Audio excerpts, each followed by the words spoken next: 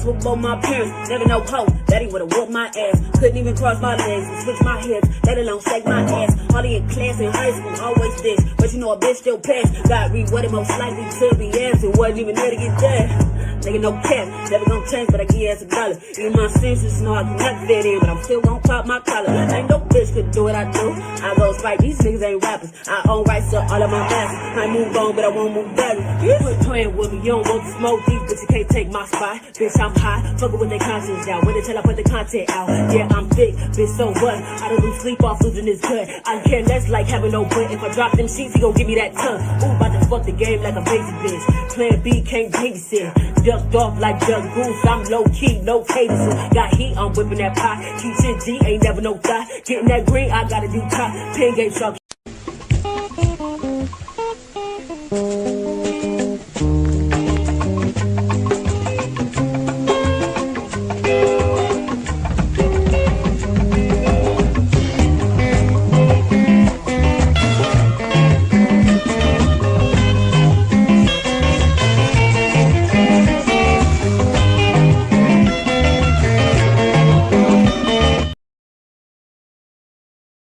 And that's enough of that. So that's enough of that, but never enough of this. So good day to you. Good to be in your company. And how are you? Apologies for yesterday's session, by the way. It's happening with some frequency, isn't it? It was all set to go, and I just couldn't do it. You know, I just had to go to bed. Getting almost rather burdensome. And if it starts to look like a burden, then I wouldn't do it. So if it feels burdensome, then I might abandon it. I'll try not to let that happen with any real frequency, but there will be instances when I just look at the session, I think, if only I had like I have co-hosts, but I don't have the co-hosts that can start and run the session all by themselves, at least that are willing to. Otherwise, we'll probably have more sessions. And the space is open for more sessions, by the way. If you feel equipped enough to host the session all by yourself, I've always encouraged this, no matter what your theme is, so long as you're not some right-wing extremist. You can be some far-right obedient, some far-left Baptist, some down-the-middle articulator, whatever your politics are.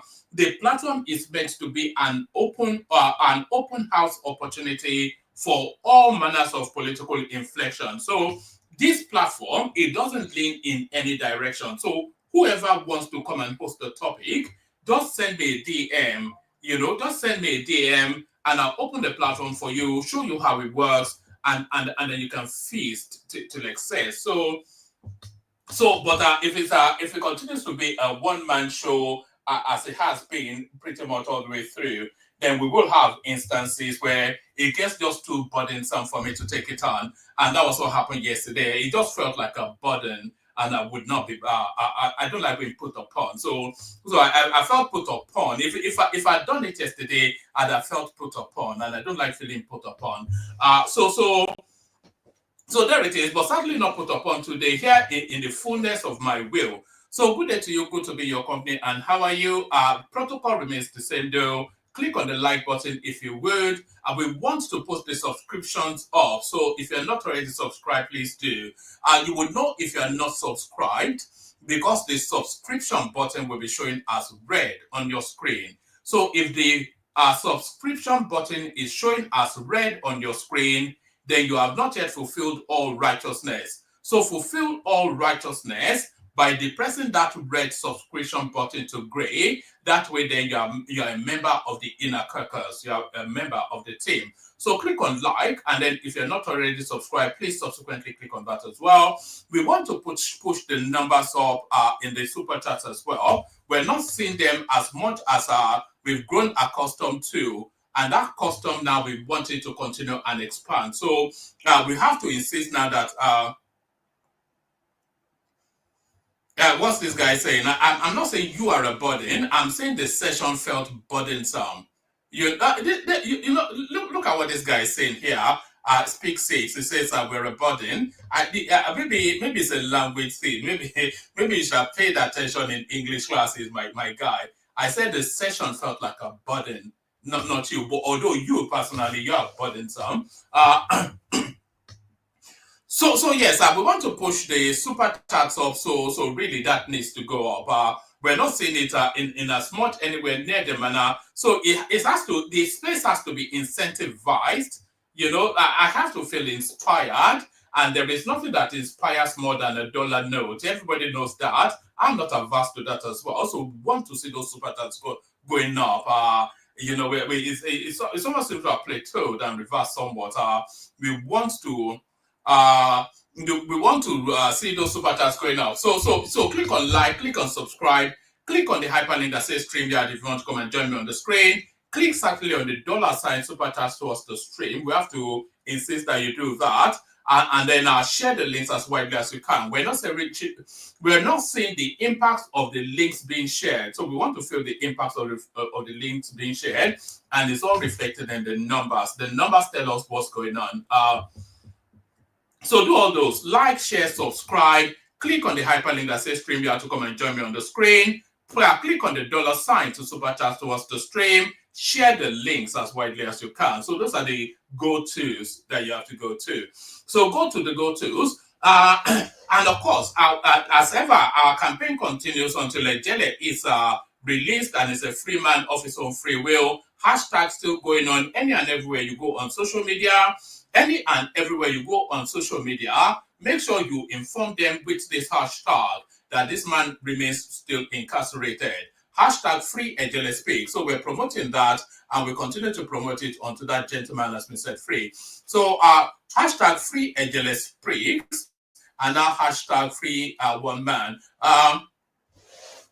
So there it is right there. Yeah, so good day to you, good to be in your company, and how are you? Sorry for the latest start, but the starts are getting later and later, as you may have noticed. So let's just get straight into it. No time to dilly and then dally. So no time to dilly-dally. Who even still uses phrases like dilly-dally? Only people like myself will forever still use. When was the last time you heard anybody say dilly-dally? Only idiots like me use words like that.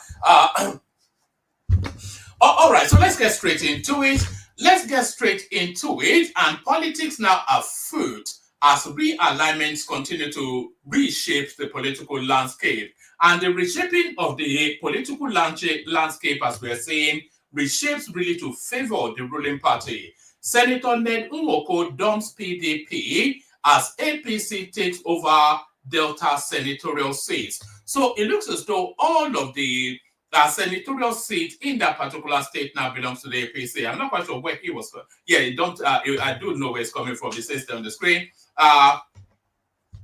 So it looks as though now all of the senatorial seats in Rivers State now are firmly APC.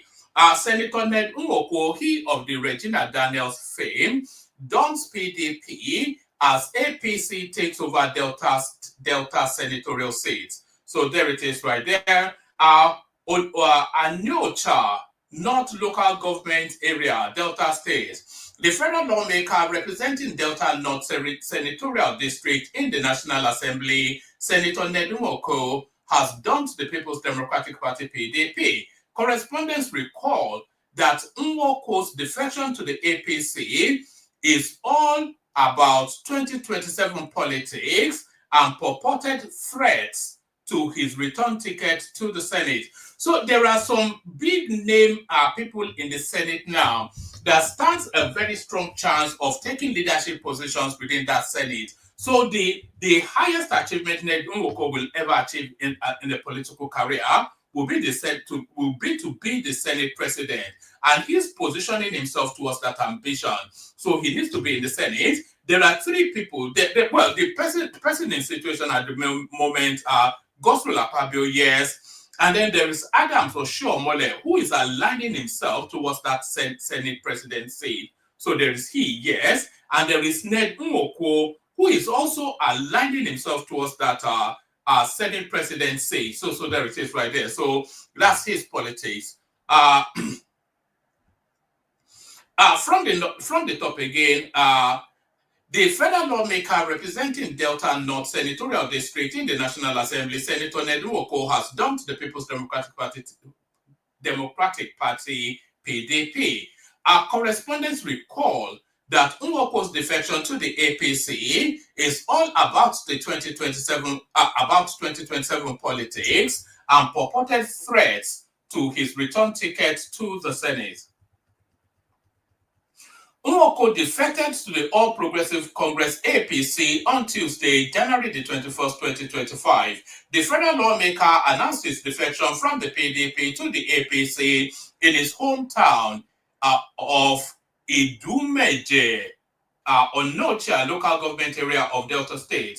According to correspondents, Nwokwo declared his support for President Bola Tinubu's renewed hope agenda during his defection. I believe in the vision of the renewed hope agenda under President Tinubu. It aligns with the aspirations of Nigerians. Nwokwo's defection means that all three senators representing Delta State, including Ede Dafinone and Joel Onowakwo Thomas, are now members of the APC. The lawmaker's director of communications, why does a lawmaker even need a director? So that is to tell you that his ambition is bigger than just being a senator. What does he need a director? What does it even mean? Not even a spokesperson or a director of communications.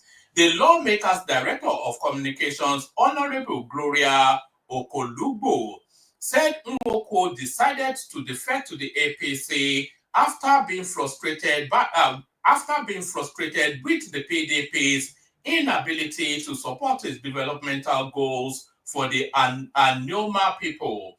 Okolugbo made this known in a statement issued on Sunday, January 19th, correspondence report. She explained that Nwokwo had a series of consultative meetings with stakeholders, supporters, and constituents in Delta North before making the decision. Senator Ned Nwokwo came prepared to serve and deliver the dividends of good governance to the people of Anyoma. But regrettably, he has not enjoyed the cooperation and support of his party, the PDP, in pursuing this vision. Nwokwo's spokesperson highlighted the lack of support for the Opai independent power plant step down to provide electricity to over 60 communities.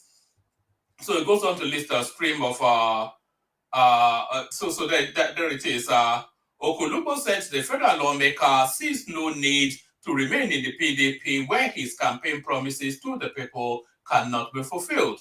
This decision is not just about politics, but about delivering his electoral promises. So that's Ned Nwokwo, right? So all the dots are lining in favor of Tinubu. So there is that defection. Ned Nwokwo, who you may say is a big enough fish, but it looks as though bigger fish are on the way to. And by the way, there's no such thing as fishes. So it's just a singularity. I've heard people say fishes. I don't know. Nigerians are determined to reinvent the English language. There is no such thing as fishes. So fish is fish. Just leave it there. So bigger fish to come to the APC. Kwankwaso ADELEKE to rejoin APC as Tinubu restructures National Working Committee. So there it is right there. If Kwankwaso especially, but ADELEKE as well, if they rejoin the APC, then it's game over. It's just as simple as that. Because with Kwankwaso comes Kano, he already has Ganduje, and if he has Kwankwaso as well, then the whole of Kano falls in line. And Lagos State, of course, falls in line. You win Lagos, you win Kano, you win the Nigerian presidency. President Bola Tinubu has commenced restructuring of the All Progressive Congress APC National Working Committee, paving the way for former Kano State Governor Senator Rabiu Musa Kwankwaso to rejoin the party. According to sources within the APC, Tinubu's appointment of the party's national chairman, Abdullahi Ganduje, as board chairman of the Federal Airports Authority of Nigeria is the first step towards the president's sanitation of the APC NWC. So is he appointing Ganduje as the chairman of the Airports Authority as a palm off to ease him of being the APC chairman? Because I'm not sure that Ganduje oversighting APC facilitates for Rabiu Kwankwaso, because they are mortal enemies, of course. So I'm not sure that Ganduje oversighting APC facilitates for Rabiu Kwankwaso joining or rejoining the party.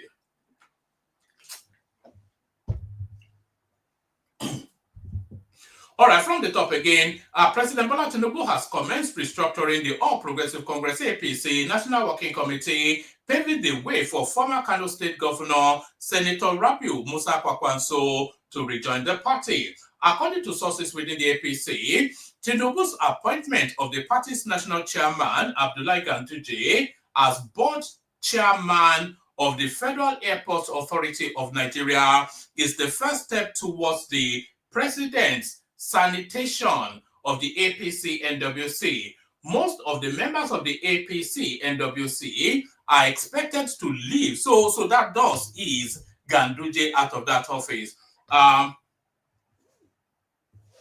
Most of the members of the APC NWC are expected to leave alongside Ganduje, as Tinubu intends to appoint them to various government positions.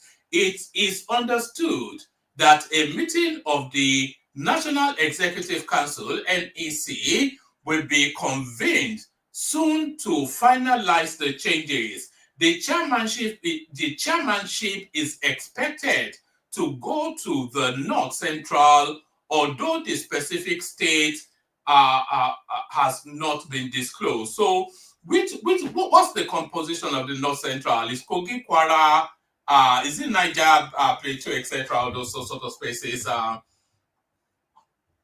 Right. It is understood that a meeting of the National Executive Committee will be convened soon to finalize the changes. The chairmanship is expected to go to the North Central Zone, although the specific state has not been disclosed. Most of the APC NWC leaders are going, and Tinubu is preparing for change. The NEC meeting is likely to be held soon. So this is the gearing now. So this is firing of the pistol to kick off now the 2027 election. So this is the recalibration then for the long run in. Most of the APC and NWC leaders are going, and Tinubu is preparing for change. The NEC meeting is likely to be held soon. The chairmanship will go to the North Central, but no one knows the state in the North Central. Before any NEC meeting is held, the president will finish with the appointments first. The whistleblower quoted the source as saying, as per reports, Kwankwaso's return to the APC was previously blocked by Ganduje, his political rival, and given Ganduje's imminent exit as the national chairman, the northern political leader is likely to rejoin the party. So if Kwankwaso is ever to have any political future and is ambitious to have a political future, is even ambitious to govern the Nigerian state, if he's ever to have that political future, then he has to go back to the APC. He's never going to have that future with the NNPP. NNPP, even he knows, I don't think anybody imagines that NNPP will suddenly emerge a president for Nigeria. It is not going to present a president for Nigeria, no. And the chances of Kwankwaso joining the PDP is between slim and none. The PDP, even the people there are looking to bail out. So if Kwankwaso wants to continue to pursue his political ambition, then he has to go and park that ambition within the APC. And if he parks that ambition within the APC, then he's politicking towards 2031. So you see, the ducks are lining up in a row, as we see. As per reports, Kwankwaso's return to the APC was previously blocked by Ganduje, his political rival, and given Ganduje's imminent exit as national chairman, the northern political leader is likely to rejoin the party. You know, before now, it was Ganduje that blocked him, But with this appointment now, the moment Ganduje, leaves the chairmanship of the party, Kwankwaso will come if he's still interested. The problem has been Ganduje. As long as he remains the chairman, Kwankwaso won't want to come back, he said. If Ganduje remains as national chairman, he will outrank and place Kwankwaso under him. Naturally, Kwankwaso would not want the APC to be, would not want to be, that should say, in the APC to be under Ganduje's control. If Ganduje is there, Kwankwaso must be answerable to Ganduje for every decision, which would not sit well with him. It won't be comfortable comfortable with that until Ganduje leaves, the party source said.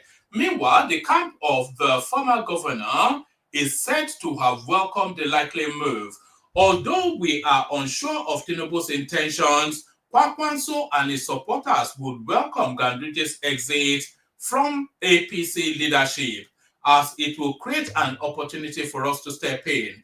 The main obstacle for Kwankwaso is that he does not want Ganduje as his leader.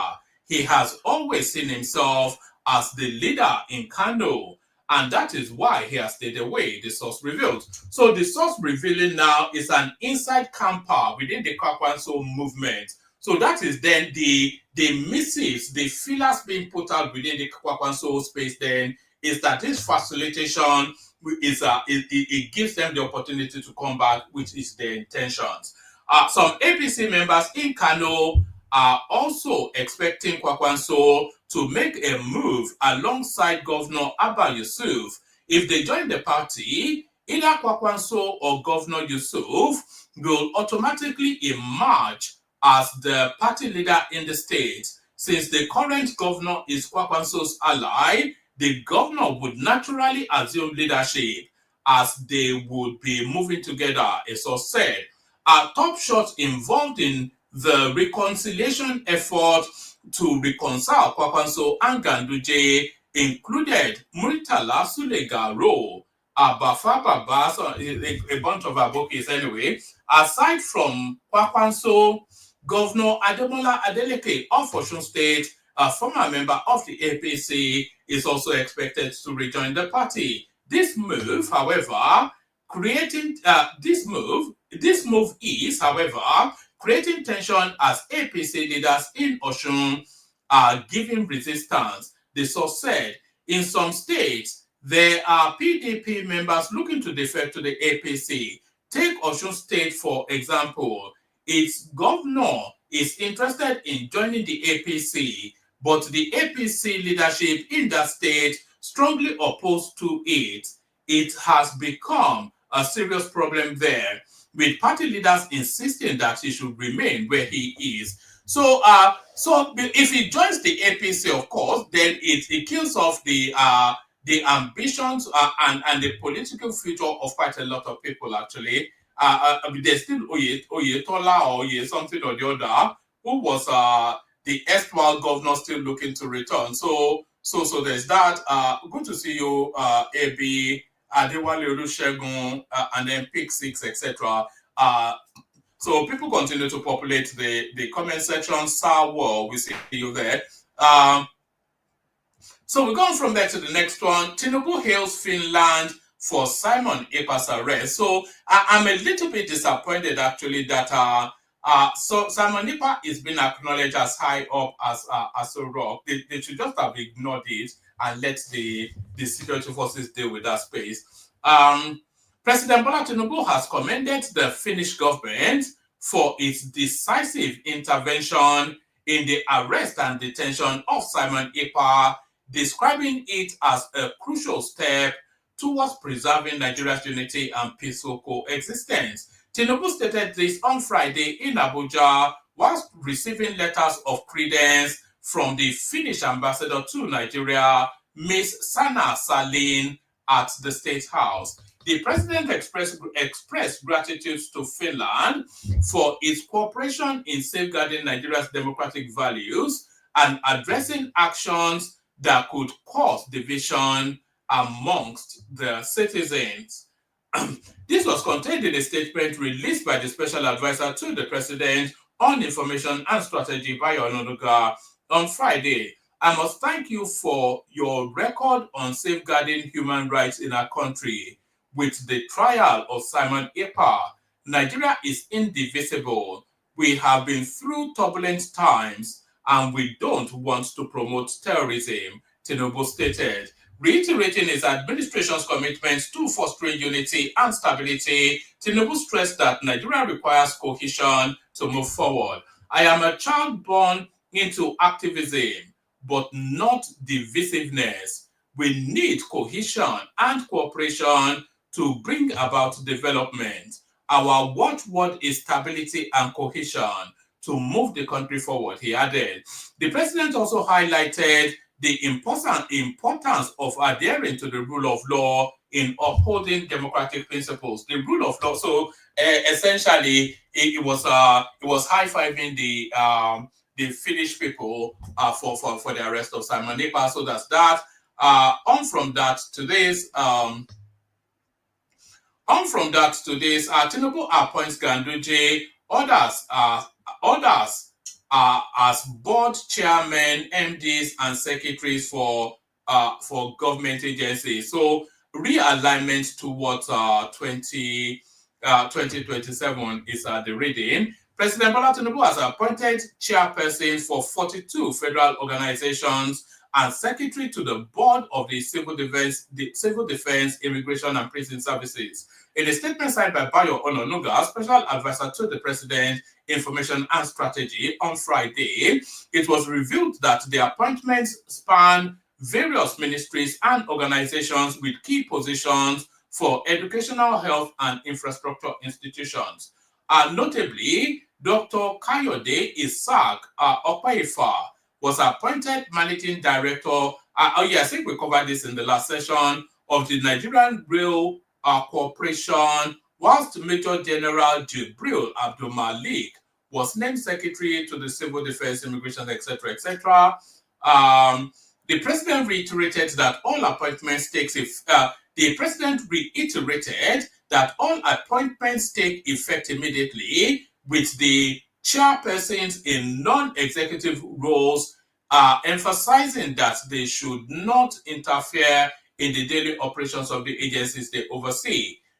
So what's their purpose then if they don't have input? So it gives us a roll call of who was look at that.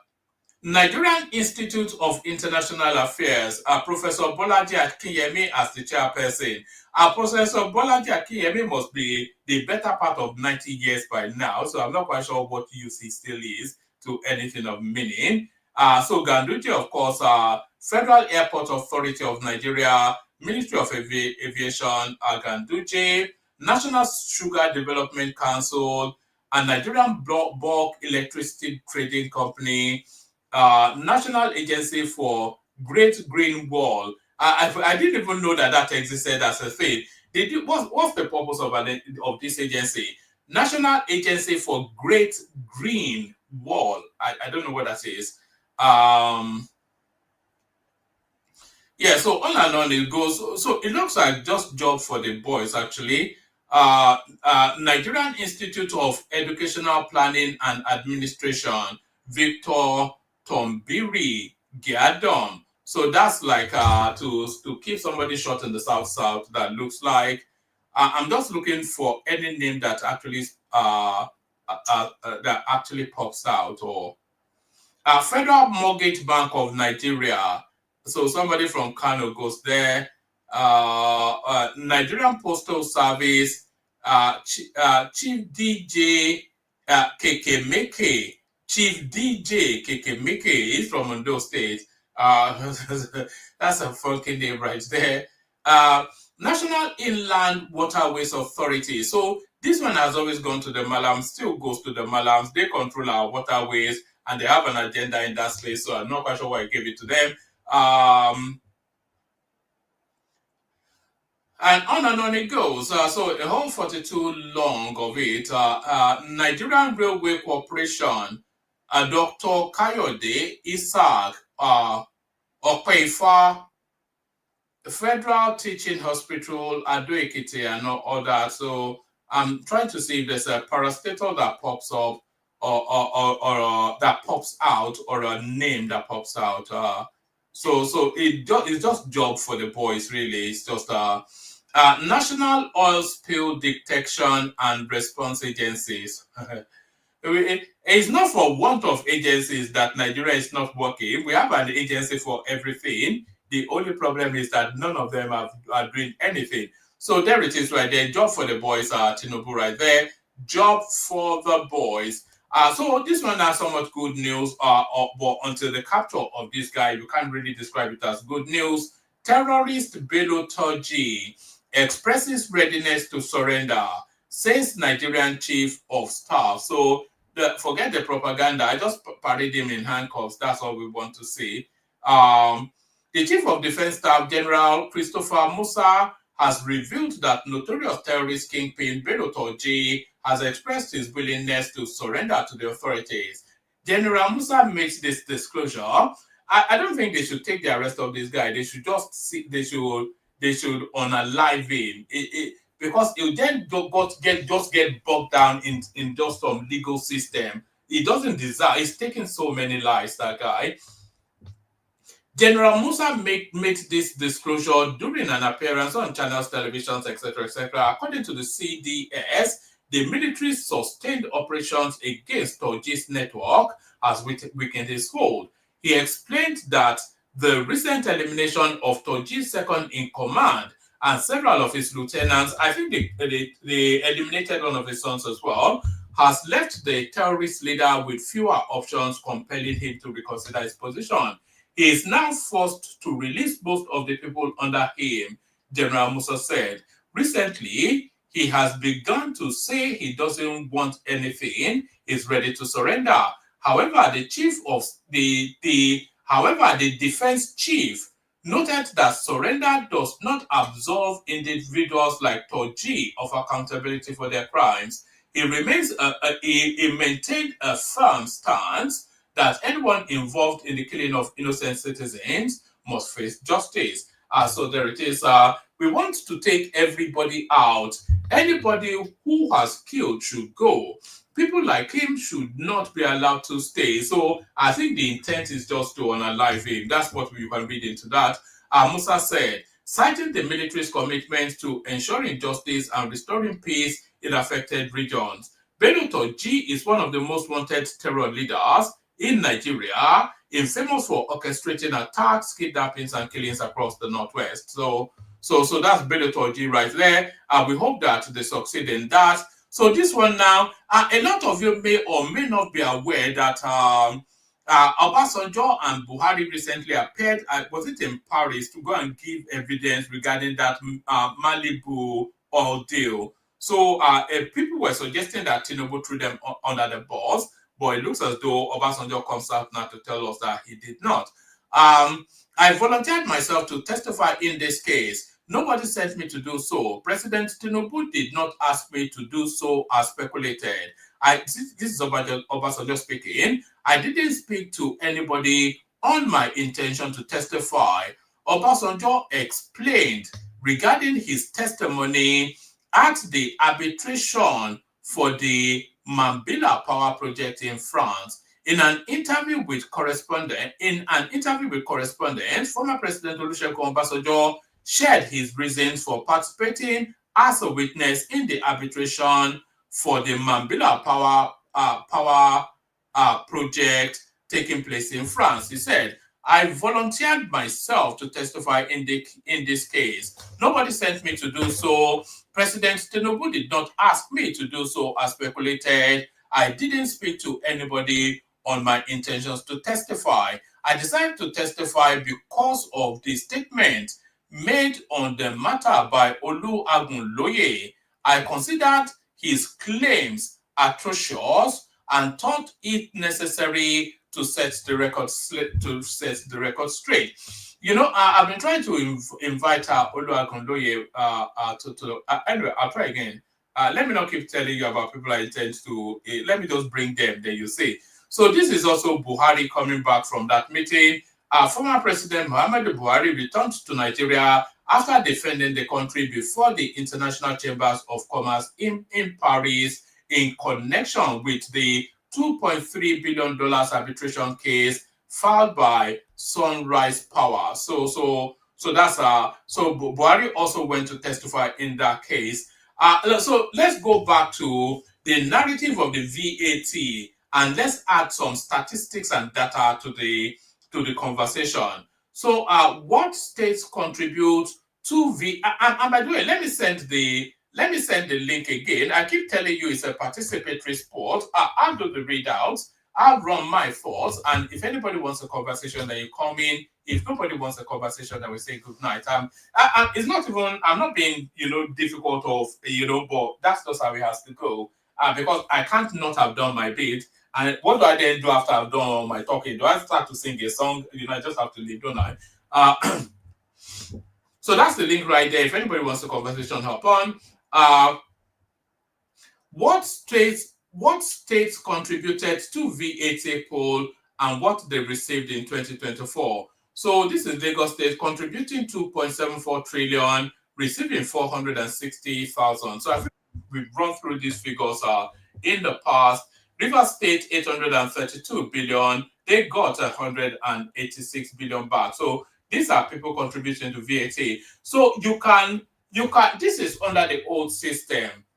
Because the consumption in Lagos State does not VAT 2.74 trillion, but because a lot of the companies are headquartered in Lagos State, so the attribution then goes to Lagos State. The VAT is coming out of those company headquarters. So it's a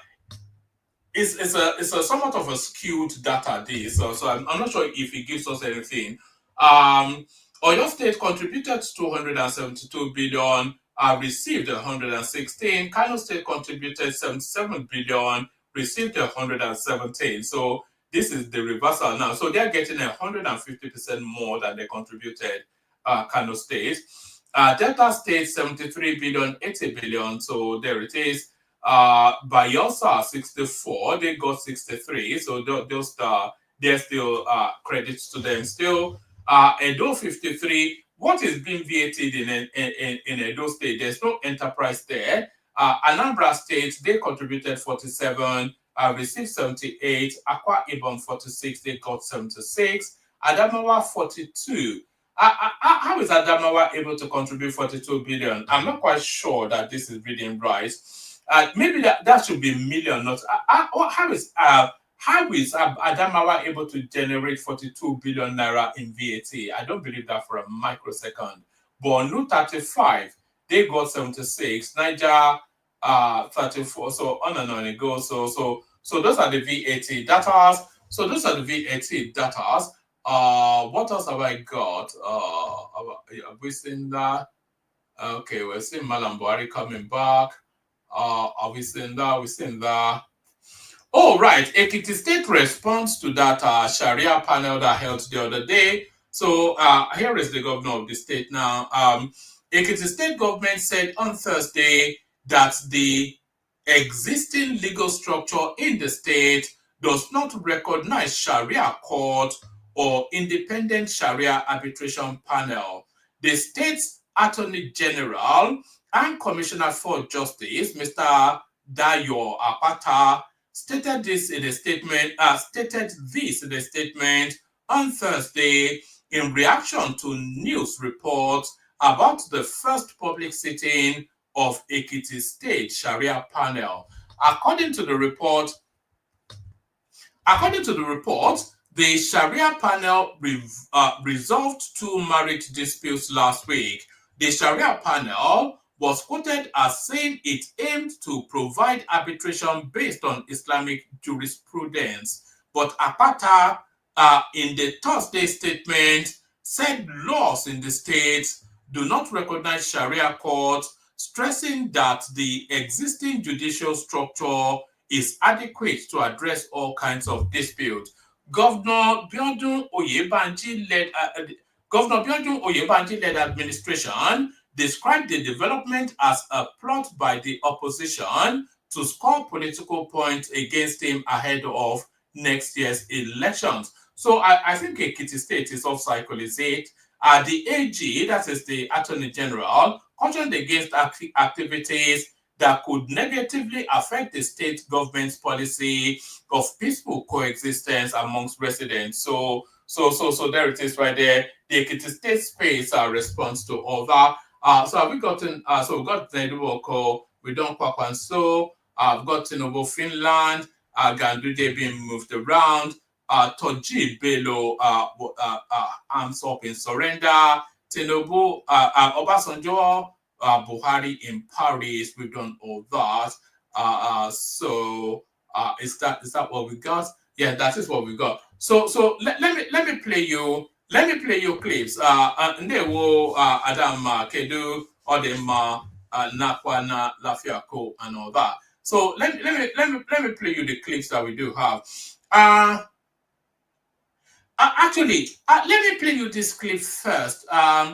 You know, this is Ganduje, not Ganduje, this is Shettima at, I think, the World, some important meeting, it's the World Trade Organization and all that. But this clip really speaks to the brilliance of this man, an exciting and a compelling orator. So you have to look beyond, there's so much witticism in the way he expresses himself. That is why it's so popular. Here is a little sub-song of your vice president. Is it in Davos somewhere? The word for crisis in the Chinese language is Wei Des. Wei stands for danger and Des for opportunity. Yes, we have challenges, but those challenges are also pregnant with opportunities to re-engineer our society and build back better. The crisis has given us a unique opportunity, a unique window to invest on the people, especially on education, on gender empowerment initiatives, on smart agriculture, and leapfrog our economies into the fourth industrial revolution. I don't believe in AIDS. I believe in partnership. I would rather carry my poverty with dignity and deal with people and nations and companies on a pedestal of equality, not a master-servant relationship. I don't come with a begging bowl. My continent is the richest in the world. And the trajectory of global growth is facing Africa, and Nigeria will make or mar that transition. So I move in with confidence, with cautious optimism, with hope for a better tomorrow. But most importantly, I believe that the youth of Africa are the drivers of change in Africa.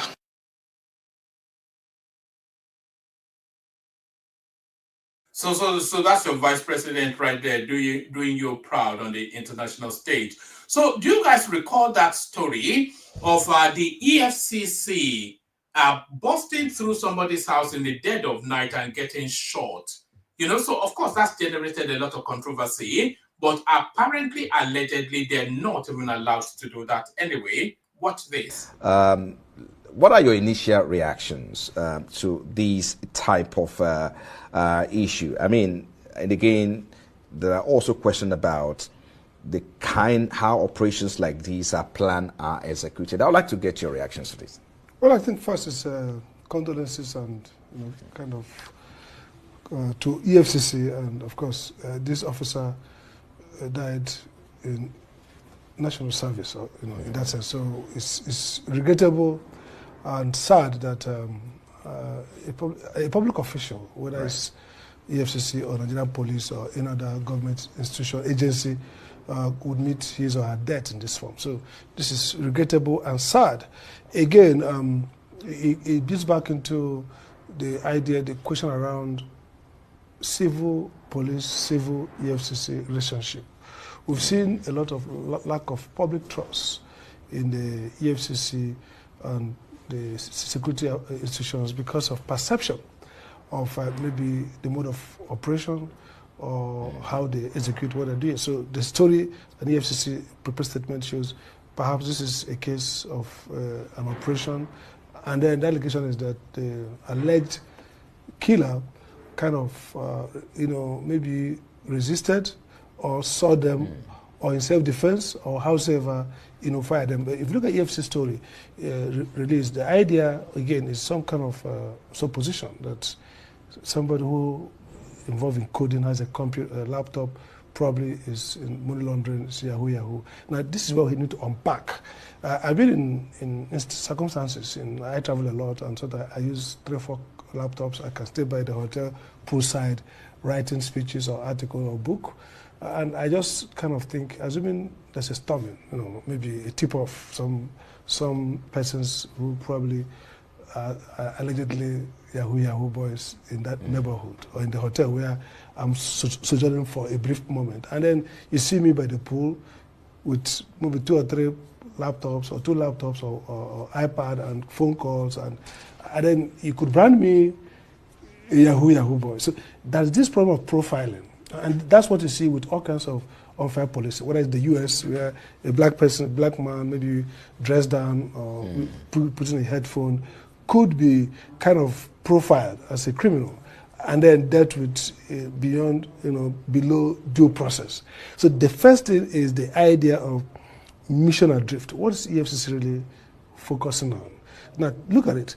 There are certain mode of attack that suggests terrorism, okay? So if you're a terrorist in this place and the Nigerian equivalent of SEAL or the military or the police or the, storm this place or the DSS, the way they storm the place, the mode is because there's a terrorist. So if police is coming to arrest somebody who's alleged to have defamed somebody, the mode is different. So the first problem is that what is EFCC dealing with? Is it ritual, ritual killing, kidnappers, in which case the fallout of financial and economic crimes, the police takes over? Are they dealing with financial crime? And then how do you deal with it? Yes, a lot of the operations of EFCC is certainly being called to question. What is their main purpose? One, why are they there? And even their modus of operation, it doesn't even allow for them to be busting into people's houses in the dead of night. So, is it fair dues that guy shot? Well, nobody wants anybody to be shot, but they call for it. But let me play you now this next clip. This is the opening of an army barracks, and you say, why is that making the news? You'll know why just as soon as I play it.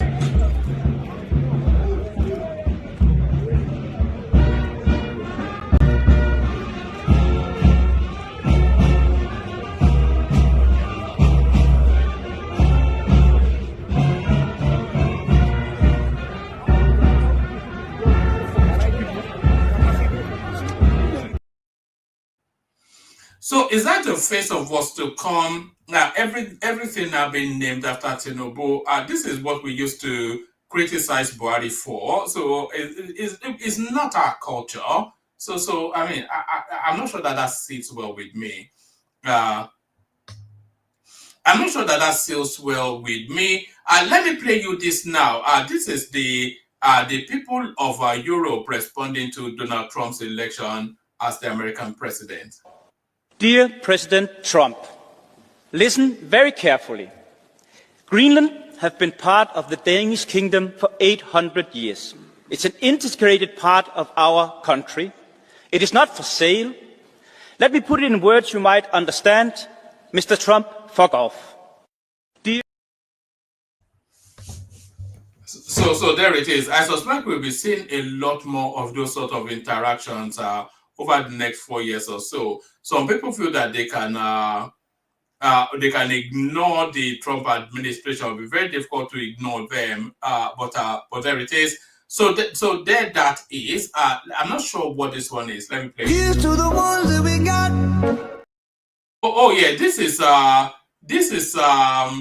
the calm down from Dirty December. This is the let me actually remove that banner so you can see it fully.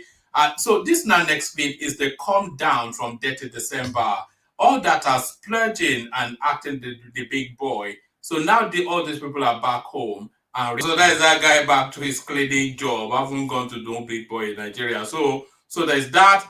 Here, this one I came across it. It's a blast from the past. Nelson Mandela. If you've ever wondered why the world loved this guy, it's for his stoicism and his steadfastness in his principles. A good example of this, watch this. A man who changes his principles depending on with whom he is dealing is not a man who can lead a nation. The context was this: what principle are you being asked to change, you, Mr. Mandela, when Americans question your praise for the human rights under Gaddafi and Castro? What is the principle involved there that you're being asked to change? Mr. McNeil, this is a matter which should not be handled lightly, as many people do. The first country which we approached in the 60s for assistance when our leaders had to leave the country in order to mobilize the support of the international community. The first country we approached was the United States of America. We could not even succeed to come close to the government, and they refused to assist us. But Cuba, the moment we appealed for assistance, they were ready to do so, and they did so. Why would we now listen to the Western world when they say we should have nothing to do with Cuba? It's just unreasonable. No human being acts in that particular fashion. Here is the country that was the first to assist us when the West, which had formidable resources. Oh, all right, that's Mandela right there. Just as we remember him.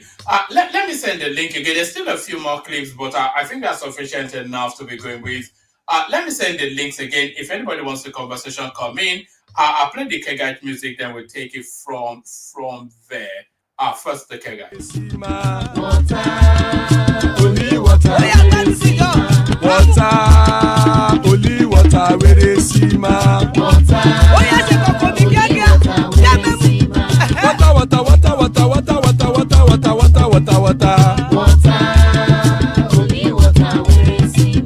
Hapa o naido.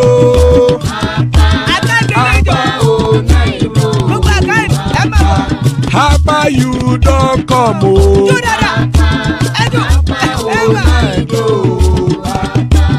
Hapa o naido.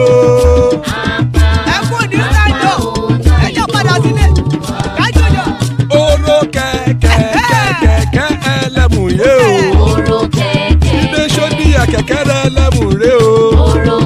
Bobby master kekere elemure o. Chifu Latif kekere elemure o. Erukulele elemude. Erukulele egbe elemudode ojare o. Erukulele Ghana ti de egbe body o. Ọmọ ẹlẹ́yẹ ẹ̀yẹ o ó dilé o. Odúyẹ̀lá ẹ̀yẹ o ó dilé o. Petrosodana ẹ̀yẹ o ó dilé o.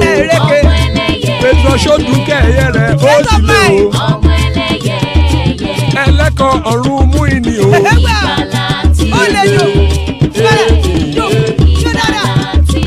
Àkùkọ ọ̀run mẹ́kọ̀.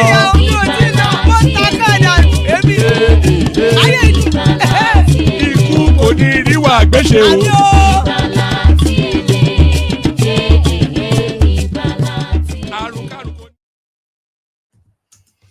And it is right there. Ikoko Nuru, which may just have nothing to do with us. So Baba joins us, so we have somewhat of a session. So there's Baba. Anybody else that wants to hop on? Good to see you, Baba. Good to be in your company, Baba. Hey, one man. Happy weekend. Yes, hello, to you. One man. Okay. I am here. Can you hear me? I can hear you clearly. All right. Can you hear me too? Yeah, perfectly. Carry on. All right. And comment section, fellows, I salute you. Happy weekend to you also. Our esteemed viewers, I salute you. Happy weekend, same. And you click the like button. That's very important to us. I know you do come every time and enjoy. So bridge the gap. Most times we have over 100 viewership, and we have less than 50 clickers. So there's a deficit there. You know who you are. So if you've not done so, please do that right away. Just click the like button. It's no hassle. And don't forget to share and also subscribe if you haven't done so. Yeah, woman, let's start quickly. So many topics, but no co-panelists yet, except for Adewale. Adewale, happy weekend to you if you are listening. Where do we start? Let me start from the new list of board appointees made by the president. You missed a point there. You know, our friend is back. We talked about him a couple of weeks back.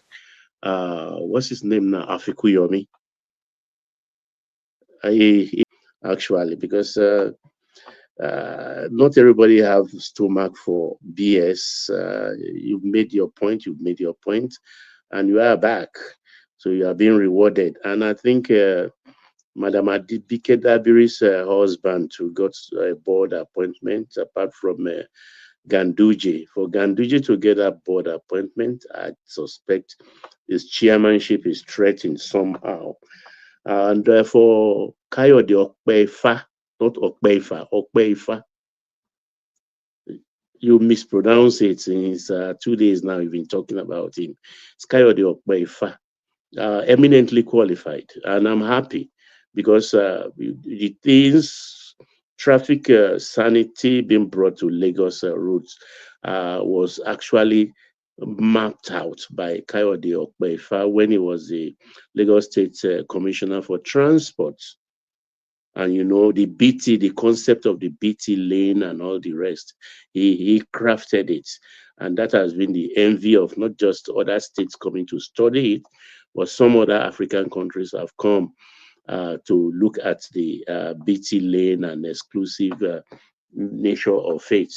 So that's a good one. So for him to be head of railway services, I mean, that is a round peg in round hole. Very fitting. So that's, I want to see him really do something and surpass what Rotimi Amechi had done, because Rotimi Amechi did well, even though for political reasons we claimed he did it, but at least he did some good things in the railway sector. And I think given the chance to, Kayode Okpeifa will do better. Himself, he had a fallout with Muiz Badinre, actually with the Jagaban.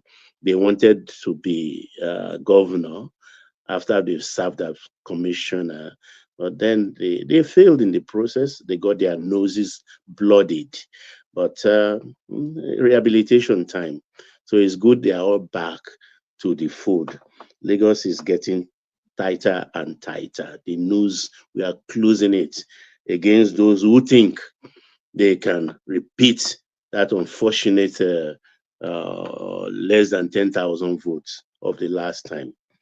And for the barrack naming, yes, you may think it's one infrastructure too many named after the Jagaban, because I think the Polytechnic in Abuja, and which other infrastructure was named after him. And this is the third notable one. But this also is in the realm of a convention, because right from Gowon era, the army or the military generally have always named barracks against their chief, CNC, chief of commander-in-chief. Go right from the time of Gowon. If you check well, we have Gowon barracks, we have Shagari barrack, Murtala Mohammed barrack, Obasanjo barrack, we have even Yaradua, who just spent 2 years, got a barrack named after him. Jonathan barracks also. So it's the turn of President Bola Tinubu. So he's got a barrack named after him. Though I would have preferred this one named after Taoreed Lagbaja to memorialize his name, but unfortunately, they will find something else to put his name, to put on his name on. This is a fitting barrack and a beautiful edifice that also cater for the general up to the very lowest rank of the military. So good one for Abuja. And let's now go to the meat of today's matter, actually. That is the rise and rise and rise and rise of, we're talking of political power now, not talking about economy. We're just talking about the power base being concretized, solidified, with firm grip from this thing, to the displeasure of so many people who are in the other side of the divide. They don't like it because I watched Bob D this morning. That's what's his name now? Bob D, Timo Mileno. Dele Momodu. I watched him this morning. I could see that they've all given up. You understand? They've all given up, all of them, on 2027. And it's like they've taken counsel from their fear of the Jagaban's dominance come 2027. They can only just poo-poo it with their mouth, with annoyance, but they know, I like them, they know when they are beaten. And all he said in that interview today confirmed to me that definitely, most definitely, Atiku Abubakar will run in 2027. He will run, going by what I listened to him, because he's an Atiku man. Though he said he's a part-time politician. Yeah, okay, fine if he describes himself does, but he's also a PR man, so he knows. He said so much. Atiku will run in 2027. If anybody knows how to reach him, by the way, it's on our hit list. Somebody tried to introduce me the last time, but it didn't. If anybody knows how to reach Dele Momodu, yeah, but carry on, Baba. Okay. So because what is happening in Delta, Edo is in the bag, whether you like it or not, whether Bobolo is not doing well, or is a dance, or is anything. By my calculation, it is Oshiomhole third term. Bobolo's 4 years is Oshiomhole's fourth term, and they will do well, because that also will be in contention for the presidency. And I think it's in the bag already. They are going to deliver. The thing now is about Delta. Delta, since the start of the Fourth Republic, has always been PDP, died in the old PDP states. But for the first time, I think it's going to flip in 2027. Why do I say so? Already, let me just call him Sheriff. Don't let me massacre his name like in the fashion of one man. So Sheriff, already in spirit, he is APC, but in body, he is PDP. But when the time comes, I think he will flip, because if you have in a state the three senatorial blocks in Delta states are all APC senators. They are all APC senators, and they all will be running for their second term. So if they are going to run for their second term, they will win, and they will also win for the president, because same day, except they rejig the timetable or the sequence of the election. Okay, finish that. But I want us to go back to Ganduje, but finish what you just said there. Yeah, except they want to reorder the sequence of the election as we know it. The presidential election and that of the federal legislature is all in one day. So if the senator wins, of course, the president will win. He will win also for the president. So the president will carry, Delta definitely this time around, and with a great number. So what about Gandan or whatever? Before we go on, before I go on. Yes, I thought that would be the hub of the conversation. Yes, I'm coming there actually. No, Oh, okay, carry on. I'm coming there. You understand? So I'm just dealing with Delta alone. I know it's not a palatable subject for people who are not in APC or who are not Tinubu supporters.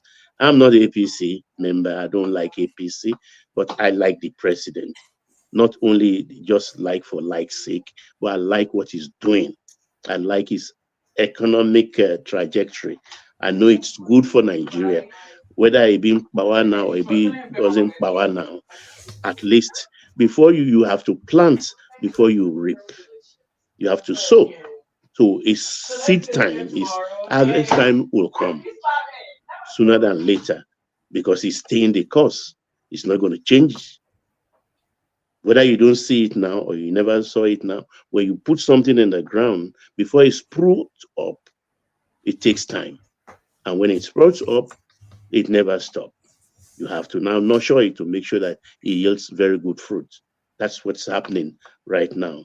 For the going further, because let me still stay on the that of a Delta, because don't forget Ibori also is a powerhouse there, and he is Tinubu's man any day. Come rain, come sunshine. He is Tinubu's man. And but Ned Nwokwo crossing though, that's all, because it's always struck me as a man of his own mind. So it didn't strike me as somebody that follows the waves. Ned Nwokwo crossing.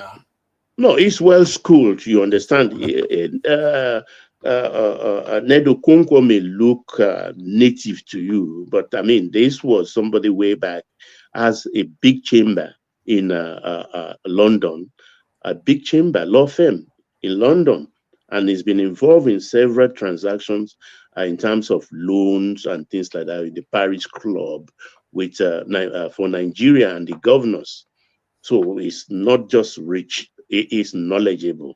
So a man like that cannot be led by the nose. You don't expect that kind of person to be in a party that is in disarray, that is gone haywire, split into 4 factions. He has to stay where it is steady, and he knows where his bread is being buttered. So that is Ned Nwokwo for you, coupled with Daphne and Thomas. Daphne comes with pedigree. He is the son of the, I think, finance minister of the Shagari era. So they have all those spaces locked up. The Ibori's daughter has flipped. She's today a House of Rep member sitting in the part of the aisle containing APC members. So what is remaining?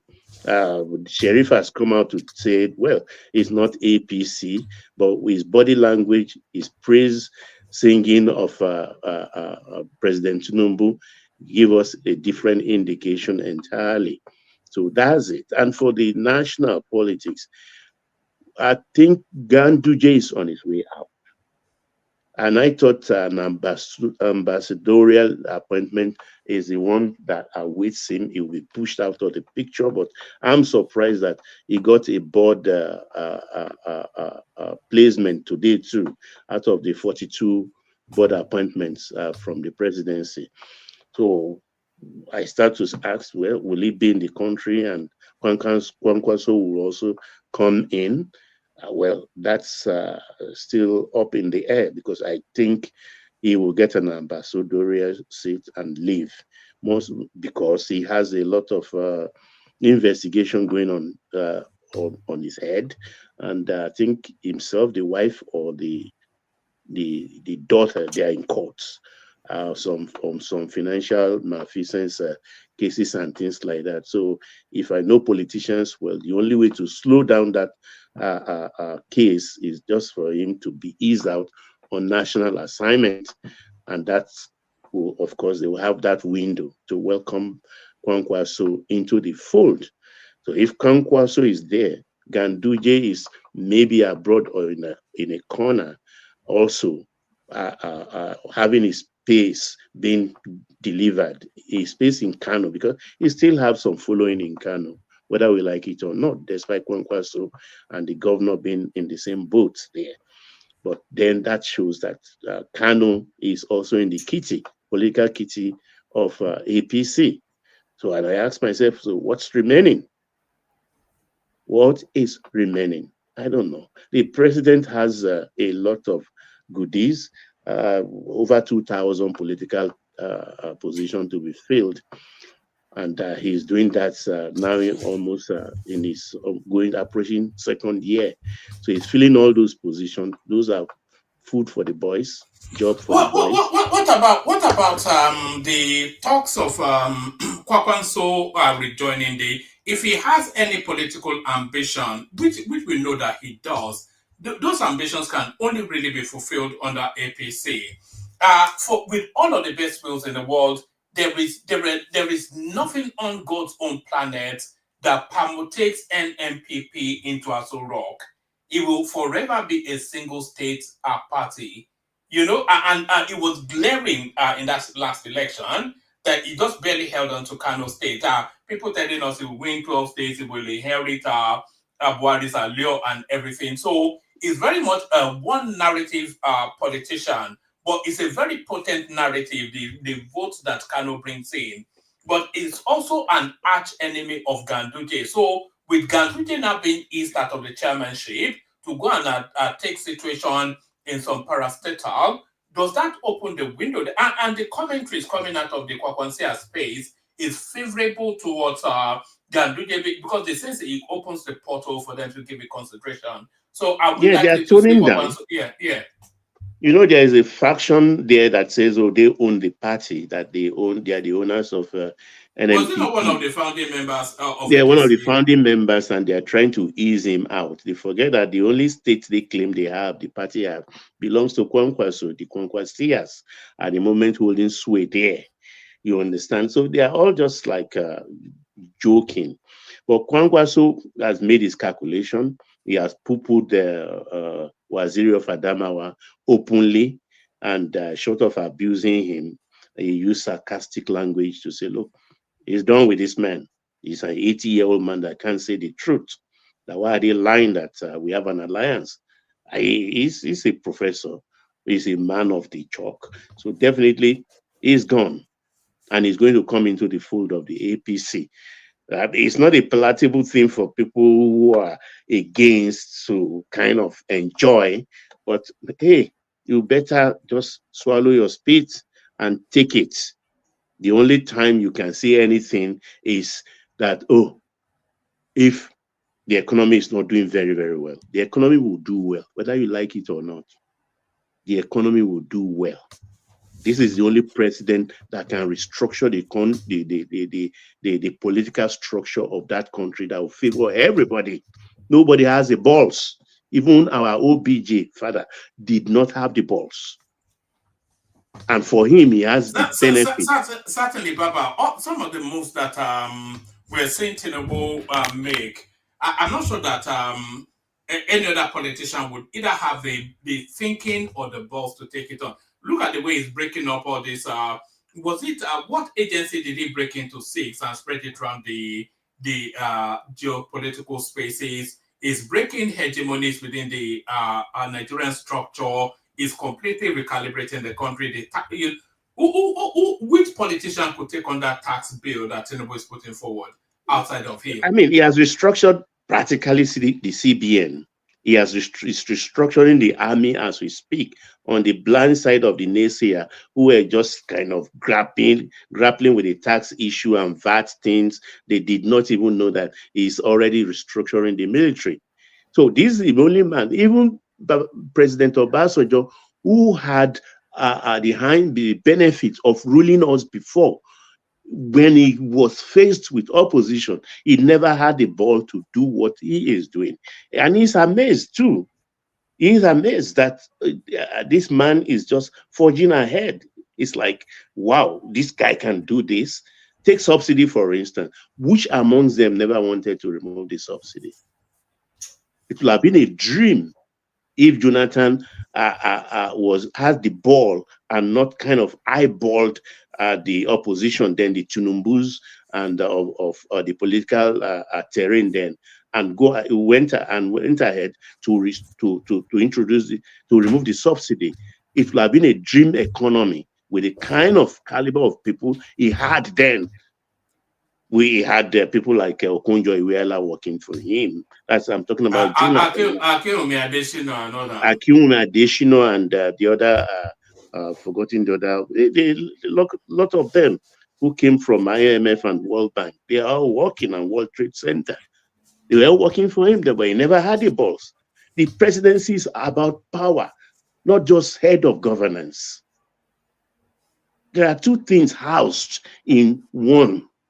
In every country. If you are the president, you are in government as head of government, but you must also secure your place by being in power. If you are not in power, you cannot be in governance and do well. There is no way. You have to have a whole grip of the whole thing. You will be like the owl. Your head will be turning 360, where others are just turning with their back to see. Already you've flipped twice and seen everything they are not seeing. And that's the kind of person we want. We don't want anybody that will be dilly-dallying or posturing or pandering to some political blocks in the country. It's not going to happen with this presidency. They better get it into their head. I'm not talking politics here. I'm talking practicality. Whether you want this person or you have a different candidate, wait for your time. This is a time to restructure our country, since we don't want to go asunder, the country to go asunder. As far as we want this country as one to still remain as it is, then we have to allow the person that can do it to be on the driver's seat. And amongst those that are present now, of today, those who have put themselves forward for the presidency, he is the only man with 3 legs, the third leg. The others, no. No, they don't have the balls. All right, Baba, let's stay with Kwankwaso just for a little longer. If he comes into the APC, what position would he occupy? And I'm not saying in terms of any formalized position, but in terms of the hierarchy of structures. Because, of course, if he comes into the APC, he immediately comes into play for 2031, and then the contenders for 2021, then they have to recalibrate their politics. So is he a contender then for that ticket 2031 if it comes to the APC? And should El-Rufai is halfway out? There's even nobody left in the APC. He would just take that ticket by default, wouldn't he? Yeah, of course. Look, all these northern politicians, even including El-Rufai, all they are angling for is 2031. None of them, they are not interested. They are just going to sacrifice their Damawa. And I know one or two things about that 2027 election concerning the Adamawa. You understand? He will contest. He will be forced to contest. But he knows he will not win. And he will not win definitely. Just something to go on for the Kwankwasos and the El-Rufais of the North to test their own mettle through remote control and see how far they will do. Now, it's going to be 2 blocks in the North, and it's going to be very tight for them too, because there is the Northwest, there is the Northeast. In the Northeast, we have Ribadu, we have Shettima. Those are the 4 runners in that Northeast. And the 2 of them, I think the NSA is closer to the president than the vice president.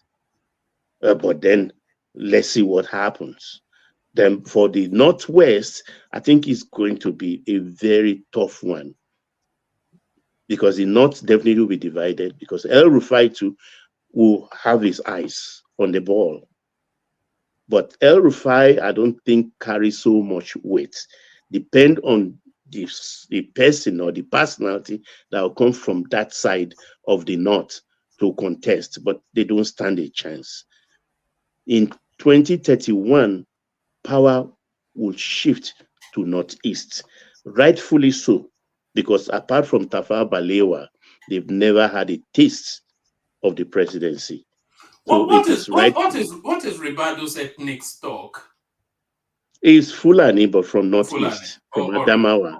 All right. I think from Adamawa, just like the Waziri of Adamawa, Atiku. They are both from that place. And he's tried to be governor before, but failed, definitely.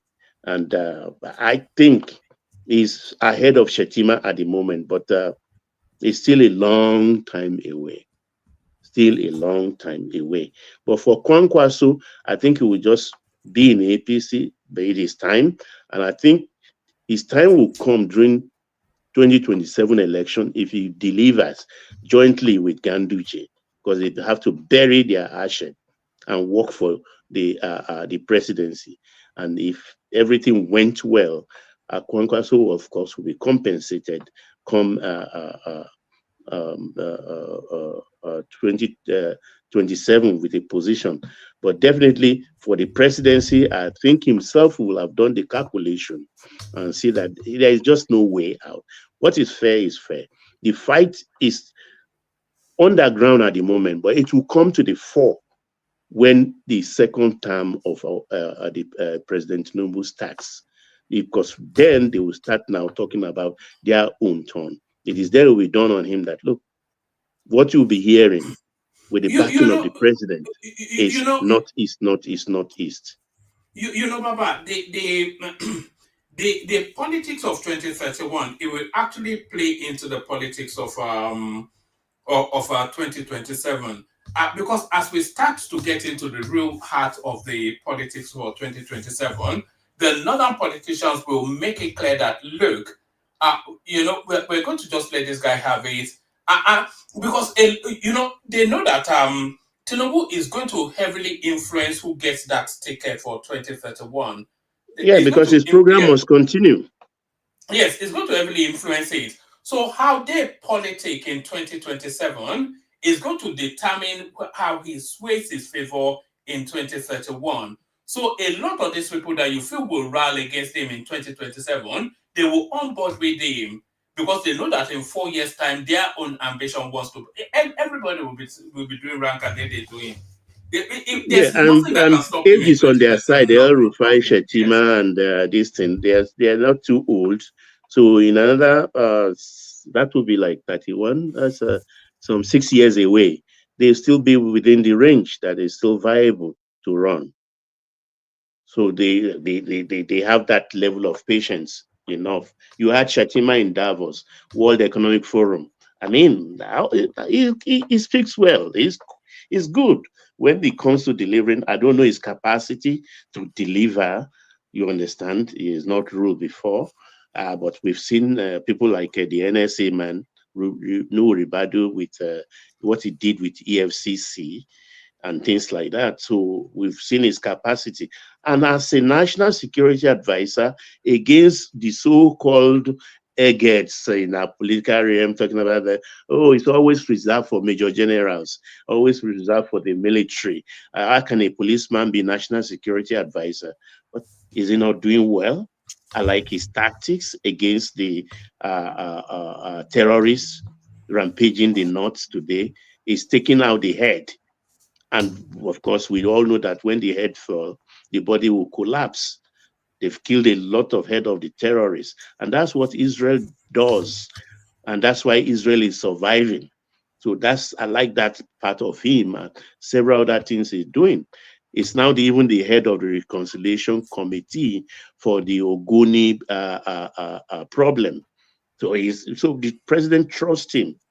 So, and that is why I give it to him that. Do you think it's grooming him? Do you think it's grooming him? Yes, yeah, of course. I wouldn't put it past him because during the campaign period, we can see that within the transition period, particularly when the president returned before swearing in ceremony, May 29, you can see he almost dobale for him on the tarmac, Ekpa'S, and things like that. You know, that was what he said. Daddy, he called him. You know, he's an Obalende boy. You understand? He's an Obalende boy, and he comes with high pedigree too. Something Patoski doesn't like to hear, but in politics, pedigree matters too. It helps to a certain extent. So he has the pedigree. He speaks the language, and between him and Shettima, that's why I'm giving him that. I think he stands a better chance to grab. Although Baba, it's been rumored that he has ambitions towards the Adamawa State House 2027. So we'll see how that plays. If you've been promised or you are thinking you stand a chance to be president, why would you want to go to Adamawa State? Why not stay the course and stay by the side of your daddy and let him groom you, sit at his foot, and then learn from him to let him know you are ready, rather than now take a detour and go to Adamawa for 4 years and then we want to contest for the presidency. That's not going to work. And I think that will give us an indication too. Maybe in this that on the CV though. I think, you know, it's just 4 years anyway. Waziri Adamawa, Atiku was just, I think, governor for a few months, I think, before he was drafted to be vice president to President Obasanjo. So maybe that kind of thing could take place. I don't know. But if he's not contesting Adamawa Goba 2027, I will definitely tell you that he will be the nominee for the presidency in 2031 ahead of Shettima, because that will be an indication that he's giving up his gubernatorial ambition for that of the presidency. Ola, if you are here, we can make it conversational, except you just want to remain silent or you are not ready yet. And they were little, so you can both come in. But no, the way. So, go ahead. Baba Amir is just the person that is pulling my leg from the comment section that I'm dealing with. This Baba Wahala. Do you know my suspicion? I think it's Abdul Mumin. Who also write in Arabic other than Abdul Mumin? I'm suspecting Babati. Babati will write in Arabic. He will use Google Translator. Me too. I was writing my own in Arabic. Just wait now. Okay. So there was a guy who writes in Yoruba here, and the Yoruba is always turned upside down. You know, when you use some app to do the interpretation, if you can read on the, you will know that this person is just talking absolute rubbish. So I don't know how that works actually, and yeah. But so they are speculating to send Governor ADELEKE now also crossing carpet, but resistance from the Osun State APC. You see, my take there is that's a very, very complicated matter, because we know definitely that the senior ADELEKE, of course, pushed his brother there, financed everything, and the governor actually plays on his lap. You get my point. And their family head, of course, is a very good friend of the president. Very, very good friend of the president, and a high-ranking businessman in this country. So, and Oyetola, that dull-looking man, I mean, he wants to come back. He's looking at it that how can this Oshogu man, Ede man come and slap me in the face, and I spent only one term. He wants to come back too. So that's where the complication comes. So if ADELEKE wants to switch to APC, what happens then to Oyetola? So that's a big question, because he has ambition actually to come back. Maybe that's why he's not so doing well in the blue economy ministry that he has been thrown into, because we don't hear anything about that ministry. It's as if it doesn't exist, even though we're told laudable things about how great that ministry could turn out and help our economy. So far, I don't think it has even shifted one step.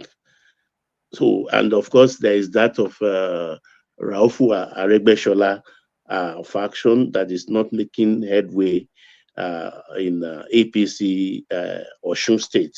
So he's going to stand in as also a spoiler in that. So, but if Aregbesola go into the camp of the ADELEKE and they switch allegiance, APC, then they defeat Oyetola. But I think the proper thing for him to do, because as it is now, all the things they are saying with his aides and everything, they are doing well.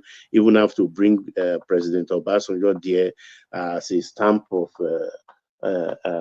approval to tell everyone that he's doing well. He's not doing very well. We know that state doesn't have the capacity for development. It's an Islamic backward state. It's all about religion, even though it houses Ife and all the rest, but they're not doing very, very well. So if he has to stay to keep that state and will not be a one-term governor, his best option is to switch allegiance to APC. That's the way his second term will be guaranteed. But like you said in your opener, the APC at its stand minus Aregbesola are against his coming in. But I think if they are serious, his brother can really do a pitch for him and open the door for him to enter and gain his second term well in advance. This is the Osun State as I see it. So because the projection actually is the country is being blanketed as we speak with APC at the moment. The only place that is not guaranteed, and I don't think that's no 98% for anybody in the Southeast anymore. It's not going to happen. Come 2027, it's not going to happen. That 98% is never going to happen again, and like it did in the first term, because they are not going to sit by and allow that space to go like that, because it's not the fault of Tinubu or anybody, but it is the fault of the Southeast politicians.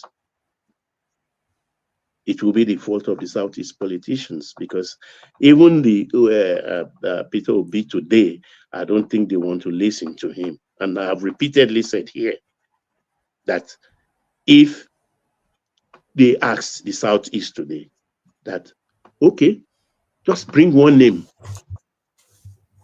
forward for the presidency, it's not Obi they're going to bring forward. Forget it. Forget it. And also, there is the votes will be so tight in 2027. I'm not sure that Obi will get the votes that we'll see. Anyway, since Atiku is contesting one man, the best thing for him to do is to join hand with Atiku. And if he joins hands with Atiku, that of course removes a lot of people off his obedient movement. A lot of people have the reason to justify their cross-carpeting, because a lot of them now in the obedient movement, they are there for the take. They are there for the take. And of course, one governor has said it before. I don't want to mention name that. Look, it's a political movement. The obedient is a political movement. Anybody that aspire, that can really rake them in, they will follow. That's why I use the word, though it will be a perfect excuse for those that are there for the taking to cross carpet. If he now accepted the vice presidency to run on the side of Atiku, So, game over. Game over. It's as simpliciter. That's it. Baba, this article that will not even stop. Is there no way for the Nigerian political party to stop this man? Because I'm beginning to feel that he is not allowing us to have our best. Because this man seems to be distorting everything. Because I don't know. I don't know the possibility of saying if you've contested for a certain number of time, you should stop contesting. I can't just get it. Well, I myself, I can't unravel it other than jokingly with a tongue in the cheek to say that it's Marabu. They are always reassuring him that one more time, this is your time coming. Don't give up, contest. And of course, he has seen a lot of sample from some West African countries where it has been done, people contesting for the third time, fourth time, and they win. And he has seen an example of General Muhammadu Buhari too. So I think that's also giving him some impetus to say, okay, maybe, just maybe, it will be somewhere inside my stars that I'll rule Nigeria by default or otherwise. Because other than that, I don't see all the calculation is against him. Actually, the party he is in, I mean, there are like 4 factions. His own faction, Wike's faction, there is the Saraki group, and the young people I consider to be young talks, like Showunmi, Dilimo Modu, and all the rest of those I refer to as young Are we talks. even thinking that Showunmi is still fully with the PDP? Judging from his last appearance on this platform, I'm not sure Shakala Shokolo sort of politics. Oh, well, I feel so sorry for him, and I think if he is there for the taking, if he's well baited, if the bait is rich, he will bite. That's my own reading, because he suffered actually.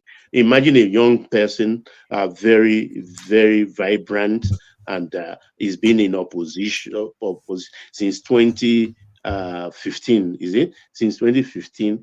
I mean, come on, you won't kill him. And he's a one-party man. He's been in the party now for 25 years on. He has never changed allegiance. And here he is, about 10 years running, this party he believes in, out of power. So that's why he said it's ripe for the taking if the bait is fat and rich enough. So that is just if they dangle something good. And all of them. So the party upon which, because none of them has the range, the reach, and the richness of political range and of pocket size to put together the kind of coalition that the APC did in 2013. The APC was formed in 2013. This time around, they don't have that kind of grouping. People with the kind of political sagacity which makes you bury your own ambition to forward that of the party. They don't have it. Everybody wants to be boss in their own realm. And already you have somebody who is a formidable leader of the party already in spirit as Wike in APC. So he will not want to see PDP work. Because the only person there now, apart from Adamawa, Waziri of Adamawa, is the Bala Mohammed in Bauchi. And already is quarreling with Wike. Wike told him pointedly that, look, don't look at me. The party is in disarray, just like it was when we lost the election in 2015. I funded the party with my own money. So start doing the hard work. Fund the party with your money. Fight for the party with your money and restructure the party. That's what politicians do. That's what Wike did during that time. But it's going to be easy for you. And of course, Wike is right. But then who wants to risk his money like Wike did? And in a state of Bauchi, where the resources are not very rich, but Wike could do that because River State, highest earner, rich in resources, their VAT is high. And they take other little things, the derivation here, ecological funds here, and everything. River State is in it. So it's awash with easy money. So, and Wike spent it to keep their party together. And when he didn't get the ticket, of course, what do we expect? What do we want him to do? To be happy? He can't be a happy camper. You think he was spending that money for nothing, but only to project himself. And if that failed, they shot themselves in the foot by making Alhaji Atiku to be their flag bearer. So there is just no way, because it is Atiku that wants to arrange and maybe go to SDP. What can SDP do? There's nothing SDP can do. Because if he's going to come to SDP, will Obi join SDP to partner him? Or SDP wouldn't want to bring their own candidate to partner him and use that as already like an SPV? So no matter how you slice it or dice it, you get my point. 2027 is in the bag. Except the a lot can change, if that's why I use the word expect, because in something, nothing is 100% guaranteed. Even at 99.9, there is that 0.1 is an X factor. Do you remember the strategy they used to force Goodluck Jonathan out of office when they started to launch insurgency against his administration? But in this case, it won't work. It's not working. But why not? Why not? Listen, they are doing it. We've had we're now having Lakurawa, which they've technically now, through judicial instrument, label terrorist organization. The world will take notice. United Nations will take notice. So everything that that's attached to Lakurawa now has come into world attention. So it's now behoved by whatever convention they've signed for the whole world to gather and bury Lakurawa, just like the way they did for Boko Haram. Just like what they did for Boko Haram. So that is what is going to happen. They will come, they are trying, of course, they are doing it. They are doing it more so now that they have some minerals they discovered. It pays them to use the terrorist organization to destabilize, so that they can continue to rip off the rest of the country by taking that resources and put it in their pocket, like the gold, like the battery tin, and all the rest. But for how long? For how long? You can't use the same trick the same time and expect the same results too. They've been unraveled. They've been found out. So the system is fighting them, and they have a man that is not afraid of them. They have a man at the presidency who is not afraid of them, who knows who to deal with, who has a very rich Rolodex, who can call somebody on there to even as remote as Kaura Namoda and call their emir there, or whatever their traditional ruler is called there. So it's going to be difficult for them. Their success could be just temporary. And they're fighting them, they're equipping military. They've tried Niger, it's not working. All the noise, they will just charge us up for about 3 months and everything will fade away. They will try another thing and they will say this person is untouchable. I never knew they could grab the Yeti Allah man just like that and lock him up and put him away, and nothing will happen.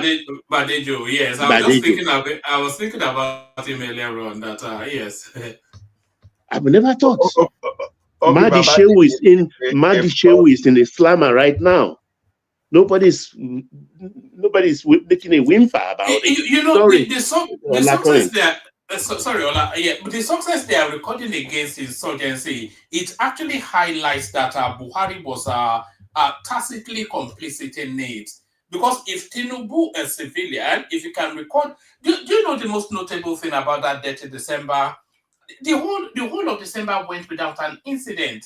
Imagine if dirty December tried to happen under Buhari, they would have thrown some bandits in the middle of it and blown everything up. You know, sorry, Ola, yours is coming. Ola.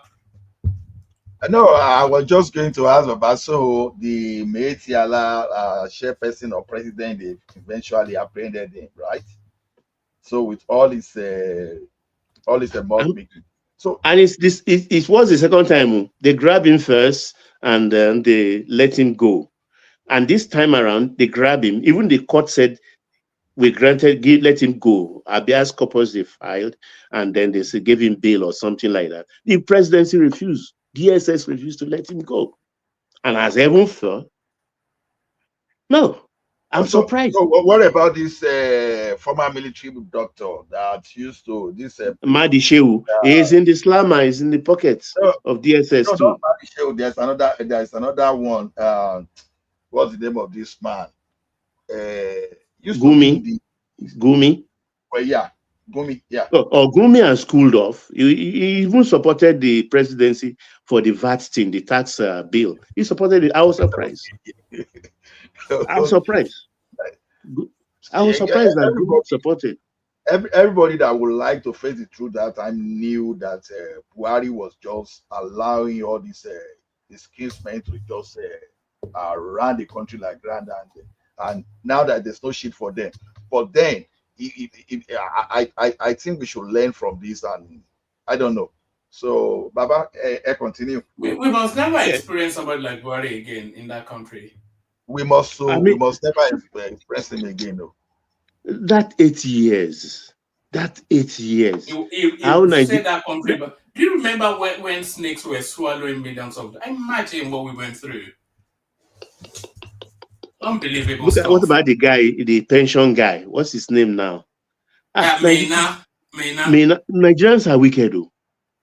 You stand in their building upstairs. They said Mena will be looking at pensioners suffering, using Bonvita Pangolo to boil something because they camped in their premises in numbers that they want their money.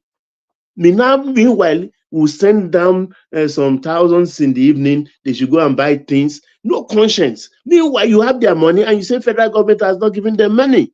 You're spending everything.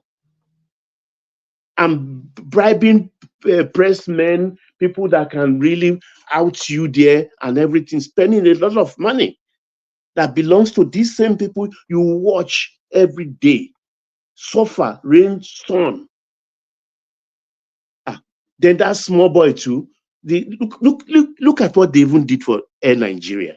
How can you carry a nation of so-called 200 million people as Mugu, go and rebrand an Ethiopian airline aircraft, landed it as Nigeria's property? Are you crazy? That's what they did. 8 years. Baba, I think the like of Buhari is one reason why Nigeria should be watchful and try to avoid the like of when someone is so desperate, a desperado like Atiku. Because you find out that Atiku, with all his efforts, the way he has been doing now, you eventually find out that a person like that will come and will do nothing, and it can even be worse than the like of Buhari. So now my question now is this: now, with all this game we are having, I know that Nigerians are still not seeing the game, and I know that it's just a matter of time. We start harvesting in the good part of this all these policies that are coming out. But my problem is, how do we ensure that we don't even find the like of Buhari or some kind of people that are not efficient or effective? How do we ensure that we don't get them back in power even after Tinubu? I think what will happen is, Patoski, welcome. You can interject anytime or come in anytime. We are just having conversation. So look, what the presidency is doing is this.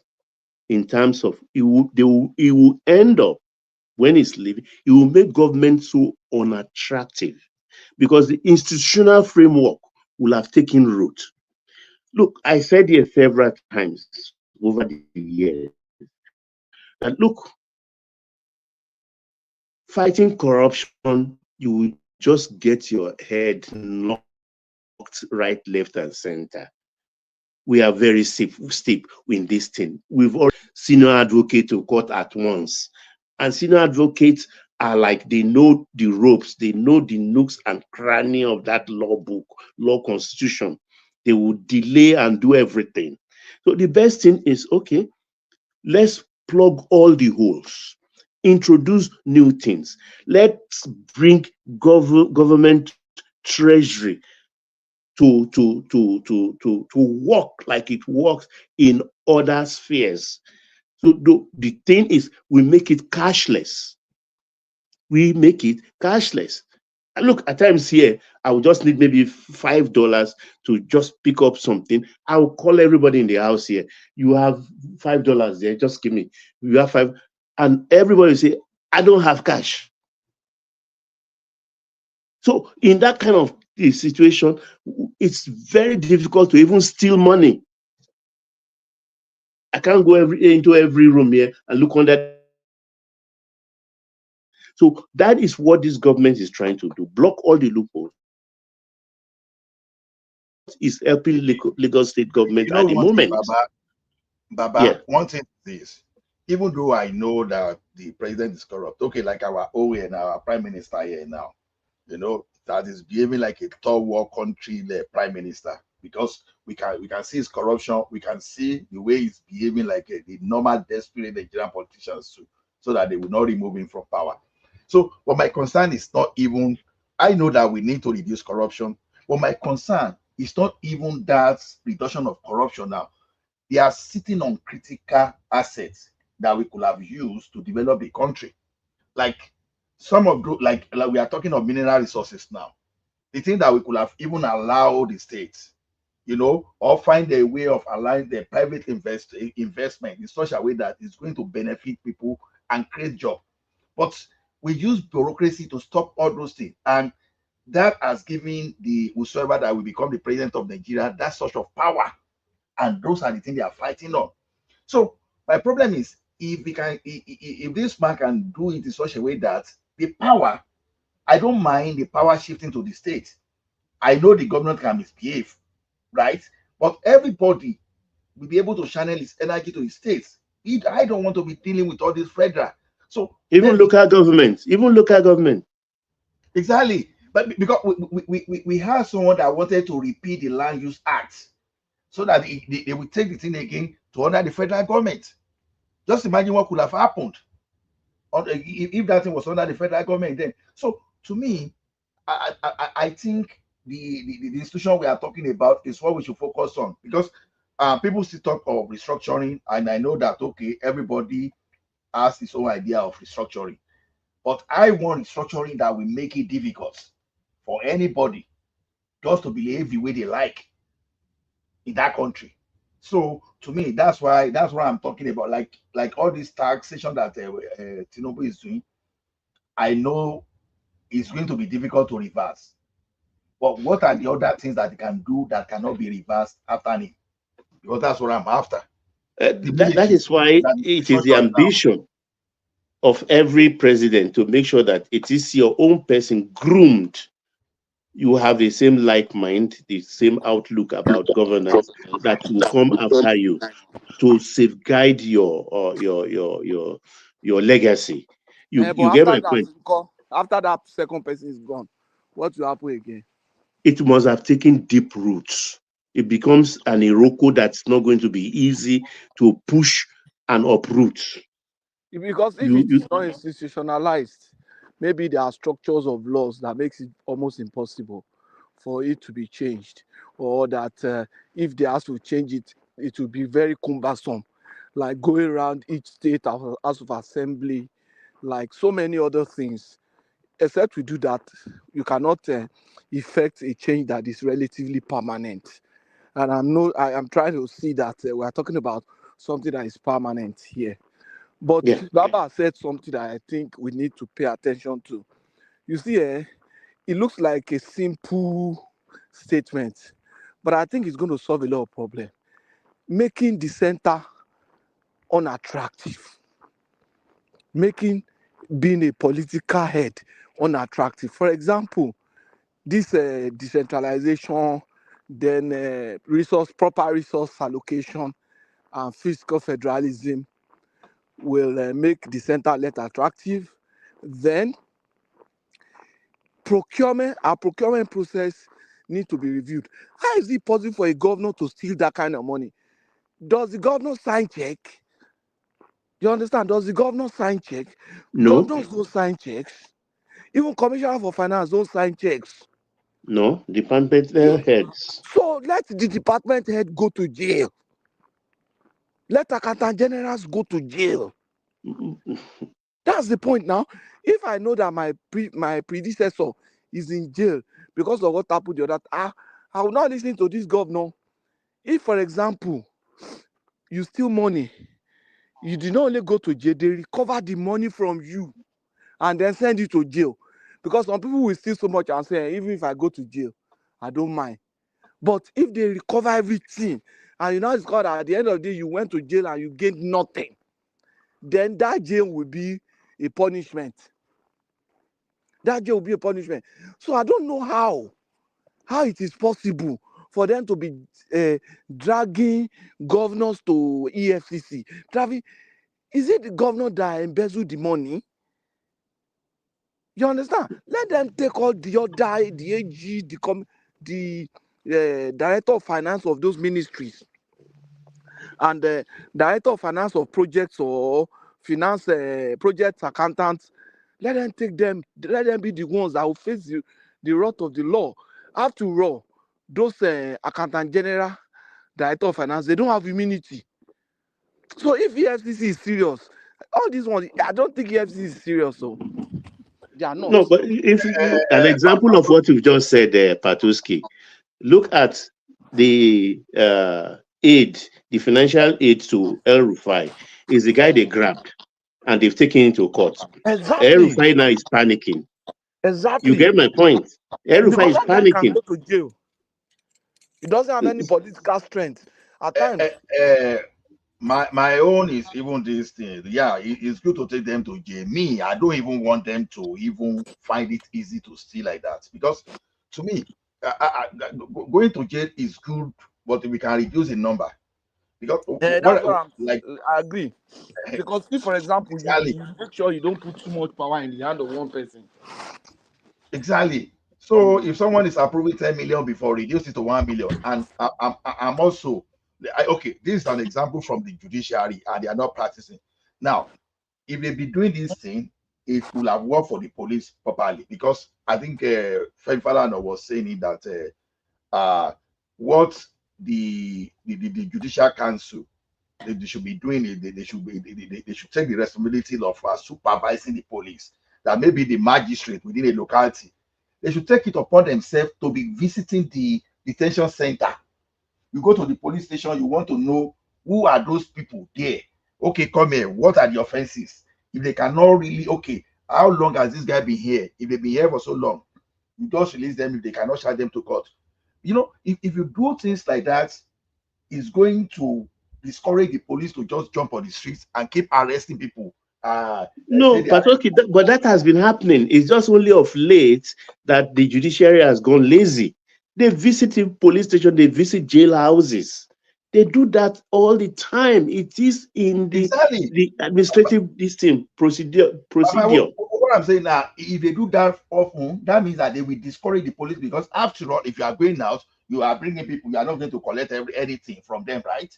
So they'll be discouraged. Everybody will feel because a lot of them are not being brought to court. So you can't sit in your court and think they just call this case. This is we are waiting for them to bring him, and they didn't bring him. Then you are John, and that person will be languishing.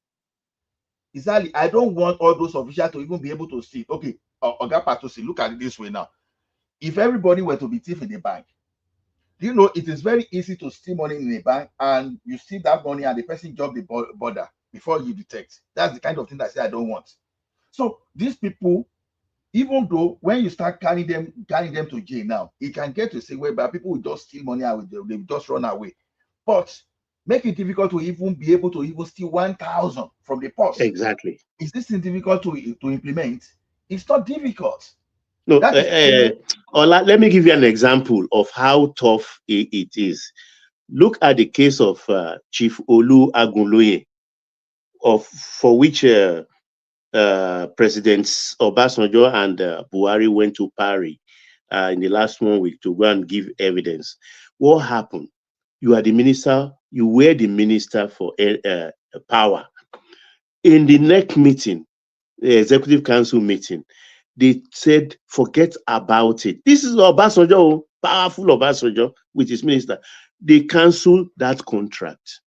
Agunloye went the next day and signed the contract with Sunrise Energy, owned by Adesonya, for $6 billion.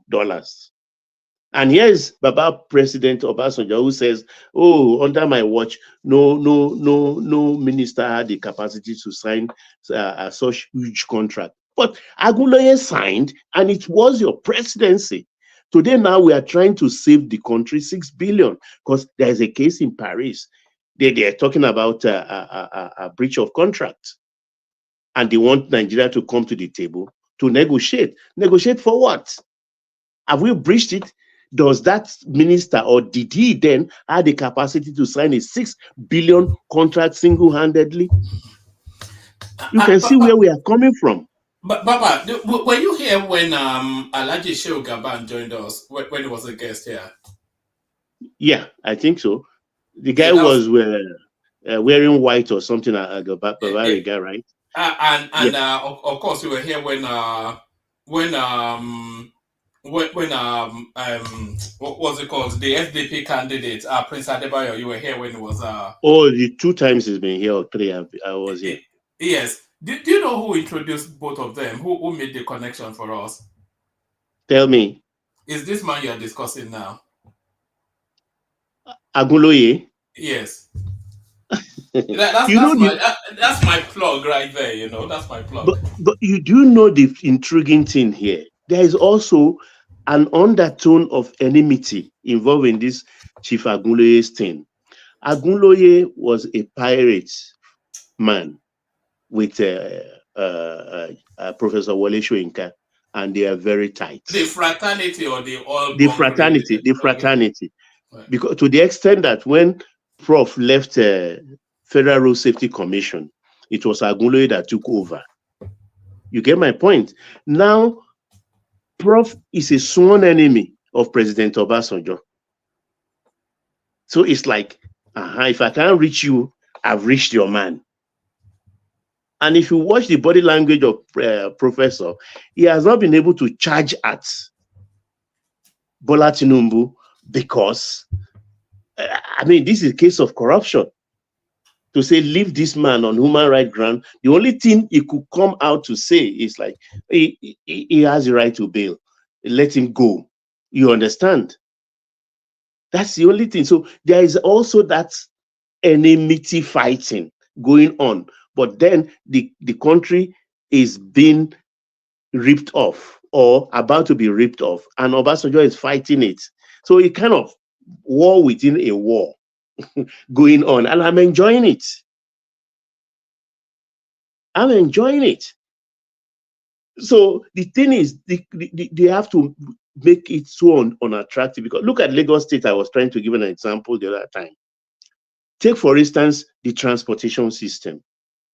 That if we were to still be cash thing you pay to board a bus or a ferry or the train, imagine if Lagos State is making 1 billion sales every day, how much will have been going to private pockets?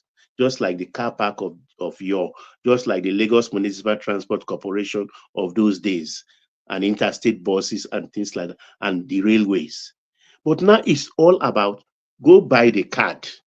The card you buy, the cowrie card, you can use it for the bus, use it for ferry, you can use the same card for the train. So seamlessly, cashless. So cash doesn't go in anybody's hand anymore. And when you are going to pay, in those days, you either cut a bank draft or you go and line up for a cashier so that you can carry load of maybe 1 million to pay for your C of O something, or one certification of the other in Alausa or Allen Avenue branch office of the MDA of Lagos State. It doesn't happen like that anymore. You go to the portal.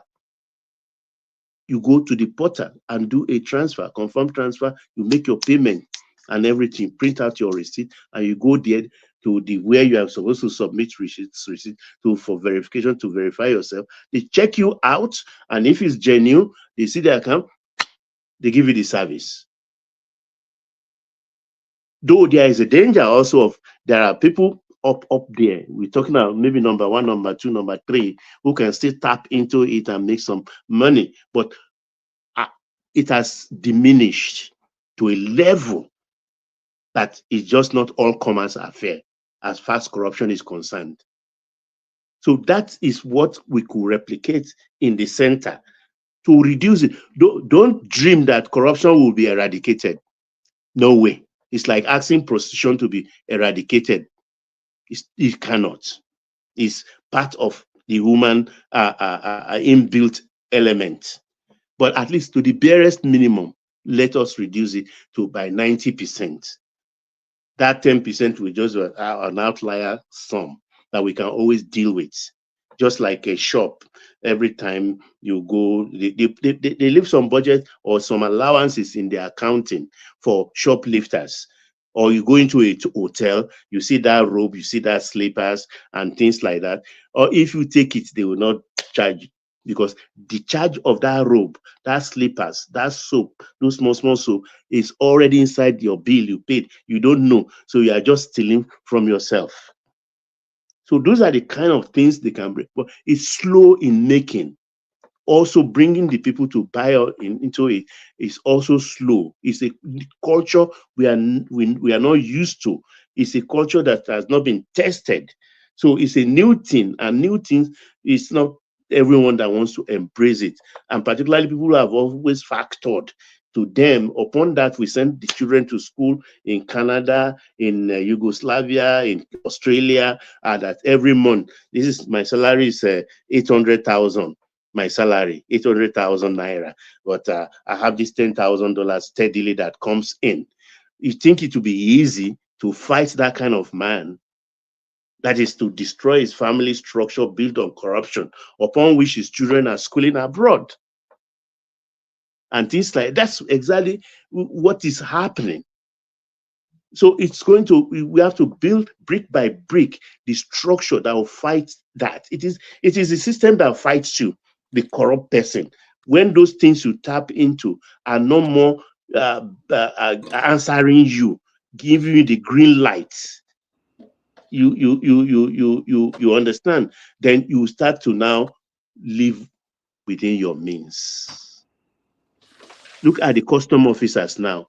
Most of them that have a big cars and will be deceiving people, riding smaller cars, Corolla to work, but on Sunday, on Saturday, or in the night when they are going to carouse, you see them with their G-Wagon and everything. A custom officer whose salary is under 500,000 having a G-Wagon.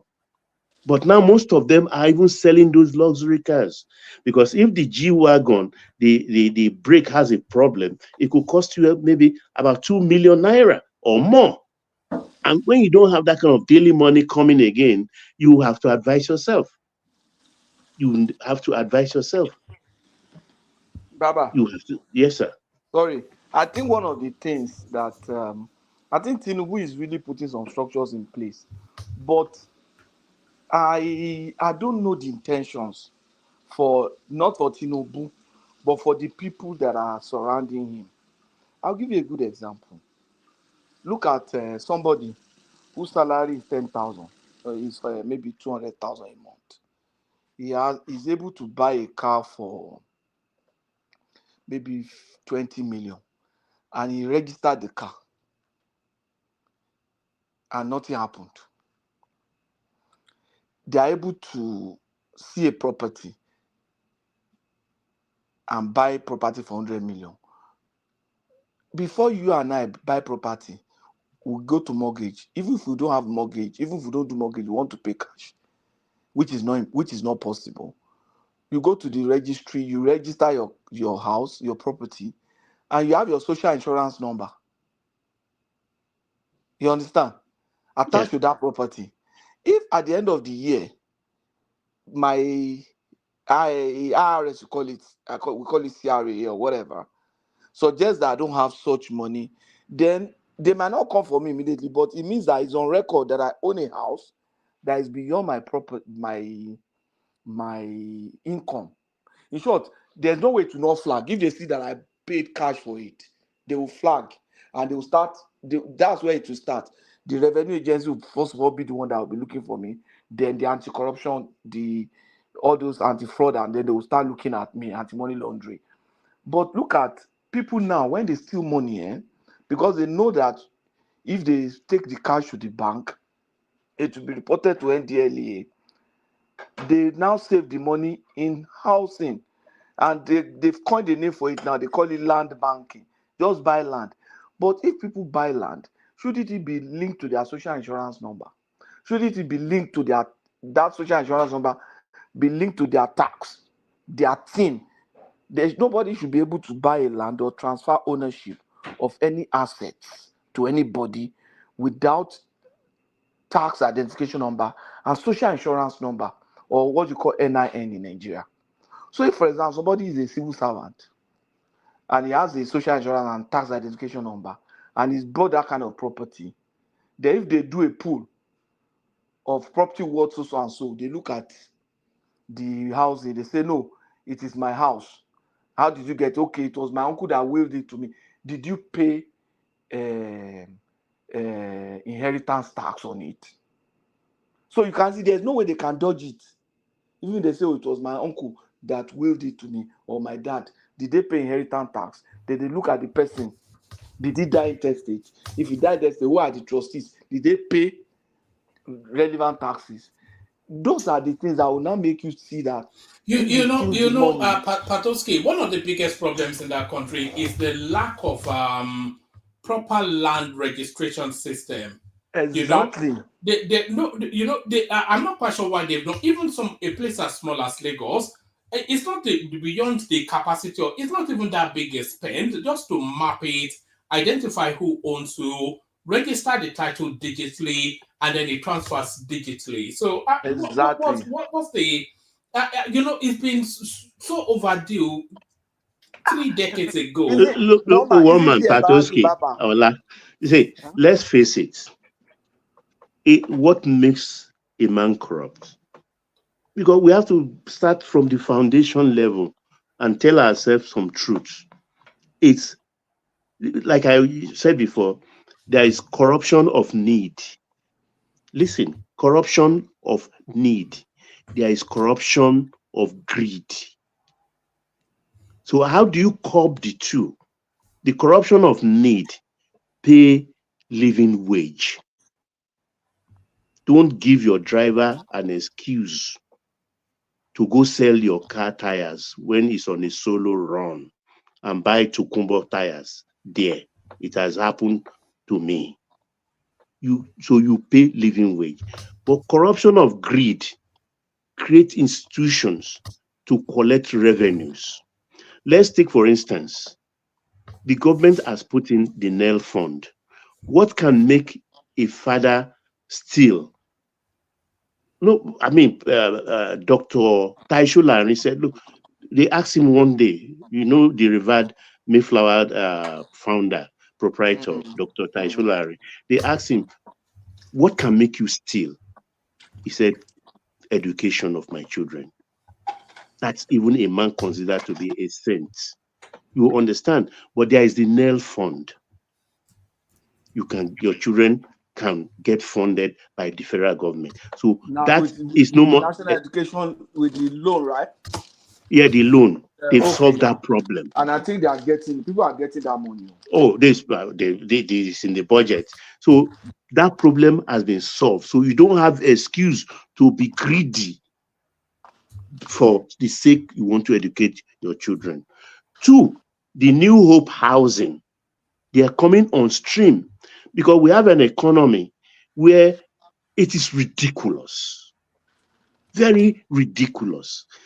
A man just finished school, got a job in the banking, brilliant young man, is earning maybe 600,000 as a starting point every month.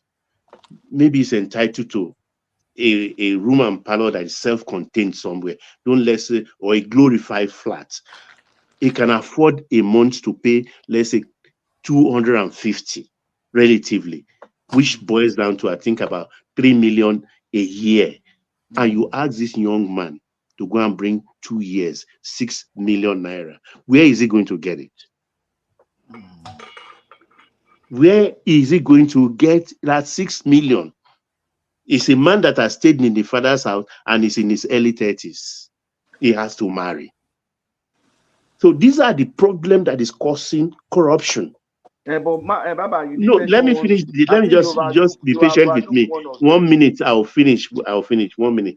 You understand? But if there is housing, like they proposed, with all the states to provide land for the New Hope estates to be built, so that government, because I don't believe in price control. What the government do not have, they cannot impose it on people to say this is how much you get your price. Only a military government can do that. But if the government housing is there to help people, so the landlords will be, their excesses will be curbed also. Because here we are, you know, definitely, you just pay me a deposit and you pay for 1 month in advance. Finish. That's all. That's all.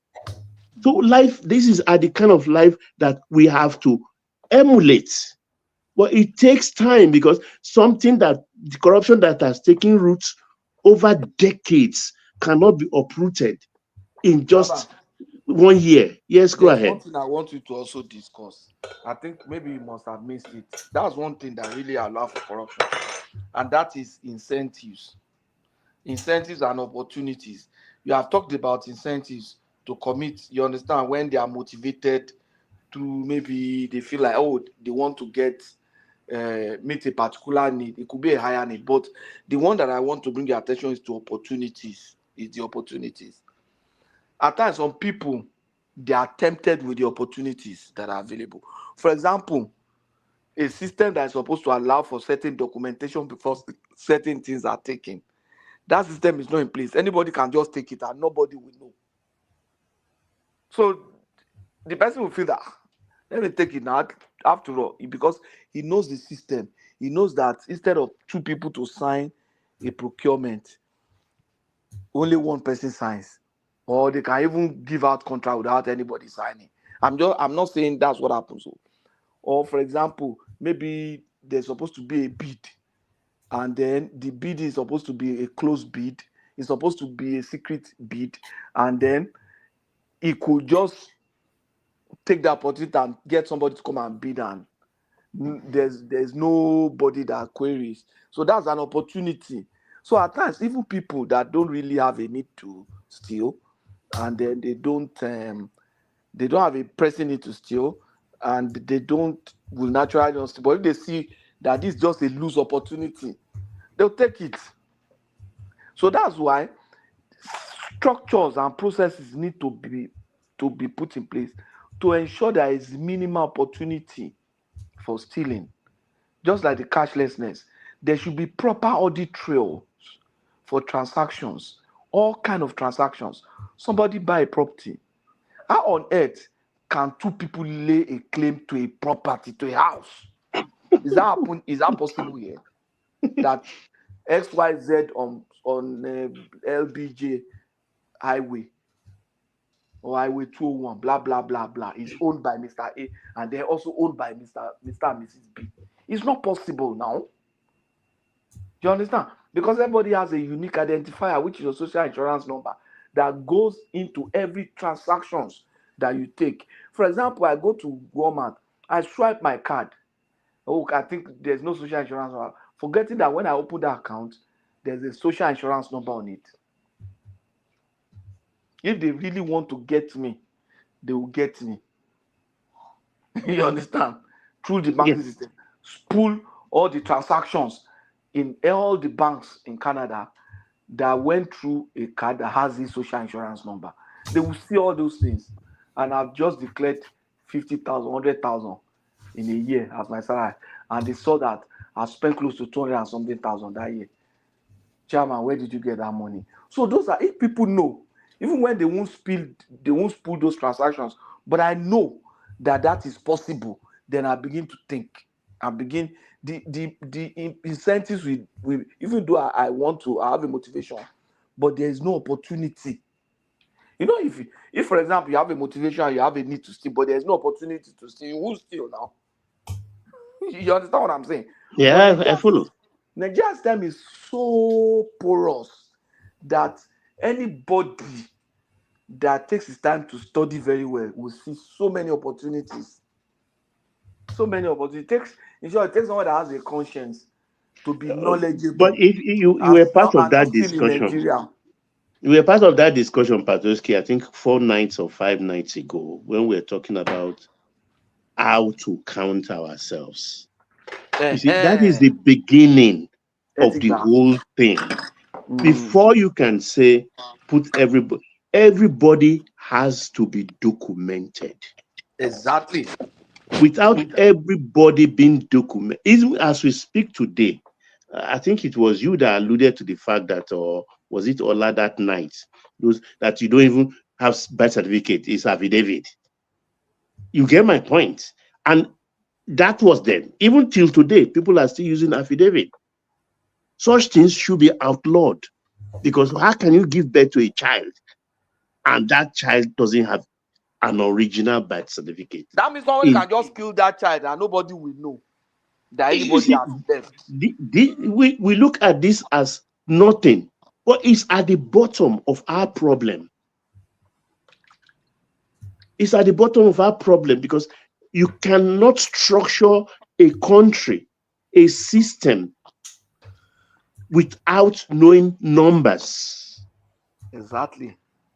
Unless we have these numbers, but then we are in a political situation where numbers have come to play in revenue or resources distribution. So it invites in cheating. Exactly. Where people have to rig the system. Look at that thing now. If somebody is born today, a child is born, that child is registered. As a government, maybe as a governor, I expect that how many children are born to us this year? I will say, okay, 500,000 kids are born this year. Maybe out of that, why not today? Or I mean, why not today overnight? Annually, say okay, 500,000 kids are born to us this year based on our registry, and maybe 80% of them or 90% of makes it to their 6th year birthday. That means about maybe 450,000. You understand? We make it there. Then I should be preparing to take close to 600,000 kids into primary school, considering that there might be some kids that would have come into my state, some would have left. So I'm preparing, and I'm saying currently my primary school system has capacity for 345,000 or 300 or 400,000. That means I have to increase my capacity by 50,000. I have to get more teachers that can handle 50,000 classroom spaces. You understand? Healthcare, all those things can be planned. And if, for example, those kids are not in school, a child is born, there are no traces of his social insurance number being registered in a school, not in a hospital, not in clinic, and there's no record of death for such a child, then there's a problem. We start looking. Okay, we can say, okay, he has emigrated. We have to be looking at stuff like that. But it means that, do you know that I've seen people in Nigeria, they give birth to children. That's common now. That child is dead. There's no record, which means some people can use that child for something. You understand? That can happen. We have seen parents use their kids for something, for ritual, and one no shall I see me. One no see shall I see. But that can never happen here. Pato, Huh? that means you didn't have to start registering these kids at birth in the hospitals then. They don't. We have to No, be they doing don't. But You no, just go home. You carry your baby when you are discharged and you go home. It's from home now you start making the arrangement. But Baba, Bawo BT, Bawo Dr. Simba, but Okinyo, Baba, happy they weekend. register in the hospital. They register in the hospital because my kids when they were born were registered in the hospital.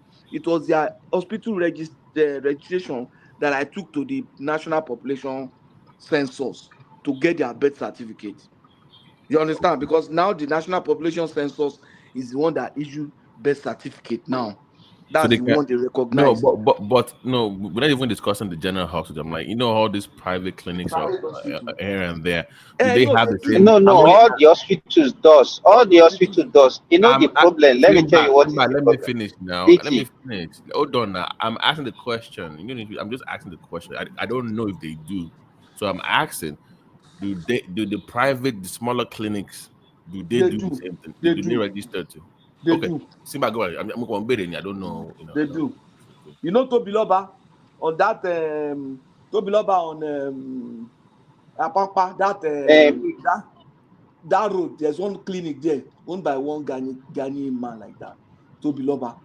As small as that clinic was, that was where I had my first son. Because the guy is a Ghanaian and has some very good hands. They registered it.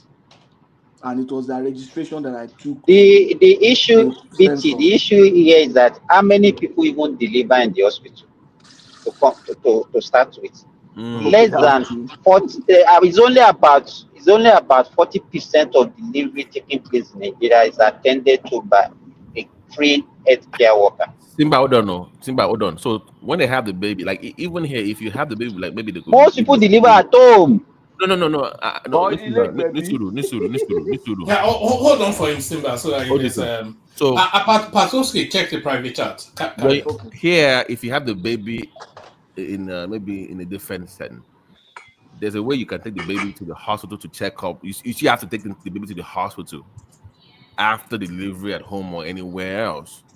First for checkup. But in Nigeria, do they have the same system, or you have the baby? No. BT, there is no incentive whether you register or not. You understand? You know that if you deliver your baby anywhere in US, if you don't register that baby, you know what you are going to lose. Right. You understand? You lose nothing by not registering your baby in Nigeria. So that is it. I mean, it's only now they're now attaching. No, it's only now that you're now attaching birth certificate, NIN to school, to registering back. You understand? You now know the importance of registration. People don't register because there's no need for it, because they don't lose anything. So now I think it's improving now. Before, there was nothing is attached to it, whether you register or not. You can go to school, you can open your bank account, you can do so many things. You can do the only thing that you need is just to go and say, okay, this is my age, or declaration of age and whatever, and the court that you pay maybe 15 naira, 100 naira. You as a physician, because I'm asking because you're a physician now, as a pediatrician now, somebody has a baby, that's it. There's no, you must take your vaccinations, the 6 months, you have a list of what you must take now, those vaccines. So you have a baby and that's it. You just move on and you come on. Why do you think we still have polio cases? Okay. Because they don't take the vaccinations. They can't take vaccine without birth certificate. They don't need your birth certificate. No. I'm saying that like even when, like your Hep B stuff now, you do your at birth 3-6 months, then you do like your live vaccine at 1 year. Those kind of, like, do they even follow up? Like, Austrian maybe no, hospital doesn't follow up. You have to be the one to take your kids. I'm saying that to me, Baba T is not in Nigeria now. No, even about my time in Nigeria, I didn't. Okay, go ahead. Okay, guys. you were to Nigeria. No, let me just. What's your problem? What's your problem? No dig, please leave BT alone. It's true now. Ilé Ìgbẹ̀bí. Babati, do you know what they call Ilek baby? Àwọn báwo ló ṣe máa mọ orúkọ bẹ́ẹ̀ yẹn báwo ló ṣe máa báwo la bàbá tí ṣe máa mọ orúkọ bẹ́ẹ̀ one man I know jẹ bọ́tà. Hold on, one man. They like midwife abi. No, ìyá olómi tútù, and even in churches. BT, we call them traditional birth attendants. Traditional birth attendants. I'm sorry, guys. I'm sorry. If I have power in Nigeria, if you don't have a license, you cannot deliver a baby. I'm sorry, we can't have that. No. I'm serious. Babati, like Ziba, have you been to Island Maternity Hospital before? Have you been to Island Maternity? Okay, that will tell you that Nigerians are no longer having their babies in the Alabiye. They are now going to the hospital because some of these state governments. That's Lagos now. No, it's being replicated throughout the southwestern government. If you go to some of those local governments, they have those what do you call this maternity? What is the name they call it? So the majority of those rural people, even in the remote part of the state, they still go to the clinic to have their baby. So to say that they're having their life, no, we don't do that anymore. It's still tribes, so it's still tribes. Even a lot of churches, they have small clinic by them. They still go to church. They still go to clinic. That's why they are believing all those Agbo and all that. They still deliver them. There is still small population that don't go at Adewale. They are there. They believe very small percentage. It's not small. It's not small, Baba. Don't mind that Adewale is just talking rubbish. It's not small. It might be no. Moving on, please. We cannot continue like this. Don't tell me you learned the technique from your grandmother. That's not good enough.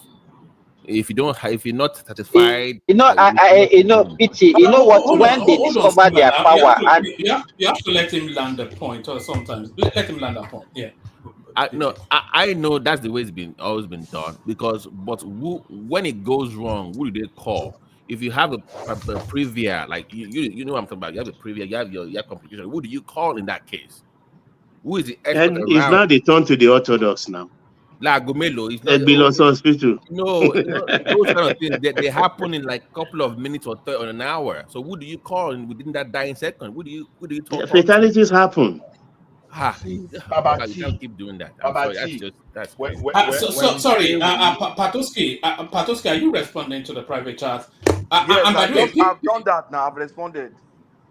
There's another question there. Now, you know what I'm talking about now. Okay. You can't just go safe now. It's not a safe. I'm sorry. I know that's Babati, this is one of the reasons we keep saying a lot of things need to be restructured in that country. It's beyond political.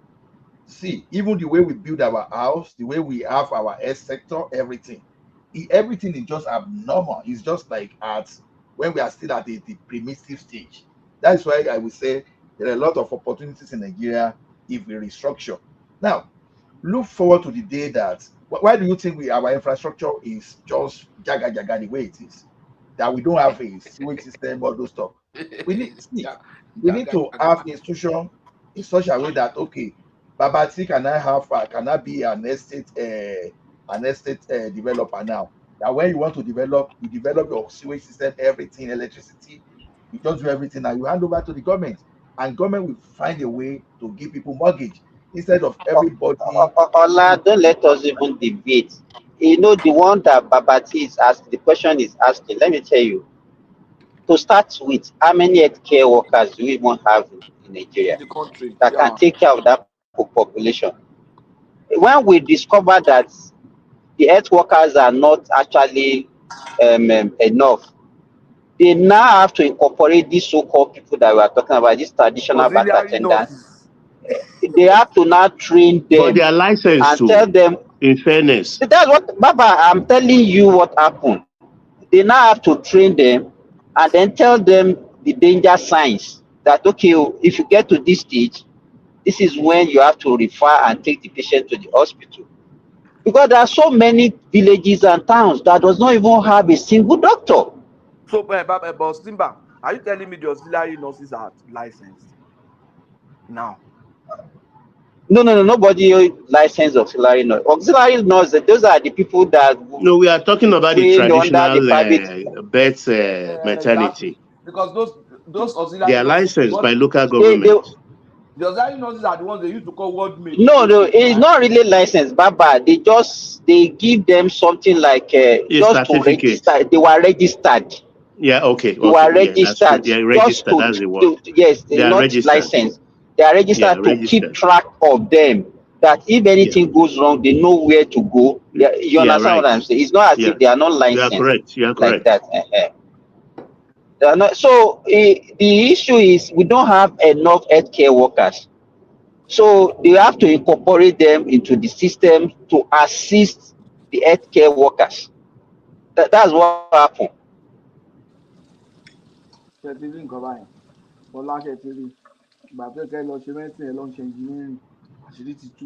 So you can see we have fundamental problems. And when we say something is fundamental, that is from the bottom. So we have to rebuild again and start from the bottom. We are yet to catch up with the 21st century in all structural ramification. Population and growth, we are lagging behind in everything. Exactly. You understand? Before we used to talk about, say, okay, we have so many redundant government workers and all those things. How many? The whole people, everybody that is working under government in Nigeria, local government, state, they are still less than 5 million. For a population of 240 million people. I beg, Simba, don't bring another controversy. There is no 240 anywhere. There is not even 200 anywhere. Don't bring another controversy. Because we like to be very elaborate. What I'm saying generally is that we don't have the manpower. We don't have the manpower. No, not in police. We don't have the manpower. Not in medicine. Not in sir. So Alak Bomo is going to handle ectopic pregnancy, preeclampsia. No, wait now, Baba, don't go. Ectopic pregnancy is not an obstetric. Emergency. I'm being ridiculous for a reason. No, BT, don't be ridiculous. Please look. Some of these people are very good. They are good to the extent that look, what you will use equipment to do, they use spirituality. I've not seen those children. They start with their legs. They know how to turn those children. They will the baby will turn and bring the head later. It could take some hours. Baba. Yes, sir. Baba, that is even the medical doctors in the house will tell you. Even that is not that hard now to turn baby. In the hospital. Go try it now. Baba, whenever the doctors or those are doing this, can you hear what Adewale is saying? That it's not difficult to turn baby. Can you hear me?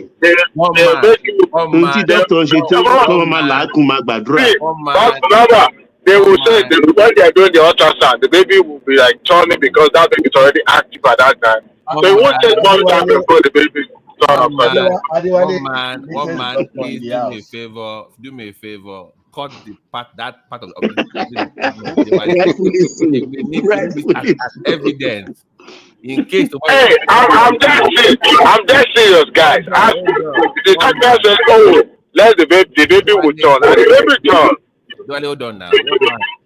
One man, hold on. One man, can you hear me? In case down. I need evidence. Baby, I call that tape, please. One man, it's very important. Hey, I used to have a neighbor that does orthopedic stuff. All I want to they will kill chicken. We will eat that chicken free of charge. So people like that can turn the baby as well now. I mean, what are you talking about? What is he talking about? I don't even know. Babati, You have to accept Dr. Adewale into your association. Maybe American Doctors Guild. By the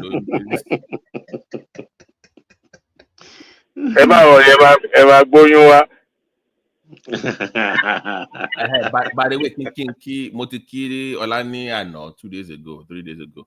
Dewale Ekurire Sharia ni Ekiti. Salam alaikum. My friend, I knew you had that. The governor, you were not here. One man read something about it. I knew you had the Batawa in the comment section. I knew it. Babati, the governor came out for the reporter. There's no such thing. I told you, Christian in the Ekiti State, they are more than 90%, even though the Muslim in the country, they kick against it. But this is the way we grew up, so we know. You can even see the ratio of mosque to churches there.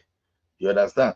So the thing is this, even maybe, like I told you, maybe some people, because this Sharia is just like a customary court. It's not like maybe all those when you are talking of high court or you are talking of other settings. So maybe some people, they use a custom. Like if you go to Adogiti now, there's a place they call Atikonko. You understand? Where all those just like Sabo, where all those Muslim people, all those Hausas or community of Hausas, maybe something like that. Maybe they take something to their community leader. I call that one Sharia. Now but say then Sharia as part of the legal system in the Ekiti State. It's not happening. It's not there. At least that's the latest I have. So I know that Sharia, because Sharia reporters, Sharia reporters says a lot of nonsense these days too. So don't think that because she is Sharia reporter that brought that thing out that they are authentic. So there's nothing like Sharia in the Ekiti State. So by the way, Ola, right. By the way, the population of Muslim in Ekiti is not that, it's very minimal. It's not that much. The state is between the traditional and the Christian. Even though we have some Islamic followers and all that, it's not that significant. It's not that much, So to even have the Sharia practitioner or Sharia followers, even when you have the population of that Muslim too, some of those Muslims they combine both Isheshi and Islamic. Too. You see, some Christians combine Isheshi and Christianity because the same Christian you see in the church today, now then you go see they carry masquerade tomorrow. You understand? So he said, but for that you want to see call Muslim in Ekiti. You know what, Ola? If Sharia has to happen in the southwest, it will first happen in Ogun State. Your state and Ogun State. They are the one that always have all those. Why Ogun is the capital? It's like we have all the headquarters of all these Christian bodies in Ogun State. I mean, Ogun is not that. I mean, maybe I wouldn't say. I disagree. I don't think No, that would not happen in Ogun. I don't agree with that. Maybe Oyo, but not Ogun. I don't think Ogun will be open to that idea of Sharia. Not anytime soon. You don't want Sharia in Ogun. You want? No, it's not what I want. I'm just saying that I don't see it happening in Ogun. I just don't. Trophy ni babati. No.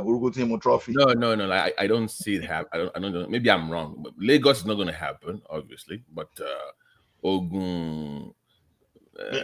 Maybe Oyo. Maybe Oyo probably is the only one I can think of now. I think will be open. Maybe Osun too. And I don't think the like of Ekpa'S will ever take power again in Osun. I don't know. Because that guy nearly bankrupt. In fact, he nearly turned Osun State to religious battlefield. Just a fanatic. Nígbà tí ó bá sí Sharia gan nílùú Simba tí ó sí Sharia ń bẹ the whole Ekiti. Simba is from Osun, maybe are you people not looking at it that maybe this thing has a political undertone? No, I know because of gubernatorial 2026. I said it just because of that. So they want to find a way to When is discredit the when is the election again? When is the 2026? Oh, okay. Oh, what month? I don't know the month. I think it's going to be around April or there, but I'm not sure. I have to check the So calendar. about a year plus there about, right? 13, 14 Yeah. months. Okay. Okay, that's understandable. Yeah. So it's all about politics. Why is everybody quiet like this now? You are not even going to talk of Uncle Trump. Uncle Trump that, congratulations, at least the Supreme Court said you can still go to America and give birth to. So all you this American that you want to stop us from coming to your country. The man had never had a chance. I told you he had no chance. That's gonna be struck down by the court. So don't just for his base. It's not gonna do anything in that. Don't just ignore him on that issue, Daddy. Wow. Everybody just keep quiet. Patoski, I was even expecting Patoski to come and talk about my prime minister. You're my prime minister now. If you were to be like Nigeria now, you would have carried the mace of the house now and just hide it somewhere, because that guy has been running away from another election. So that guy, when I look at something happening here, oh my goodness, I said, if this thing were to happen in Nigeria now, they'd be shouting third world country. I've never seen such kind of bad politics in my life in any Western country.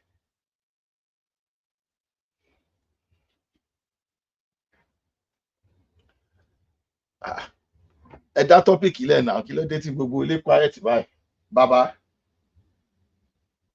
Bàbá gan ti kúrò ní orí forum báyìí.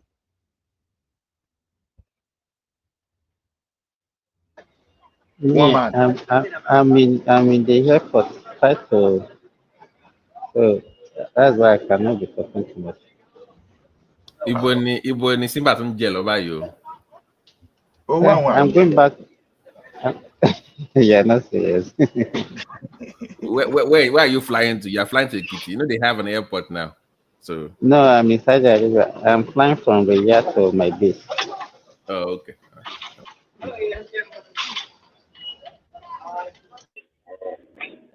Lọ bá àwọn aláwọ̀ àkùbà gbogbo wọn yẹn.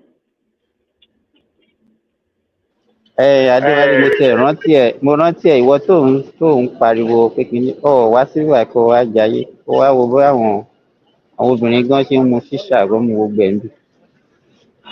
Ṣíṣà nìkan ṣé wọ́n gé bí àmẹ́.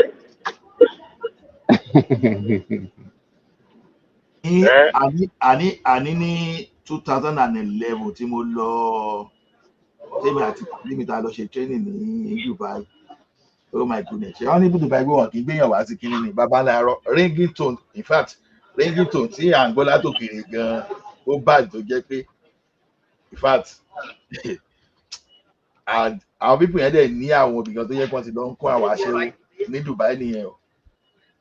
Kò tí ì ṣe dẹ́rà àti sọ̀rọ̀ dẹ́rà o. Àti sọ̀rọ̀ dẹ́rà ní àwọn kìíní. Yes, sir. Ola, in 2013, so I had a stopover in Dubai. I think I spent like 3-4 days there before I follow going to Nigeria. So while in Dubai, a friend of mine that lived there at that time, I don't drink beer, but I went to where he was staying there. And I saw a can of soda. I think it was Pepsi or something like that. And I was like, oh, okay. They were trying to offer me, like they have their own beverages there. Not like I'm talking about maybe, fruit juice, not beverages. And I was like, so you guys have, I was joking that, this Pepsi can't be like Nigerian Pepsi, all those. That you always Nigeria Pepsi, Nigeria Coke is always going to be the best. So I saw them popping that can with the hope that it's going to be, the content was going to be black. All of a sudden, it was an Heineken. You have a lager beer that's brownish in color or golden in color rather. I was shocked. So I asked her, how did they do this? So somebody was the one supplying them. That the person worked in the hotel. In the hotel. Baba, So cognac. Want a cognac in Dubai, Tebafera. Yeah, but you know you can only do that at the hotel. You can't take the drinks outside. That's the rule. So you can have your drink and it must not be drunk in the public.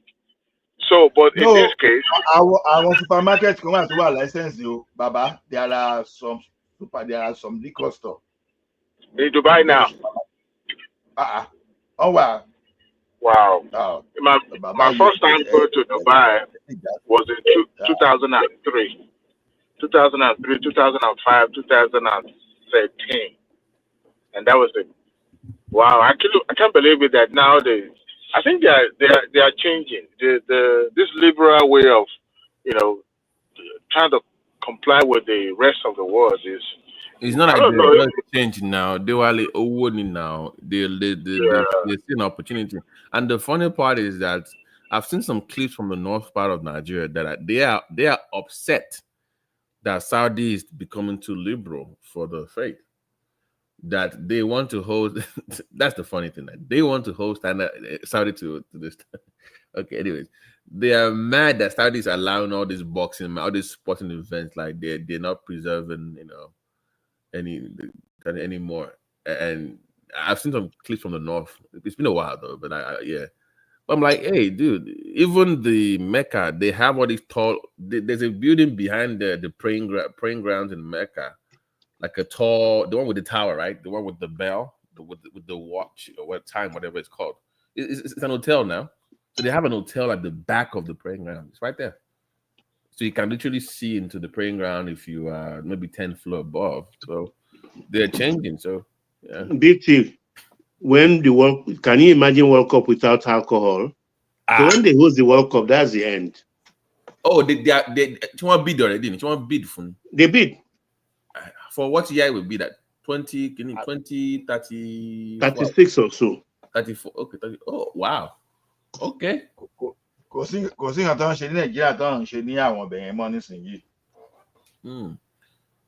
I've seen some, because they pretty much host the biggest sporting event in the world now. UFC, boxing, wrestling. Even the European thing, soccer is in Saudi Arabia. Car racing. Yeah, Formula 1. Saudi Arabia has a beauty pageant. Beauty pageant. So the thing is, like we all know that religion is for control. So if the religion is no longer serving the purpose, they need to change to what will serve the purpose. Now, if I lost Dubai,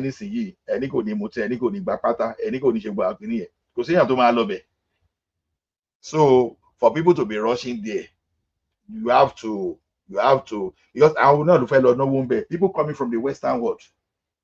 So if you are against the culture, how will they patronize your country? They will leave you there and you will just be living in your penury there.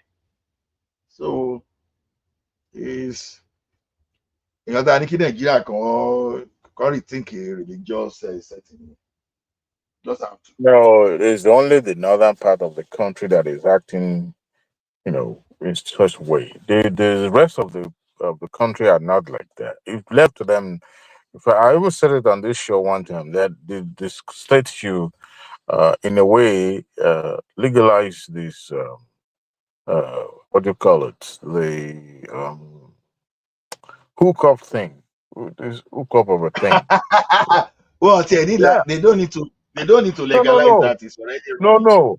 If they can. There's a way they can have a government agency to, ensure that there's a protection for the practitioner. Because we can't pretend. For how long can we pretend? Human being, we like to pretend as if it doesn't exist or it doesn't happen. It happens.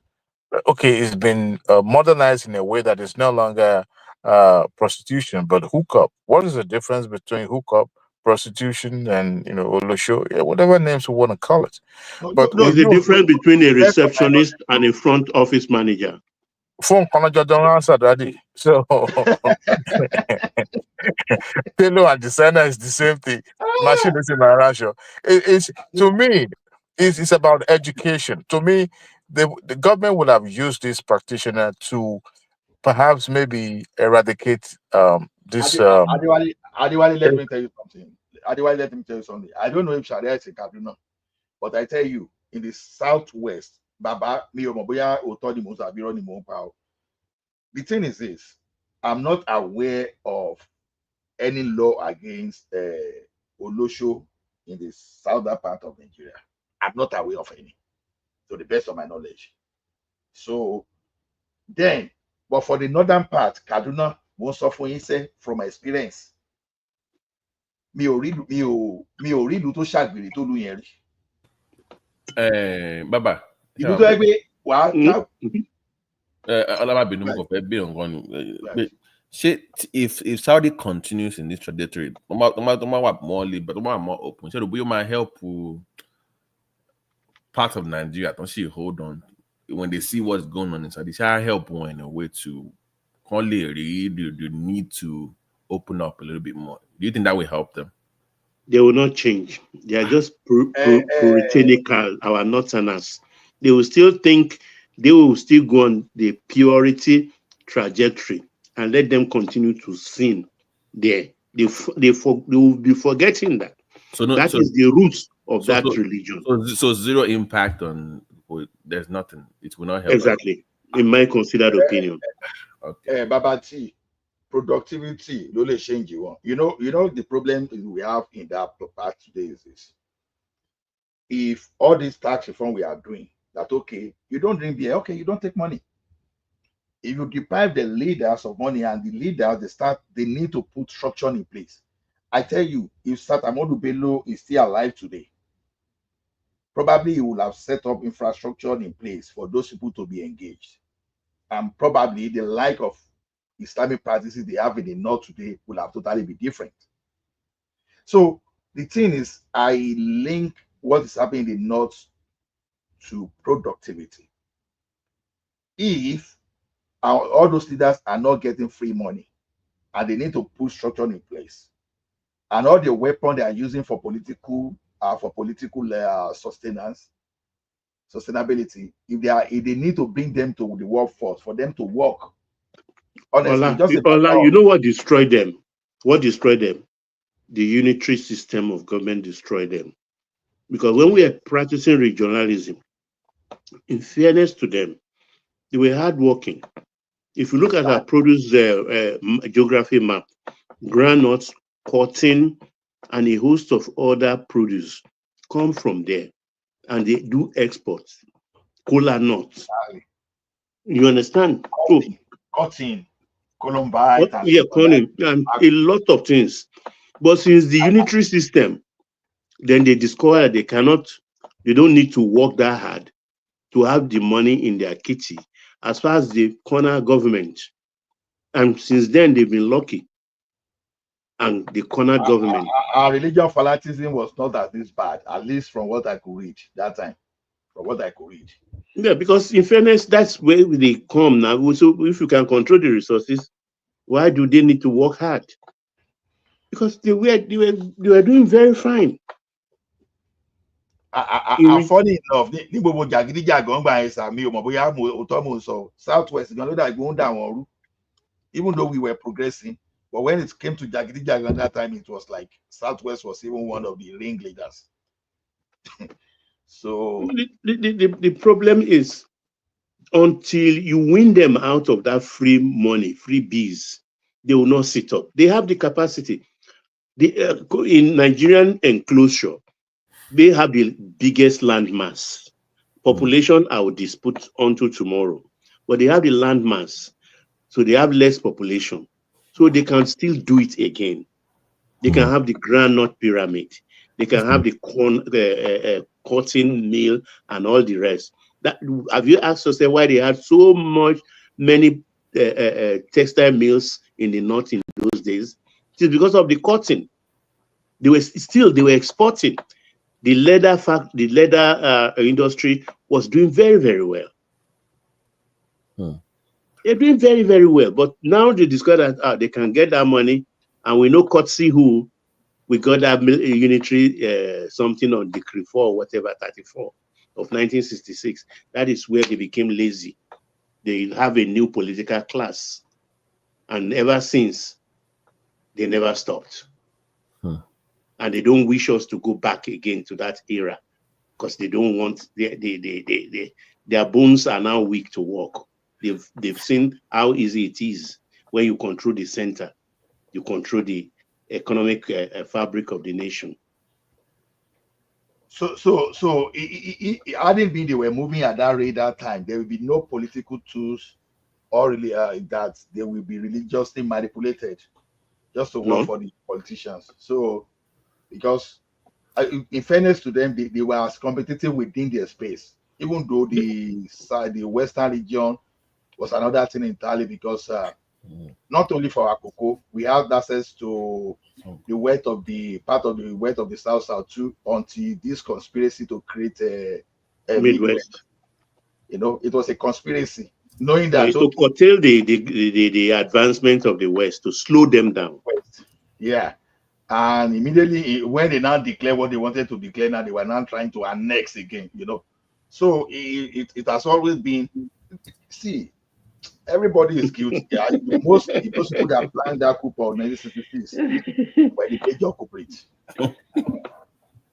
Were the major culprits. I know that people want to deny. People, once we say, they will say, oh, you are tribalistic, and it's just a fact. You just have to say it.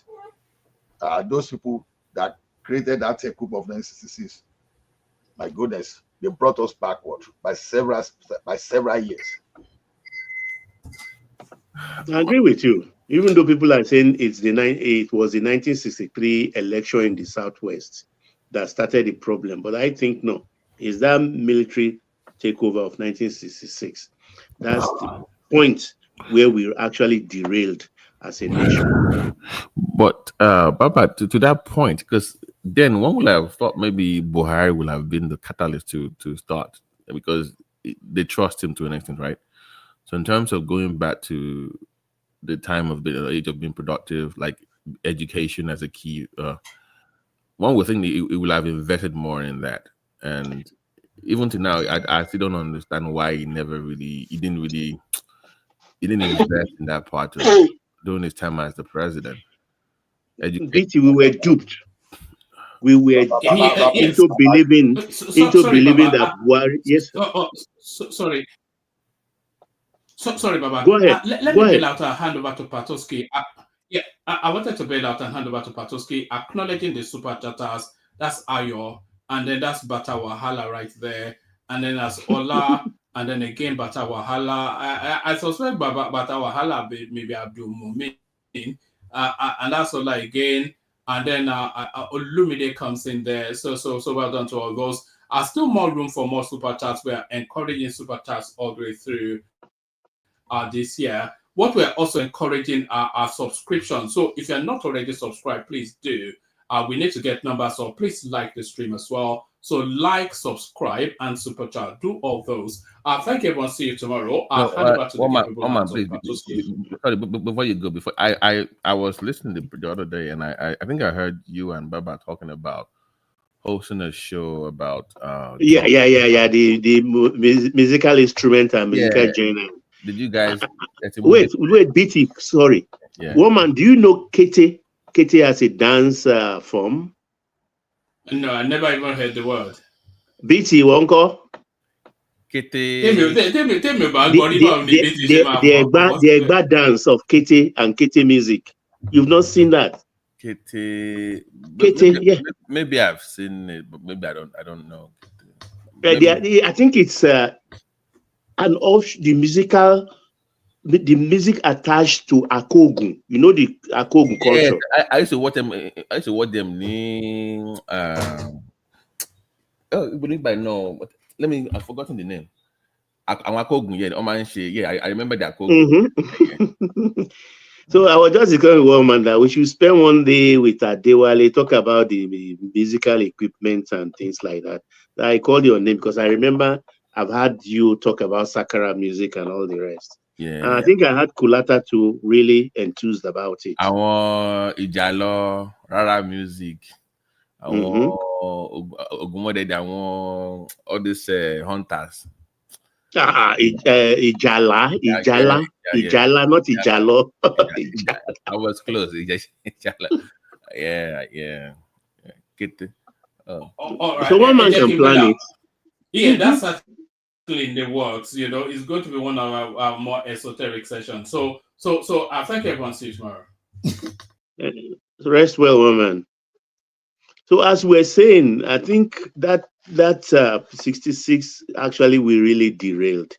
I mean, if we can wind back the hands of the clock, I mean, we should just do that, because it took us into a vortex for a bottomless journey we've just embarked upon, and reversing it is going to take years. It's not something that could be done in 4 years or 8 years cycle. No, nothing less than 12 to 16 years at least would take us deep, get rooted, at least to a certain extent. The damage was really done. Yeah, done in this economically, I mean. Am I being good? The reason why I raised the point is that if you notice, anytime you bring up productivity in terms like when you talk about taxation or sharing formula, I won't say the entire knot, but the core knot always recoils, like they're very defensive. They don't think about, okay, what do I have? Because to be honest with you, they have more to offer the country than we think. They actually have more if they put their mind to it. But sure, they always recoil, like, no, this is.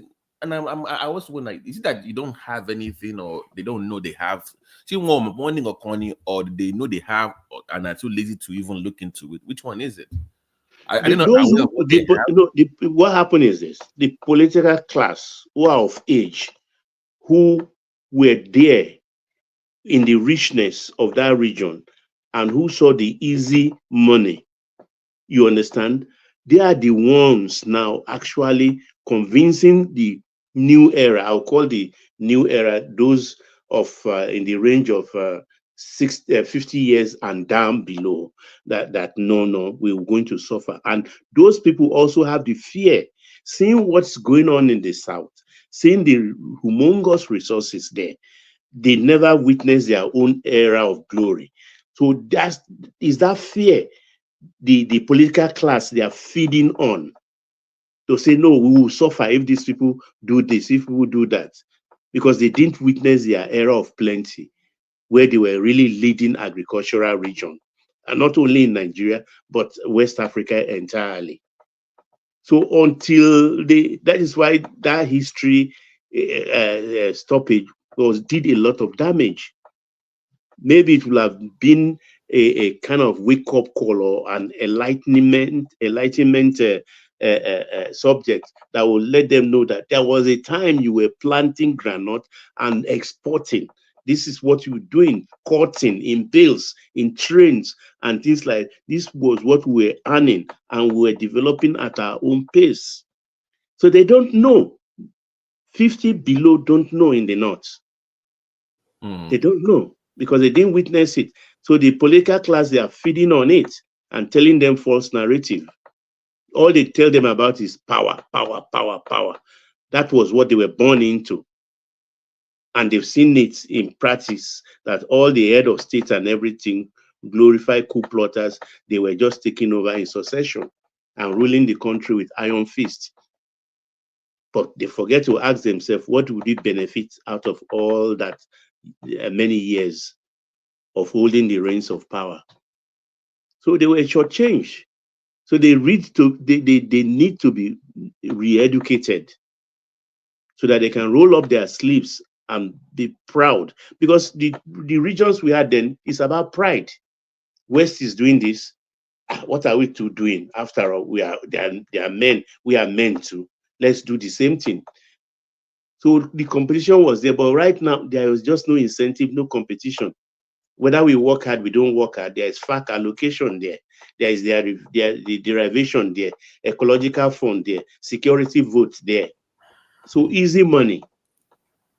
So cool. There's no incentive to do, because I was just thinking about it, because I was even listening to the Ogoni thing with Tinubu that it was, because I'm like looking at each region now, And I'm looking at the way these so-called activists are responding with the move, and they are actually the problem. It's like every region has this stumbling block, and it's always somebody at the helm of affairs that is always trying to stop development for their own interest. I'm like, from the south to the north, there's like this be buffer from people don't see beyond that, so they don't want the regular folks to see, like you said. But those people, I don't know how Tinubu can then. What can they do? They don't have the political will to make a move or to help their people. What can the president really on his own? It's good you talk about the Ogoni one. Look, because there are always two sides to a coin. Yes, at a point, the oil exports of Nigeria in the days of your 60% will come from Ogoni alone as an enclave. What did they gain out of it? The road that leads to Gokana, to Bori, and all the rest. What have they done? Nothing they gained out of it. But then that also is half true. Half true. I will not bore you with details, but I will just quote it from the time of the exit of Ken Saro-Wiwa, the 8th day executed. One, between federal government and the oil conglomerates in cash, they've disbursed to that enclave called Ogoni hundreds of billions. Cash, justifiable cash, apart from the ones for cleaning the region up. Where did that money go? The private pockets. How many people? That is one. When they won that 15 million euro against Shell, who did they pay it to? Because Shell has paid. And these are people that are less than 1 million people. So who divided that 15 million euro? Where is it today? Yeah, government is culpable. The oil conglomerates, they are culpable. What about the people? What about the people? The monies. So we ourselves, let's say I'm like Ogoni, we are doing ourselves. Some people are cornering this money and putting it in their pockets. They create their own private serfdom. Man's inhumanity to man. Meanwhile, they don't stay there. They don't stay there where the soil has been degraded. Where on some they can't pick on some, that's the periwinkle again. Nothing grows, no vegetation, except now that everything is just, the green is small, coming back. But they live in Abuja. They have their mansions in Abuja. But these same people will want to incite their people as if nothing has been happening in terms of remuneration, in terms of compensation. Yes, I'm not saying the government is doing enough, but what about that little tiny minuscule one they have done? Where is it? So man's inhumanity to man. But what the effrontery, what I don't like is they now coming to still speak on behalf of their people and trying to incite them against the government. That's what I don't like. For them, what they have to do now, they have to structure their society well, because the oil conglomerate, they want to come back. Now oil spillage will be less because the technology is better today and they are improving it every day. So the spillage will be less. But then, of course, because they are entitled to so much money, apart from the 13% of which the state has to share them, that community alone is supposed to get 3% on another fund entirely. So does that go to the local government? Who is in charge of disbursing those funds? The LG. When you say the community, is it like that 3% is for community? Is between the oil block owner, the person running it, and the government. Like you said, if the political structure of the local government is sitting, then that 3% will be paid directly to the local governments to share. and the local government in whose they calculate the oil block will earn the highest. So that will be the ideal now that we've gotten the local government autonomy in place. These are the things they have to tell the government and threaten their leadership. No shitting this time around. Let the money go to the chairman. They live among us. They don't go anywhere. You, the so-called leader, you stay in Abuja, you stay in Lagos, you stay in juicy areas. You have houses all over the world. But when this money matters come, you wear your Portuguese regalia, put your bead, then you claim to be one chief, you leader of the people, or you now wear a Kampala kind of jumper, and you say you're an activist and a CSO, and you are talking on behalf of the people for which you are causing depriving them of their rights.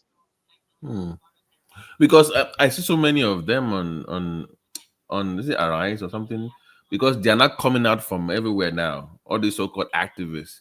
Because big money now, they know what they do. They know now. Work with me. They didn't invite me. They didn't invite that one. I was there in 1974. You will invite yourself if they don't invite you. Because they have a lot of funds we don't know about. How many people, the 3% I talk about now, most people don't know. But they give them in all communities. Whether in Delta, whether in Akwa Ibom, whether they give them. Those who know, they know their rights. And those who wake up to know, they cover the mouth with dollars so that they don't open the eyes of others. But the monies are there. People are collecting it. And it's the same, these people, if the money is delayed, they will now use that same money, small, tiny bit of it, to incite their people. People they are not taking care of. Yeah, because to your point, it's like what they want is, because what I picked with, they still want that cash distribution that they will be in charge of. They don't want it going to any government office where it will be documented how it disbursed, like direct and like it's like, because they've been getting away with it now, so they think it's still business as usual. But I just want this president to know that no, don't give them money anymore. Give to the local government and look, they should spend money for publication, fact allocation, this disbursement to that disbursement, open it to the people, publish it on their street that your local government has been giving this money from this source, so that the people you can deal with your local government. Now, governor is too far away. It's even too big with too many machineries of the state to secure him. But your local government chairman, if you don't catch him, you catch the wife now, or you catch the children. You would die in that local government area. Which local government area is bigger? It can be more than maybe 13 square miles.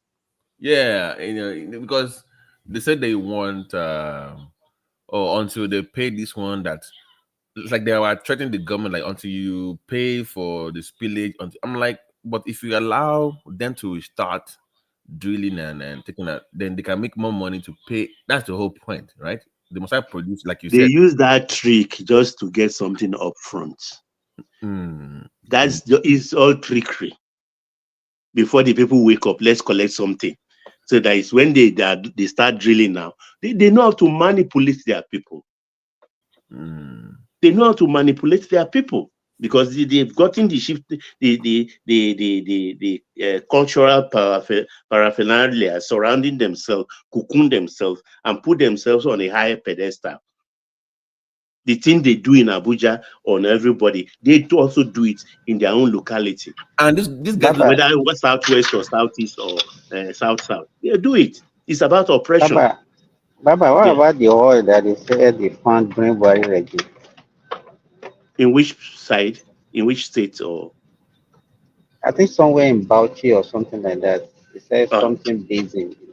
Is it, look, we'll just go into another thing entirely. In what quantity? Is it commercially? How? It's not commercially viable, and they've been spending millions of dollars since mid-80s. My eyes open to that investment since mid-80s. They were using the southern resources to look for oil. Now that they find the little small oil, Now they not want to use it because it's going to be difficult now pumping, because it's not serving the Kaduna refinery. Rather, they want to sell it to the refinery, the little refinery in Chad. But then they can't even do it because they don't want to, the political thieves don't want to invest money, the governors there, to do the pipeline. And the pipeline is susceptible to terrorist vandalism. So they have a whole lot of problems. So they still put it, and yet they still want government to still be giving them that millions through Ministry of Petroleum, not NNPC, because we make a lot of mistakes. It's NNPC are here all the time. And no, NNPC is small part of our problem. NNPC is a company. It is the ministry. We always forget Ministry of Petroleum. It is the Ministry of Petroleum that issues even oil block licenses, OML and OPL, not NNPC. I see that mistake. We make it all the time. NNPC. The culprit actually is the Ministry of Petroleum.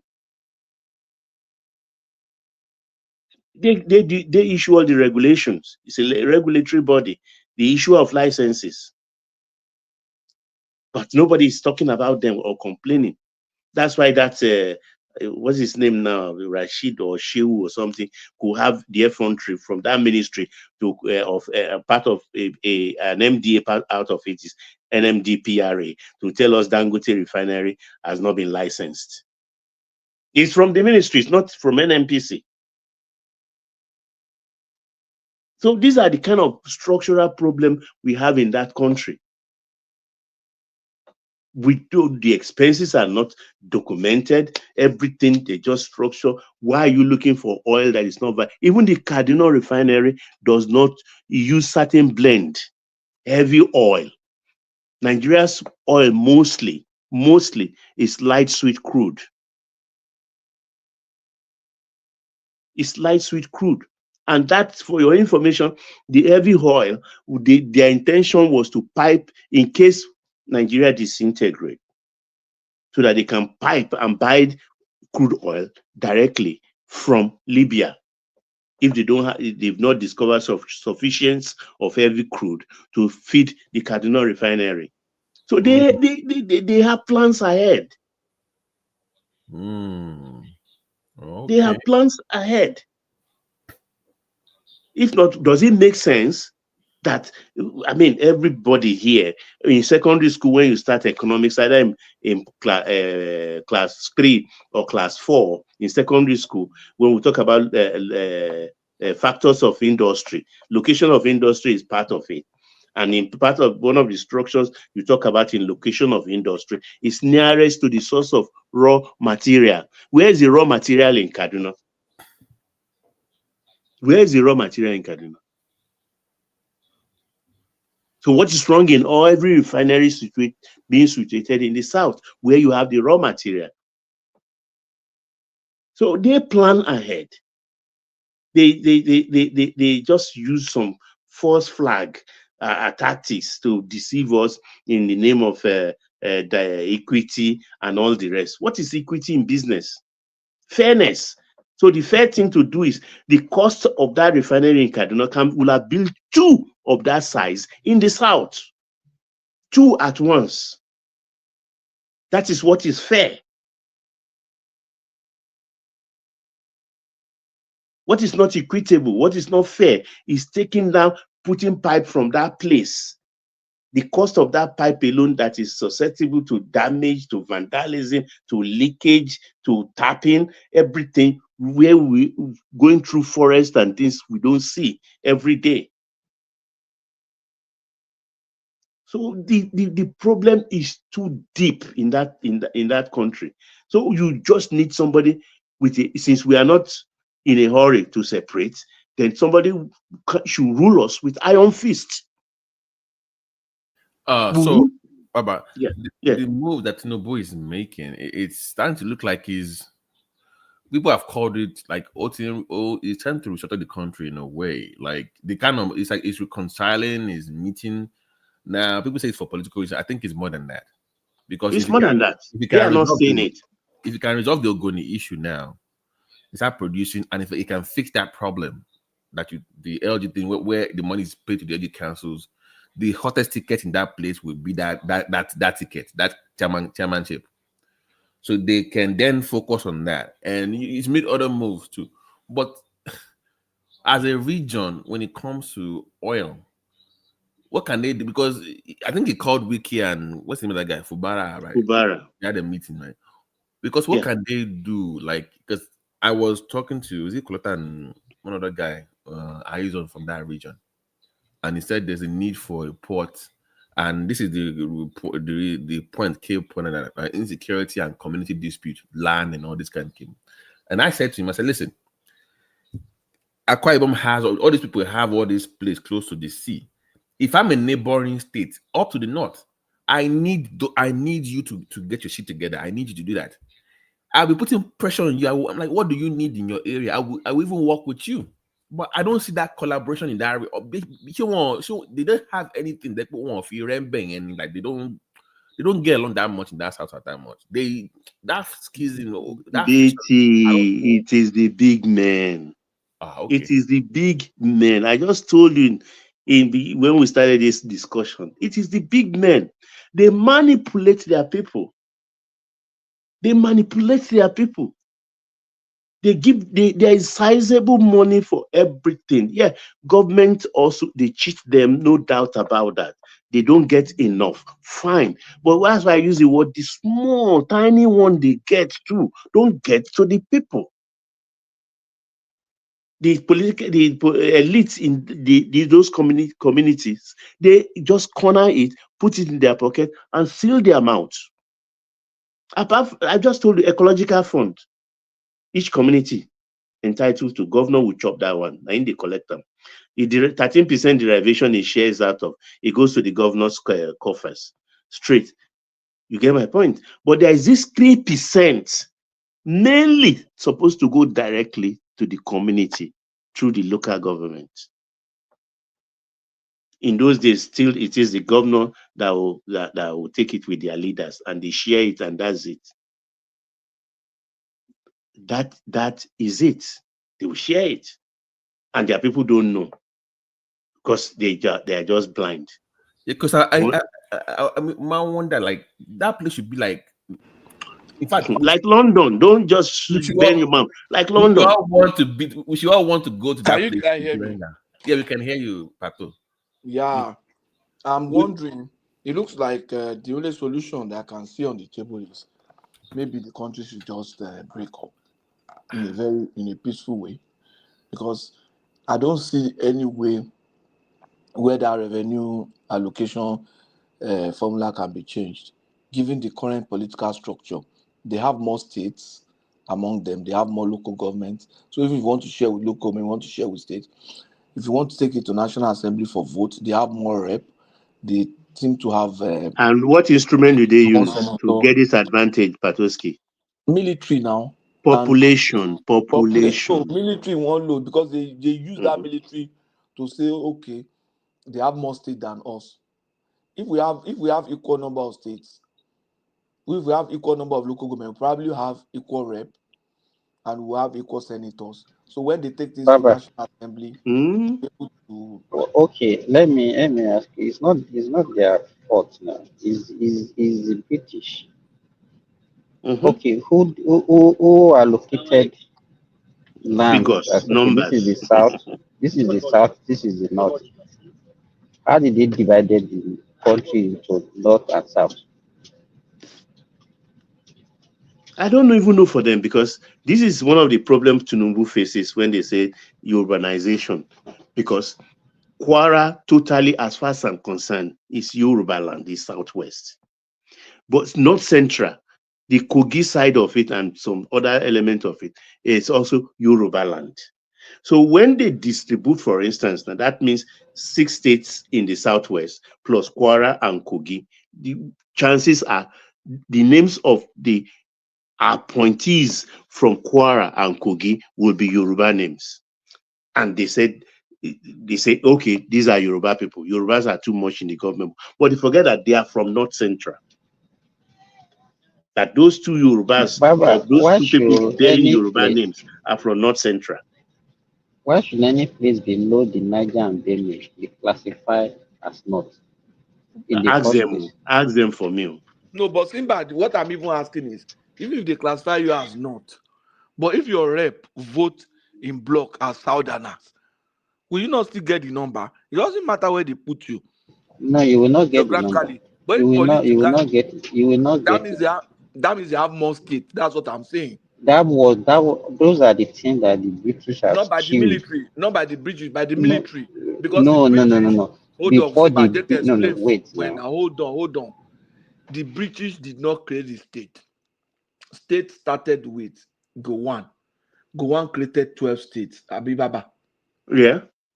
And when he created 12 states, Muritala created seven to that make it makes 19. 19. Was it Babangida that made it 20? 28 or so, I can't remember. 28, Then Abacha 24. created the rest. Abacha created states twice. There was a time there was 20, 30, 31, then later 36 or something. So they were the one that created the states, and that's what we are saying. They created the state, and it's the You are state that gives us the no. current structure. Wait. The initial North-Southern listing was created by the British. Even before independence, they have more people in the parliament than the South. And even that time, even if as if we are now formed that coalition, they will still not have enough to become prime minister. So the template is already there. Is that one now, the one that they have already, that they are now dividing more and more and more? You understand my argument, Patrick? The argument is this: Awolowo and Azikwe will not have enough in the parliament to become prime minister because once they not vote en bloc, then this middle belt states, they did vote in support of AG. Kwara and Kogi there was not solely action group. You have group of even Benue, all of them were still considering themselves The middle belt something headed by Joseph Taka. Joseph Taka, they were action group. Joseph Taka was an action group. I think he was. Yeah, I think he was. Because there was a time that part of the middle belt were supporting Nnamdi Azikiwe. Like all the Solomon Lanko, they were NNPP governors now. Yeah, that's the Second Republic. In Second Republic, that belt was even either going to MPC or going to Azikwe's party. That's the challenge. Pato, so let they don't vote en bloc. Pato, let Diola come in. I think it's his first time coming out. Diola Ogunleye, he wants to come in. Okay, see. It's our first time. I think he usually come in the comment section. So, hey, it's on now. Go ahead, Pato. It's on, but yeah. Let me even add. We have Chuku. Okay, so those people, those structures has empowered them, and our people in the south or the people in the middle belt that could have tilted the position, they don't vote along with us, and then we have this advantage of we see ourselves as two major blocks in the south. Patrick, is there anything like middle belt then? There was middle south belt, and there wasn't anything middle at belt. a point. It's not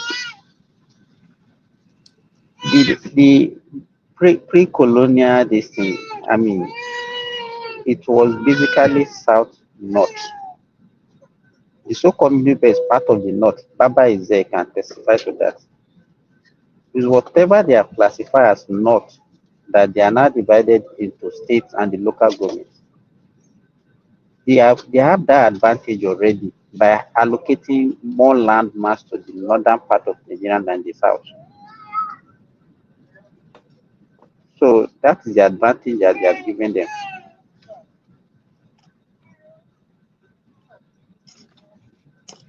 Hello, The thing good evening, is, guys.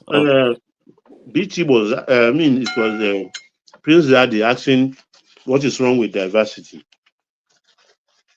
There is nothing wrong with diversity if it's commonsensically done and equitable also. There is no sense in carrying a national asset where you have the resources and building the factory that will use that resources miles, thousands or hundreds of miles away at a cost. That's what we are saying here.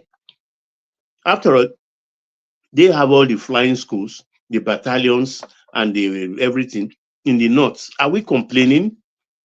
Because if we are one, it is expected that there will be no internal aggression against one another. It has to be external aggression.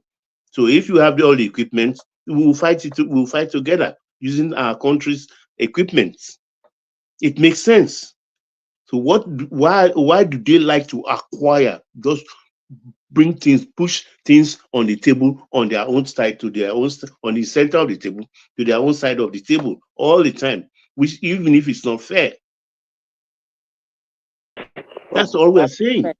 But let me ask you a question. Why did Nigeria used to have a region like Eastern region, Western? Why did the divide small? I thought the North Post did it for a reason to divide. Charles, you have to speak up a little bit, no, please. Baba, why? Yes, sir. Why did the North divide the South? So, like, there used to be an Eastern region and a Western region. Why is it not this East South side? They're not doing it for a reason. I bet not doing it for a reason. Can someone make me understand what exactly he's saying? I'm saying, why did there used to be an Eastern region and a Western region, but why yes. not the Southeast South side? You should not be like that. Why is it like that now? If I understood exactly what you are saying, is that why we didn't remain that way, or what exactly? No, he was saying that initially we have only Western region and Eastern region. Why did that now divided us into three? Now we have this West, Southeast, and South-South. Well, that South-South thing, I don't even understand it. In all honesty, I don't understand it. Though the nearest thing to South-South we had in the previous regionalism era was when they carved out Midwest out of Southwest, just to weaken in their own thinking that they could weaken the Southwest financially, because this Midwest region they carved out. I mean, they have good resources too. In rubber, they were the one exporting rubber. They were the one doing the PK oil, that is the palm kernel oil. They are the one with timber and fishery and the whole lot of things in that region. So that chunk of that money left the coffers of the Southwest. Now that the South, now that we come to statism, they created Bendel states out of the old Western region.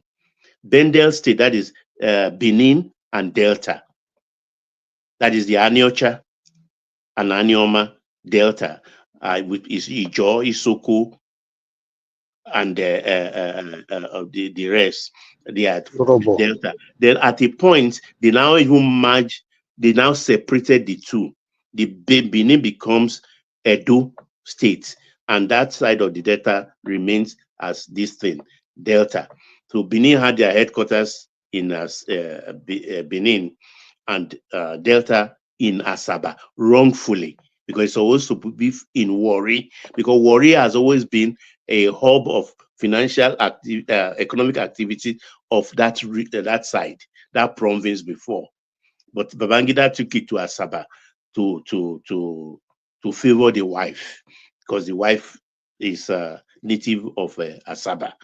So these are how, and now to this day, when they are now talking of a geopolitical zone, since the East have been weakened, have been wounded territorially, when they carved out southeastern region and River State from the original East, because the original East starts from Ahwada.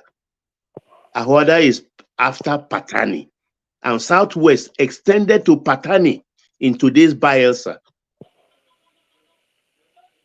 Then Southeast start from Ahoada, which is part of today's Rivers State. That's how large Southeast is, containing Calabar, today's Calabar, Akwa Ibom, and all the rest. And River States, including Ikwere, they're all Southeast. But then it is because of the war. Let us face it. Let us be truthful. The way they weaken, let me finish this point. The way they weaken the Southwest by carving out Midwest, so also they weaken the Eastern region by carving out River State, by carving out Southeastern State from rivers. That's removing the Ibibio, the Calabas out of it, and it just the queries out of it. So the East became now isolated and landlocked with just 5 states. You see, in my opinion, I feel like they not did it for a reason for them to get power.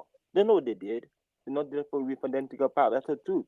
That's why they not did that for them to get power, for us to be slave to them. That's why they did that. They're not. They know what they're doing. Of course, they know what they are doing because we call them mala. They don't know anything. Like a friend told me when we were young, he was a major. He said, "You think we don't know you people call us Malu? Malu is cow." He said, "Is that Malu sense we use in beating you people all the time?" A friend told me when we were in a very, very young age.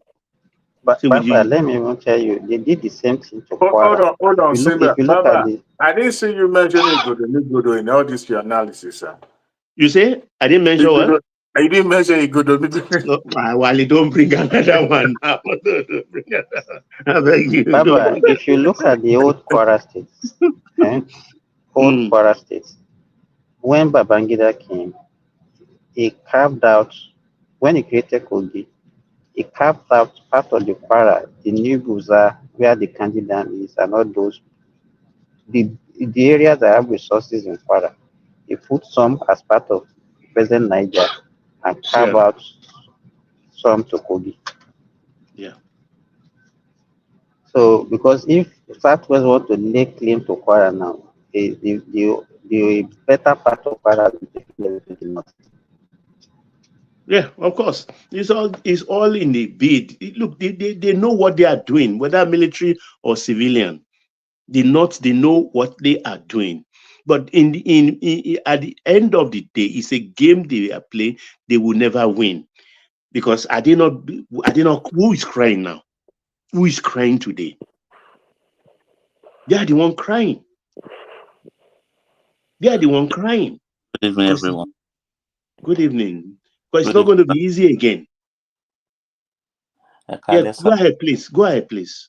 My name is Adiola. I've been listening to you for a very long time, and I really enjoy the program. So I just want to say good evening to everybody, Simba, Doctor, and everybody, and Patoski with Prince Adiwale. Yeah. We welcome you formally, and we'll be delighted to hear your contribution. Actually, I'm a small guy. It doesn't matter. Age is not a factor on this platform. It's the idea you bring. Even if the idea sounds very stupid, we always disagree, but we are not always disagreeable on this platform. Yeah, so actually, I really enjoyed the history. Hey, Adiola, if now that you've made your maiden appearance, if you don't come subsequently, we will sue you, okay? Well, go ahead. Don't allow him to badger you, please, Adiola. Go ahead. Oh, we lost him. Did I? He's Adewale. You be winch. That wasn't my fault, Baba. Shame on you. Did I scare him off? Shame on you. The bully alone. If he doesn't come back again, we will sue him. So you make sure that you come regularly. I beg you. I didn't mean to. He's still there. I think maybe it's his network or something that went off. Okay, please, they will work to come back. Oh, okay. Okay, good. Oh, we can hear you now. Oh, I said I'll try to come once in a while, but I'm actually very shy type, so. We are not seeing your face, so go ahead, please. Shoot. Go ahead, man.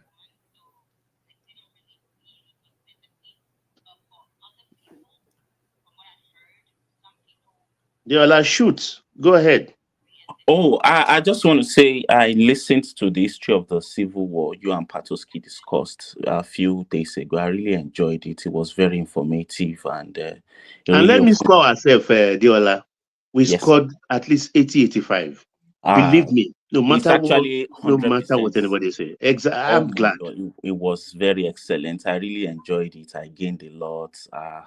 It was eye opening for me because we were young when something like that episode, one man should cut that part and just put it as a video by itself. I think he did. He did already. Oh, he did. Okay. All right. Yeah.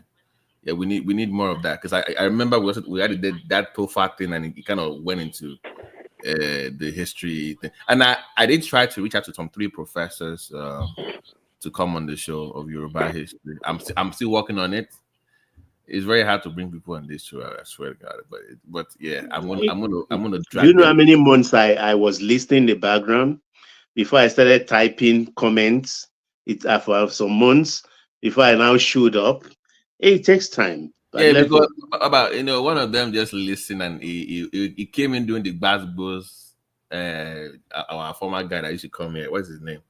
From California. When he's come, okay.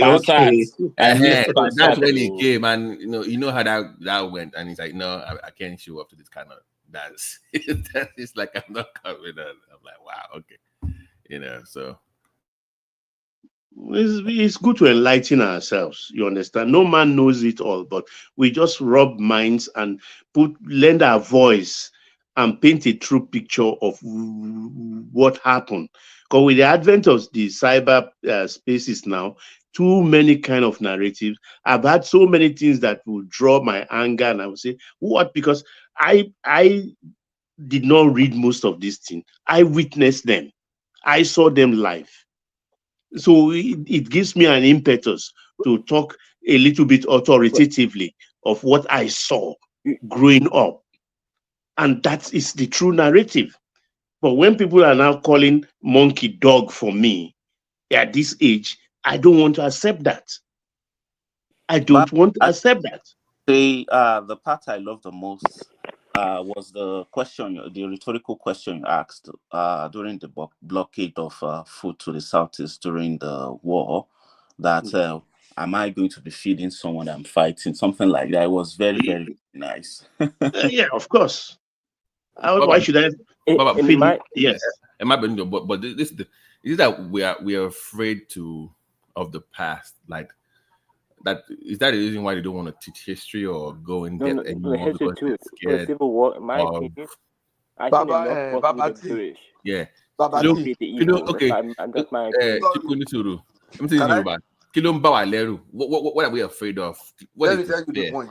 Yeah. You see, this thing you mentioned is very cute, but the dangerous part of it now is that we are even afraid of the present. We are afraid of the past because we feel, oh, this story should not get out. The point is that we are afraid of the present. We are afraid to take the truth to these people and put it on their face and say, look at it, this is the truth. We make so and so from the south, we bring it to the center. You kept your own in the north. Nobody is talking about that. No senator is talking about that. Not even senators from Niger Delta.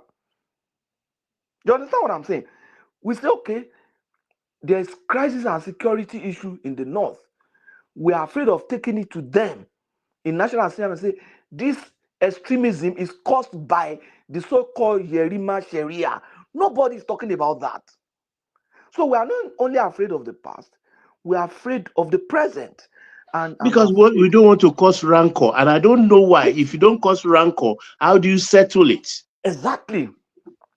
Let's even test our unity. Yes, let's poke ourselves in the eyes and see what will come out of it. Exactly. Because I don't know why I'm for I'm afraid of my neighbor. I don't want to lay bare for maybe the southeasterner or the eastern or the northerners to hear. I don't want to hear the negativity about my southwest from a southeasterner. Let's talk. Let's spit on our faces, one another's faces, and then we become friends. I'm gonna say one. In my opinion, the north is a part of Nigeria. That's my opinion. The north is a part of Nigeria. I'm hands down say that. That's my opinion.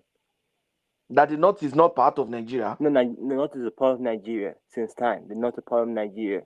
Of course, the north is part of Nigeria. They work with the British to start Biafra. They work with the British. I don't know what they did. I'm not fools. They work with the British to start Biafra. But the point is, to carry Nigeria for a reason.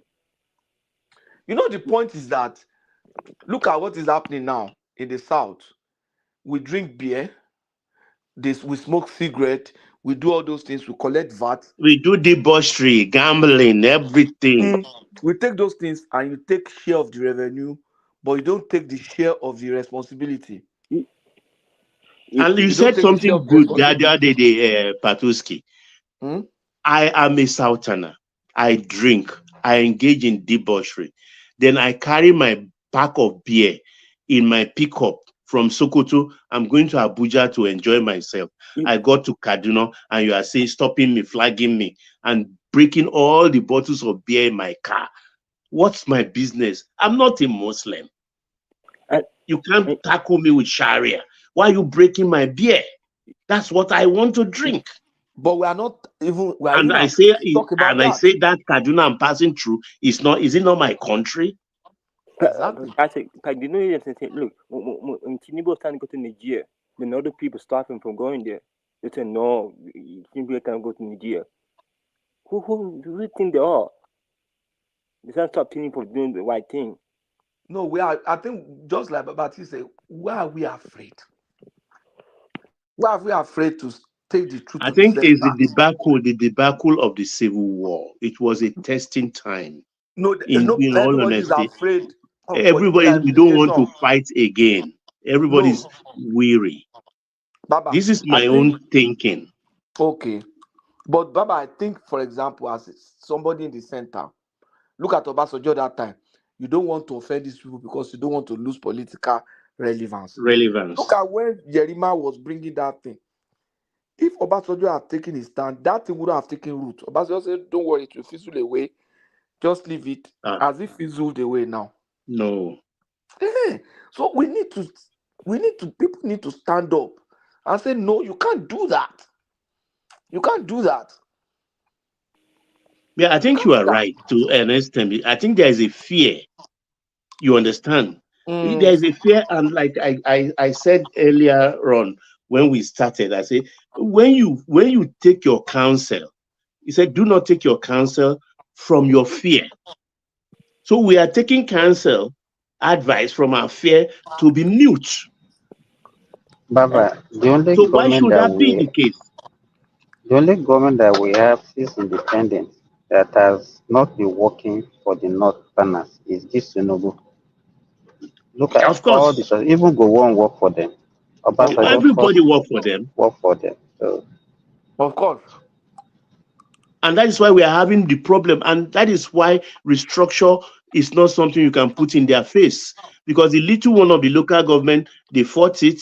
They fought the CBN restructure. We've not settled on those two ones. This man brought tax again. And they are saying, you want to kill us? That's exactly what they are asking. And then, we still have to go to several other grounds, whether they like it or not. Ironically, do you know that of all the restructuring that they have done now, the only one that is going to be a bit irreversible is the local government. The CBN one, they'll just tell them, go back to Abuja. This tax state one, if it's not entrenched in the constitution and done in a way that makes it solidly strong, another person will come and they will just turn it because they have the numbers to be able to do that. Look, Patoski, they are lucky this president is just kind.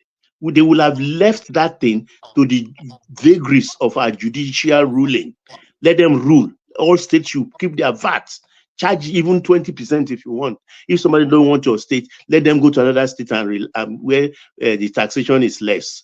Let tax be the reserve of each state, as far as I'm concerned, so that you can't just come and share what. Let me collect the tax. Let me stifle my people. Let me press their neck. Who doesn't like? Let him go to another state. That's how it should be. But what the funny part? Nigeria government give so much money to the north, the people that are suffering. That's the funny part about it. It's very funny, Charles. Because this you want to still take all, and you are breaking the. If I were like you, I don't have a short-term joint. I don't have a gambling this thing. I don't have VA parlor. I don't. Where will you get the money to chop? I mean, common sense says, I don't know the Quran much, but if you think that this thing is haram, whatever comes out of that thing is also double haram, as far as I'm concerned. The money from debauchery is double haram. If debauchery is haram, so why do you want to take that money? Are you mining me? There is nothing like belief or whatever. You are just using it for politics. Which Sharia are they practicing? It's not true. Have you ever seen anybody being beheaded? Have you ever seen anybody being caught, his hand being caught? It's all those. And that is why I'm backing this president, because I just feel that he's showing some balls and he's not pandering to them. And he told them pointedly that I'm ready to butt head with anybody. Because everybody, they've not seen this kind of thing before. I mean, there's not, they haven't tried. Can you imagine them supporting Niger against us? Anybody that has a fiber of democracy or democratic fiber in their body should not support a military government. But you see these people, why do you want an elected government, president, to sit side by side with a coup plotter, a murderer, somebody who took government by force, who put his gun on the head of the people? They don't know and yet you are supporting them? But they don't know any better. You remember when the military was there, it was their people. Well, no. So, how would they have known better?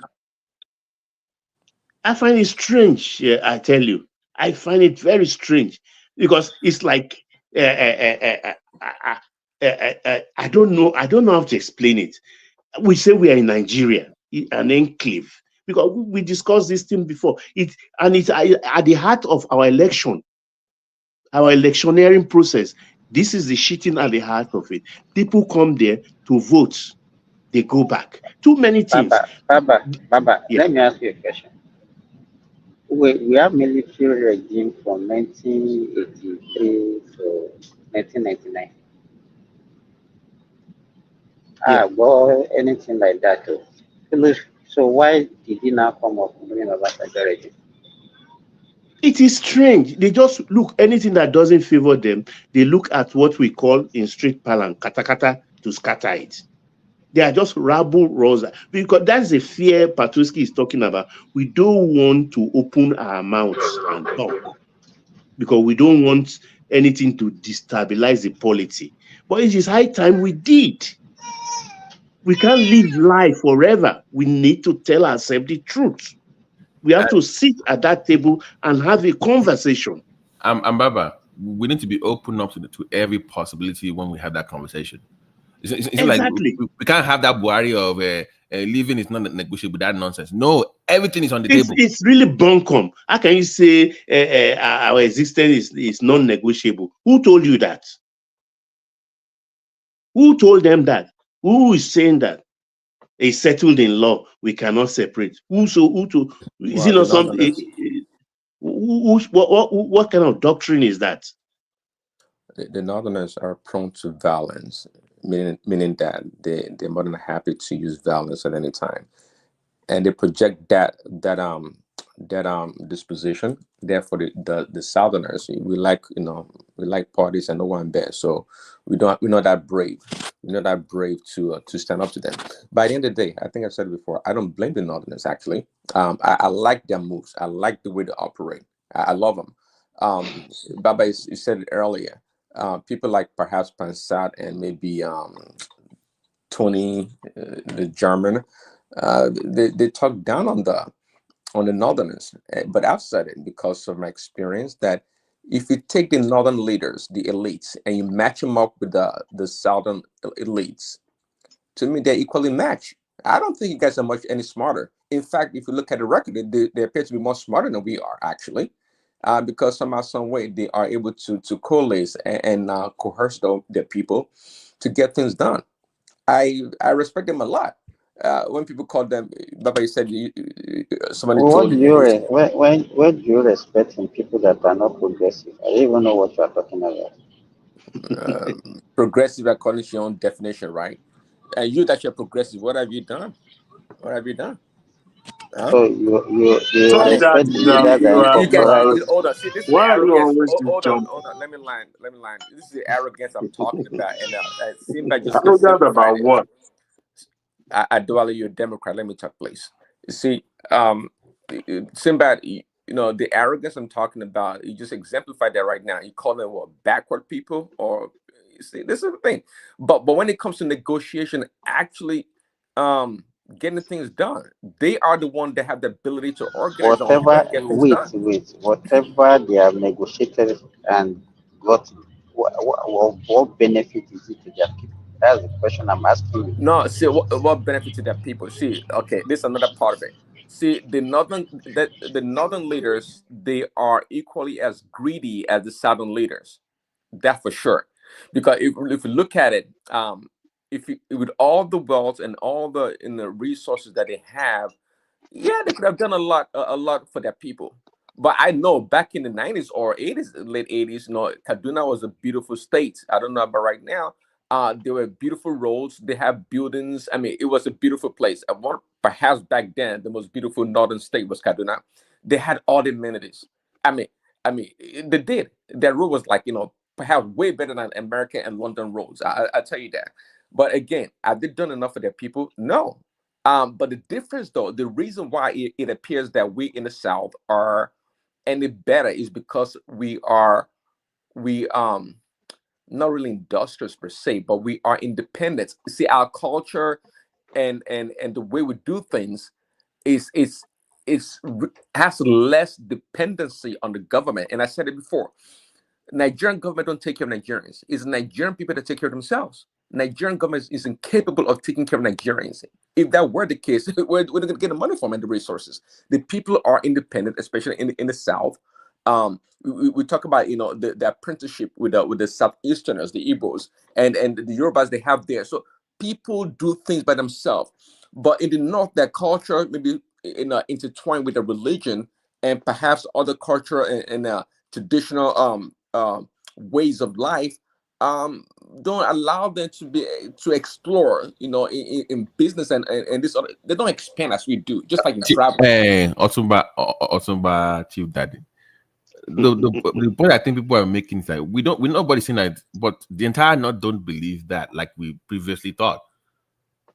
They don't subscribe to that belief. They're not all the same way, think the same way, or act the same way, or believe in the same system. Who thought they were? Who thought they were? No.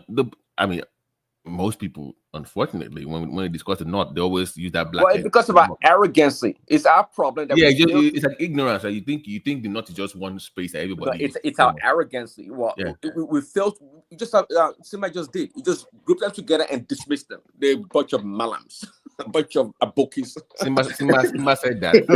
Trump daddy. A blind can even punch a hole in your argument. It doesn't hold water at all. Also, I mean, you could tell from the inception of that country has been run backward by this northern oligarch. Every time the southern person gets a chance to make a difference, there's always a resistance. Yes, their religion and culture kind of like are holding them back. But what is the essence of a culture or a religion that is holding you, that doesn't allow you to progress and to liberate themselves? They are subject. Their people are the one at the receiving They end. are very progressive in the North. How are they progressive? Remaining backward and they are. Let me tell you. See, this is the thing. They're not compliant with this what we have in this century. Let me say. See, when you see Babiala people on the street of Lagos, that is a perception of the entire northern people. That's not the case. Now, if you happen to mingle in the upper echelon of the northerners, you're like, wow, these people are classy, these people are sophisticated, these people are. That's what you'll be saying. But I don't think you have that experience. Maybe perhaps Baba does.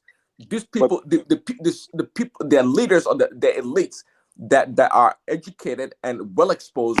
They are a polished people, very polished people. But Prince, let me ask you a question. If they progress, then why so many northern people going to Lagos every day? Why so many of them going to Lagos every day? Well, the same reason why all this a lot of Southeasterners come to Lagos. What difference does it make? I mean, there's perhaps more Southeasterners and South people in Lagos than the Northerners actually. Prince, what I'm saying is that we need to have a system that each regions in that north can have that autonomy to think differently and decide their own fate without being trapped in the Arawa cocoon. But see now, it's all about power now. Why do they want to give it up? Who gives up power? Look, even Biden doesn't want to. They have to arm wrestle Biden to leave the nobody gives up power like that. Like no, they don't. Those control the current system. No, they're not going to give it up. I get that, but if we're going to have that conversation, like if you just said Biden doesn't want to give up power or something, maybe I'm hearing wrong. Okay, I'm sorry. I think I heard that Trump I hold my peace. I hold my peace. You know, please do. They only has Trump the dangerous. Just by the way, BT Adewale, somebody in the House of Rep today brought in a motion for Trump to run third term. Have you heard that? But that opens up the space for Obama. Yeah, I heard of it. That's the height of ridiculousness we found ourselves. It's not ridiculousness. That opens up the space for Trump to run. No, Obama to run too, right? Huh? Clinton. Obama and Clinton. Clinton. Did what? That opens up the space for Obama to run too, right? If that goes through. The third time. Yeah, but I can come back and run. Well, that's ridiculous. You guys are funny. I don't even know who did that. You guys are very, very Republican funny. House of Rep. Why are they funny now? After all, Roosevelt ran for Clinton. That was before the amendment was made. Now, let me tell you. 1947, that amendment was made in 1947. We can re-amend now. That's what let's democracy is an experiment and has been sustained hundreds of years. And there's been quite some changes, all right, that shaped the way democracy is being practiced. Now, America has perfected their own system in a way that distinguishes you from a monarchy. When you have a system, when Roosevelt was reelected, there were so many things that happened during that time. Wars. The third time or the fourth time? In fact, both third and fourth time. He ran four. I know. So there are some historical event that happens then that allow such, because those things, the elongation was made possible by those historical events. And if it were to be now, we will be able to apply constitution in a way that would have not allow him to run. But that was what was common at that time, and it's been done for donkey's years. Now somebody will now, after he has finished eating breakfast, now say, oh, the next thing I want to do is let me introduce the third time. That means they are trying as much as possible to chip away from democracy and perhaps maybe that's not what it means now. I mean, do you know the biggest in American export is democracy? Do you guys agree with that? They don't export it, they enforce it. No, the term is exportation. Exportation, not that's what they use to enforcement. colonize other people. It's about bringing you carrot and dangling the carrot, or what? How do you say it? So it's the biggest in American sale, and if America missed it, BT, we're talking Nigerian politics. Why did you allow Adewale to take it over to American politics? I don't. No, I just diverted. Actually, I'm sorry about that. But I heard you clearly saying Biden didn't want to leave power. I heard you clearly. Biden didn't want to leave I just power let that slide until Democrats forced him out. He wanted to still be with his dementia and everything. He wanted to still be. He was operating within his constitutional right. Thank you, Patrice. That's what I said. That this guy's trying to have a heart attack. No.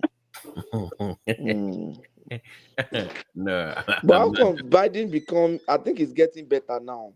Look at the way he did there. Unlike that time when they will be asking one question, and he will just be trying to struggle with it. I saw the debate he had with Trump. No, look, let's face it, that White House, the American presidency erects a human being. Look at Obama. I'm not sure you understand what he said. That place. Even look at Trump. Just 2 days inside the White House. Look at how it's looking. The guy There's is something about obsessed. that White House. Baba, that Trump is man doesn't strong work and jack fresh. shit. That man wakes up every day, take 4 hours to do his hair. By the time he come back, he's about to be, office about to be closed. He doesn't do jack shit. He came out first time, was looking robust and clean. Look at Obama and the rest of them. They were looking even No, older than if you their are age. looking last, does not mean that you are working now. They are working. They read their Trump briefs. is They a man of deliberate. Trump is a man They of read. taste. They Trump is a man read. of taste. They don't just go blind and What? started issuing the executive order No, the issue going is we against the see the constitution work, of the we land. see the work, we see the work with the output of the results. That's all that was the work. So let's wait Yeah, and see but the this one results. doesn't work. It doesn't do nothing. No, wait for the results now, chairman. We should Wait till your look. man do. Wait till your man do. So Look a at house Gaza. built Look at a Gaza, house. chairman. Hold on. You are not supposed to even be talking here. Look at what people did in Afghanistan. Did you think we are forgotten? Look at the amount of weapons you left in the hands of Taliban. Tell them Who about does that? Maybe I can Is tell that you. not madness? We did this. We did the same thing in Vietnam, so it's not new. So Okay. you don't care whether the wrong people have weapons and everything. America That's how you didn't plan destabilize to Europe. bring those What kind of items human beings back. are you guys? But Patoski, before you start throwing stone, okay, this It's not question. withdrawal I'm putting it agreement. to you that you Oh, people are insensitive, insane. The people that are no, taking such decision, you gave Taliban those kind of no. weapons that even This is. organized I don't know government where of you the world get your can do. news from, So Patoski. I don't know where you get your news from. it's not Yeah. a news. See, You people this withdrew is the way you withdrew in But Afghanistan. Patoski. The withdrawal agreement started under Trump. He was the one that actually put that agreement in place. And he said that And we should withdraw in that manner. So you America, cannot implement simple agreements. So implement. if you don't simple fault, it's almost embarrassing. America has obligation to follow through with that agreement. And that left the administration of Biden with no So you don't choice. know how to execute. Yeah, You don't know how know, to you guys execute you like dwelling on simple agreement. propaganda. They've even done the thinking for you to now It's execute not. it. We saw what happened. We saw what happened. There was You want us to pull no up the video? That's what Patoski. happened now. In between the time the agreement is supposed to take off, there was never an ample time to or transport those vehicles, those ammunition back to the United States. So you're So they had admitting no that they choice left than to those things there. destabilize and to leave them behind. Destabilize them. Who told you by the time Chinese scientists, Russian scientists, all of them go into those vehicles? Can you imagine what they can make out of it? See, America that procure those weapons and vehicles and the tools that ship them abroad know fully well they're not bringing them back. They're not bringing them back. Even the Trump American cannot thought even. that way? Was it Biden? Stop that nonsense. Stop that. It doesn't What help. nonsense is the fact. America will. Do you know how much it costs to buy those vehicles, and then you expect it to ship it back to America to do what? America can have enough. Is this only vehicle you are talking about? Have you asked yourself how did Osama bin Laden and the Taliban ended up with the shoulder-fired Sting missile? That's such a poor argument, Dwale. It's No, embarrassing. Baba, there's a weapon proliferation that happens globally, and anybody can lay hands on any of those. It was when America was aiding Afghanistan to fight Russia. They armed them. Then all Osama bin Laden from the Middle East, they went there to go and fight the Taliban war. So they supplied them all those equipments and they left it with them. This was the time of Reagan. Initially they had, I think they expended all. Osama bin Laden had that shoulder-fired Sting missile that can bring down an aircraft. And then America do this mistake all the so time. You gave understand? Taliban The same America sold weapons to Gaddafi, the one that he used to take. What is the airline called? Panam, the Panam. The same weapon that American kept because it was once their ally. But like I said, they know the cost of this scheme, the American plane abroad. So they're not bothered about how much is being spent to procure those. You need to quit saying that. It's embarrassing. Every time you keep saying that, it's embarrassing. Okay, Let me tell you, your uncle in the White House to go and bring those vehicles back, and let's see how he's going to do it. This man said he's going to place a tariff on Afghanistan that they hold in American billions. From where to where? He should have put that in the agreement when he was joining up with the Taliban. This man invited Taliban to the White House. You remember? Okay, yeah. See, this is called negotiation. But anyways, see, this is the see. It's too late to recover those weapons. Okay, Anyway, it's not to the. Was it not to the Camp David? The Camp David, yeah. Sorry, that's even more, that is even too deep and cozy. If the White House, I will have pardoned him. But why to Camp David? Why not? What is wrong with this? Is the problem with the world when you can't talk to the person on the other side. Is that the first time? Is that the first time? Is that the first time they are bringing Taliban to America? Wow. Is that the first time? Is that the first time? No. Adewale, let me ask you a question. Wow. Do you think that's the first time that Taliban came to America? In recent history, apart from when they have their presidency, where's that guy that went to school in America? No, not Kaza. Not Kaza. Kaza. It's only Kaza, I think. I can remember. And that was already that was when America was in charge of their administration there. Baba, and I will remind you, go and check online. I saw the video of Taliban leaders secretly invited into America doing secretly. That is the defining word. Secretly, not official. Okay, you spelled it out. No problem. Secretly. Patoski, there are some things that are known. There are some things that are just not no. It's about the optic. It's about the messages American is passing across. Let's not leave the core. The core is that you are willing to give up weapons to Taliban, and you are not willing the timetable provided to Biden's administration to withdraw those troops. So nobody can rearrange things. No. American has to honor it because you guys don't know the security implication of delay. You don't know. Adewale, can you be thinking like that now? I know. Look, if they had waited for 1 day before taking those guys out of Afghanistan. Let me ask you one simple question. Hold on. About the weapon. Why don't you talk about the American people, the civilians and the military that were left behind? What about that? Nobody was left behind. See, don't go there. Don't. No American was left behind. They were the first people to be evacuated.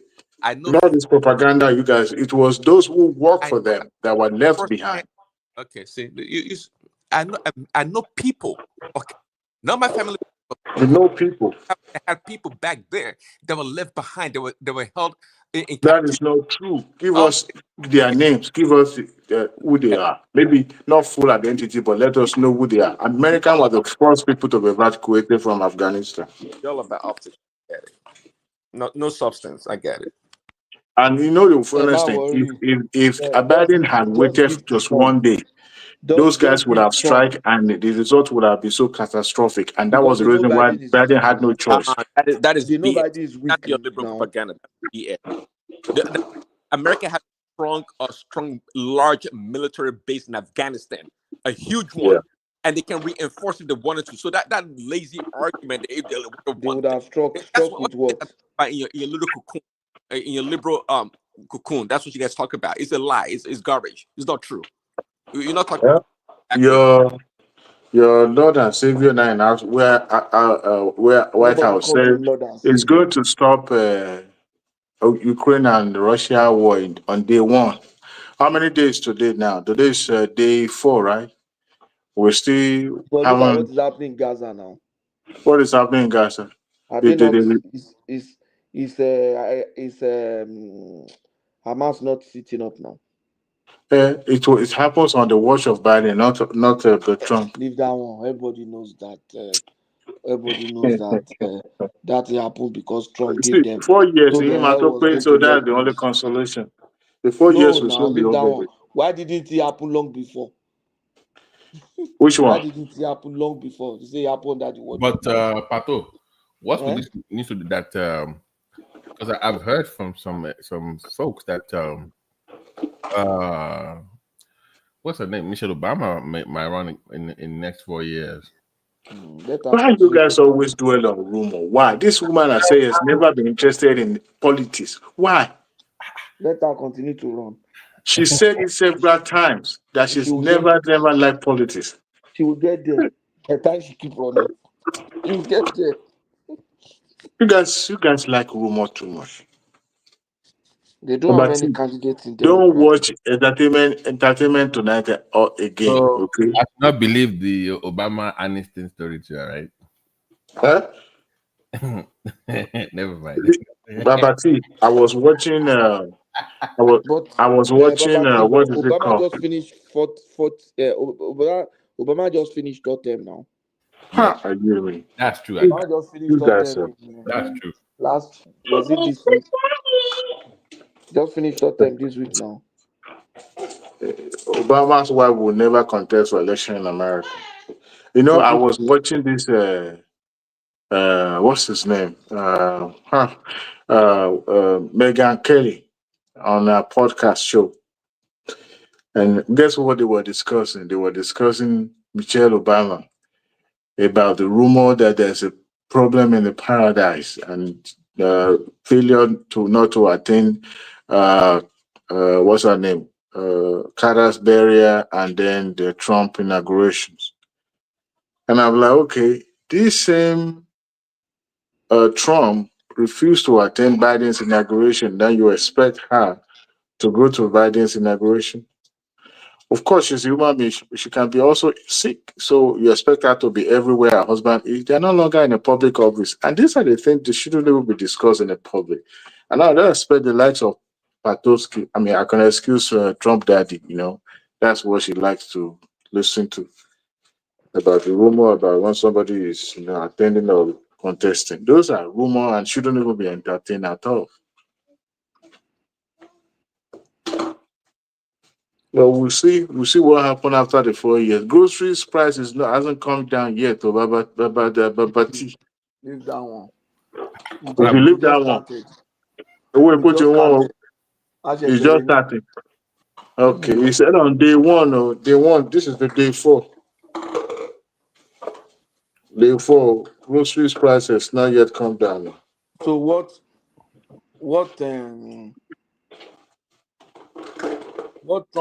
this guy couldn't do in 4 years? I don't even know who put him through this 14th Amendment stuff, executive order. I don't. This is the most. That movement actually, believe it or not, is a very huge movement in California.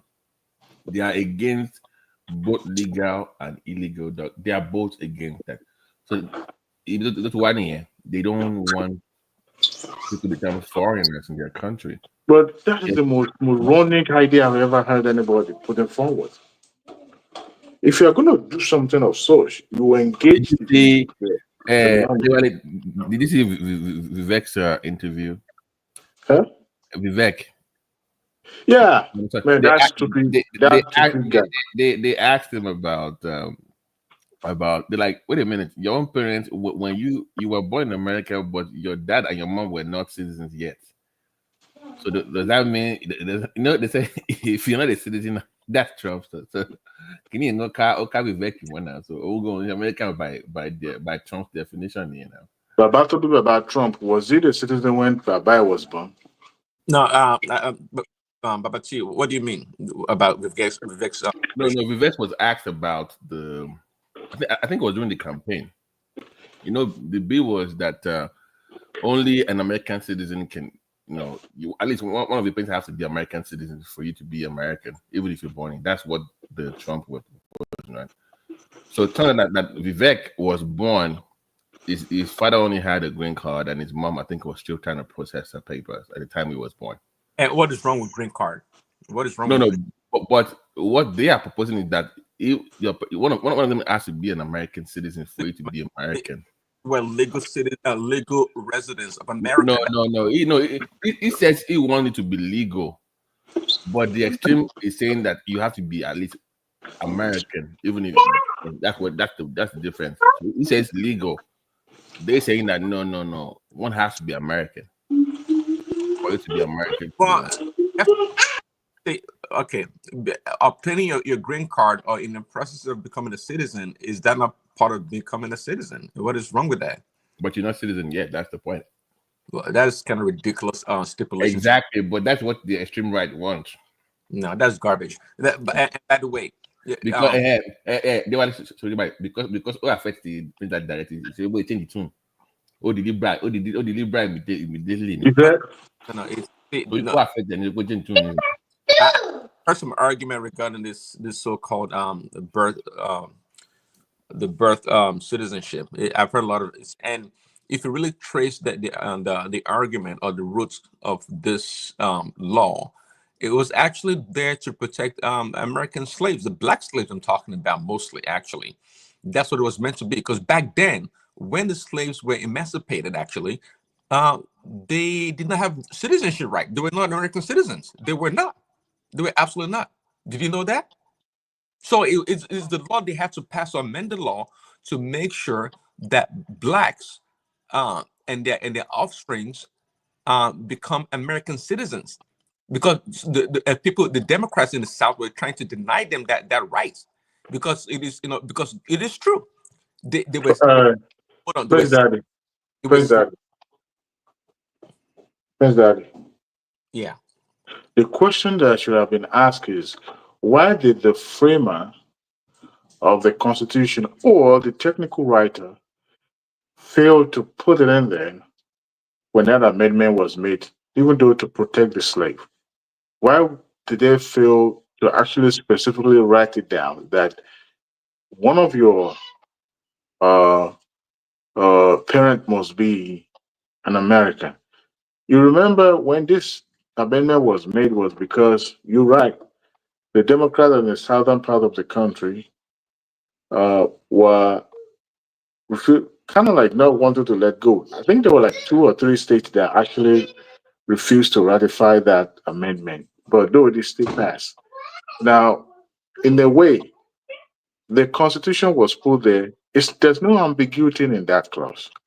It's for equal right. In any 50 states of the United States that you go to, you must have this access to the same right as a citizen of the country. There's nothing like, oh, you are Negro, you are in the northern part of the country, or Midwestern, or the East Coast. No. The same right will be applied in every other state. So, in a way, you now have a revisionist in the White House now that not comfortable with what has been written in the 14th Amendment. So, with fear, he wants to rewrite it. However, he can do it. One, one thing.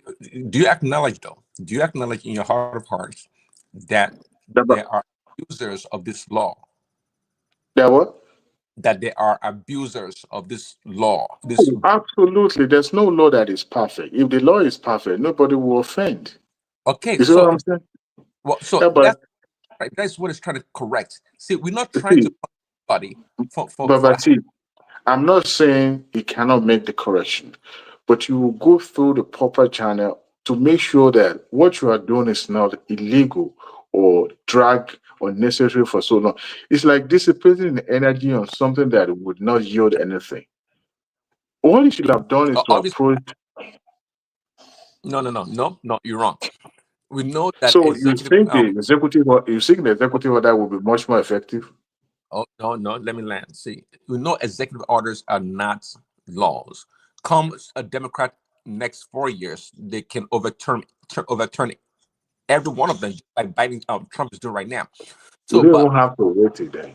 But being a president, you can issue an executive order in order to bring about kind of a moratorium. Okay, whilst they work the process through the court system. You see now, right? They found a liberal judge in Seattle, in the state of Washington, that shut it down. Now they're gonna appeal, of course, and go through the process to get all the way to the Supreme Court. That's the goal. So, but executive action allows them, as the president that has the authority to halt the illegal migration or the what is wrong in the system. Is allowed to do that.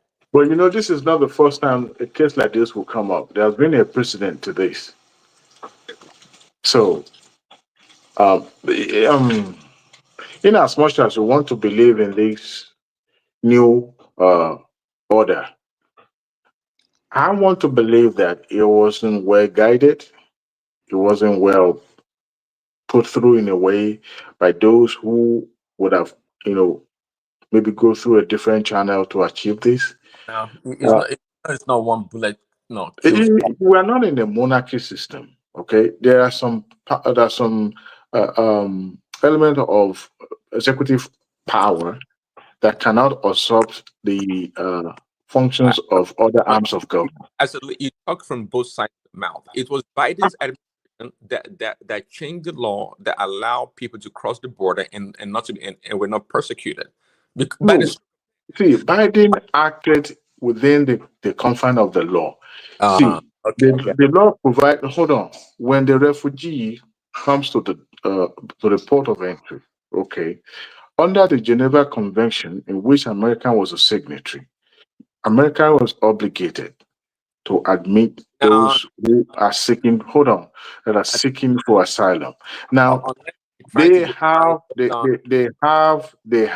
a right to limit the number of people that will be allowed in. Now, I'll tell you this. Define what a refugee is. Access to social, what do you call it? Social facilities, such as social security, hospitals, and all that. Look, those can be worked out in a way, but because both parties are playing game with each other, but going by using a big stick now to stop that is actually going to be infringing on other people's right. Let me we have some you just abused the status of a refugee. You just made a mockery of it. That's what you just did. No. I'm not making mockery of anything. American is obligated to admit. Because people have this status only if you knew what they go through and the process of obtaining. Yeah, because the process. Look, even the grandfather of the current president did the same thing. Actually, he came to the United States twice. He was deported back from Germany. He came and he sought refuge in America, and he was later admitted. He was admitted at the first and second time he came in, he was still allowed in. Look, I don't have to go to the past, but here is the present. America cannot deny or close their eyes and say, well, we don't have illegal in our midst. Yes, there are millions and millions of illegal in our midst. Even if Trump wants to deport the criminal elements among them, there are so many ways he can do it. I believe you, if there's any partisanship that he wanted from any local or state government, they would have given him complete 100% support. But he was going at it as if it was going to be completely everybody that has been identified as illegal has to go. Even his own company hired illegal.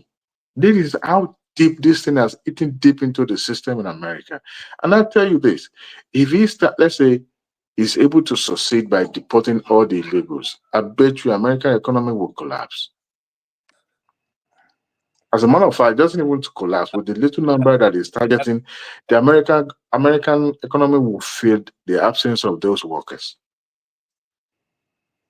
But it's not going to do the right way. It's not. I mean, I understand his hastiness. I understand he's not a politician per se, so he doesn't know how to work out this. Both parties have worked out something in the past. Those bills can be dusted and worked on, but because he wanted to score a cheaper goal, and he told he threatened the Republican not to. In fact, the principal officers in the Senate have already agreed with the Democrat, and that will have put a lot of stops into all these abuses that they're trying to stop. But because he wanted something that has to be now, look, you can work something out that will give you an immediate result, but it's still infringe on the right that will cost you millions down the road. So why doing, it does because it's not politician. I believe that things have to be I've pronounced it and it has to be followed. No, Yeah, maybe until people started getting you, sued, then you will realize that it's not the best route. let me talk.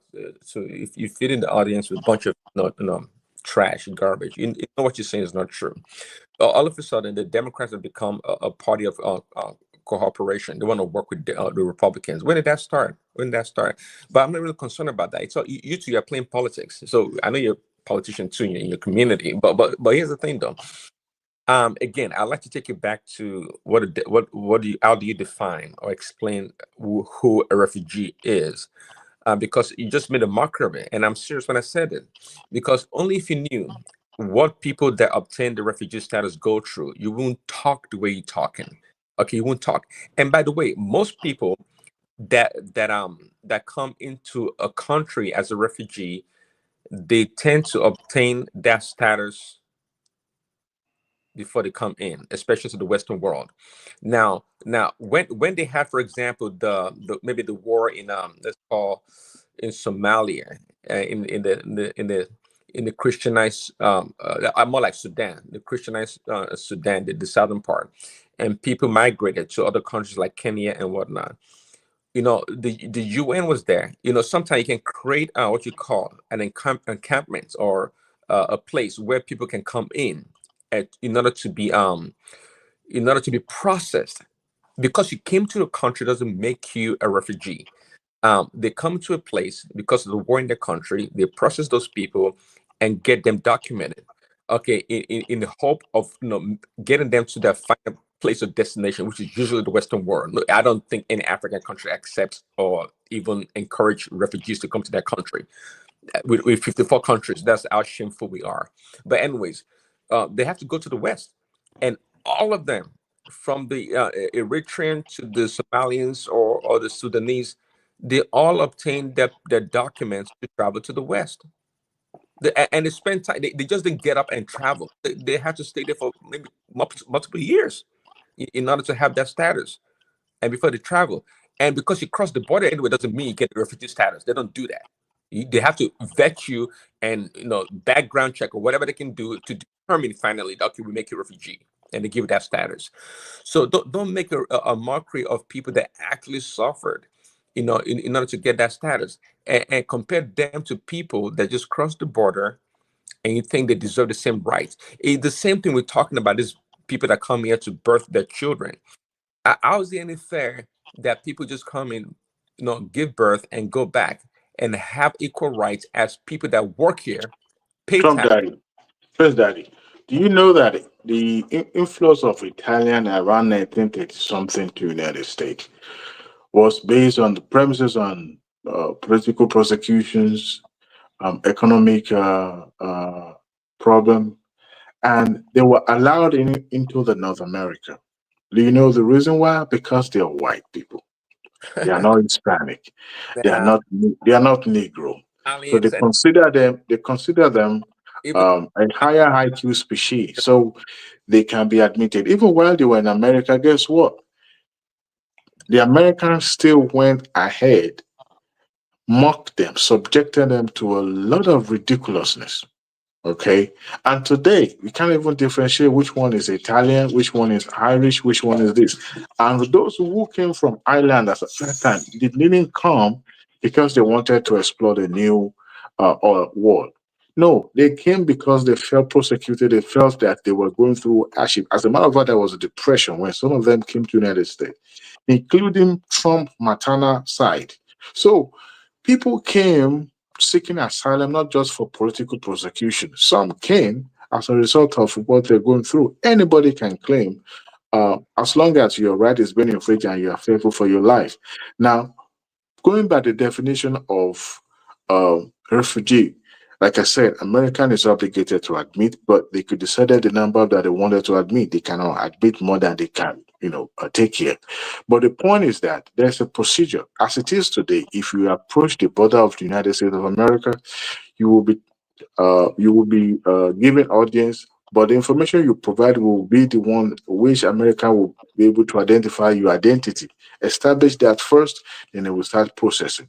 Now, in a way, that is about policy, and that can be reworked and can be worked on. But when you completely say, you know what, no, and you demonize those who seek for asylum, you demonize those who truly need it. People are not fleeing their country because they felt the need to go and explore uh, North America. They felt that they could do better in this new place. That's why they are. And you can't force them for seeking a better life for themselves and their offspring. Hold on, Diwali. Did you see the video at the border of a Chinese man that was being interviewed that crossed the border into the United States? I don't know if you saw the video, but anyways, the guy was an engineer, a Chinese engineer. Obviously must be doing well. It even looks shabby or rugged. It looks nice, but the guy crossed the border. But I'm not saying the majority of those people that cross the border are like that Chinese man. But nonetheless, all sorts of people cross the border for different reasons. Criminal gangs, the cartel. There's so much activities going on at the border, and I hope you recognize that. But nonetheless, we have laws on the books. We have laws in this country. People are not allowed to just do whatever. I'm not against people coming to this country. I've always said it. They should be documented. But the reason why they come into this country is because of political reason by the liberals.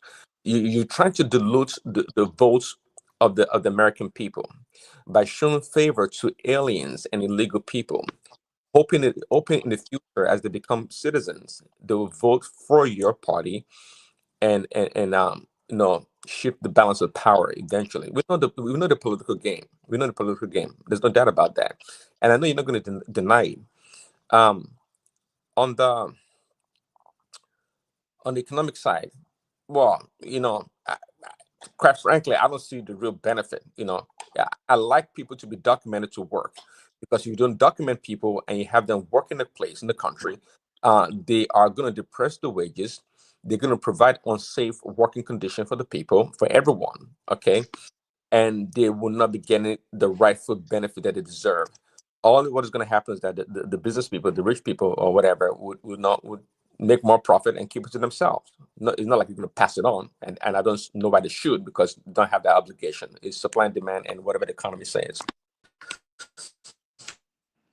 When it comes to the socioeconomic aspect of illegal immigration, is devastating to small communities, and we all know that they go in there with their crimes and all sorts of things they bring along, diseases, and infest small communities. They overrun their resources, from their schools to the health institutions and even their security. They tend to be a menace to those small communities, especially. And a lot of cities and counties, they go broke because they have to spend the resources to accommodate people that were not budgeted for. It's a real expense, and a lot of people don't know that. A lot of people like here that talk about immigration don't know the cost of immigration. It costs a lot of money. And if you want to talk about deportation also of an illegal immigrant probably averages about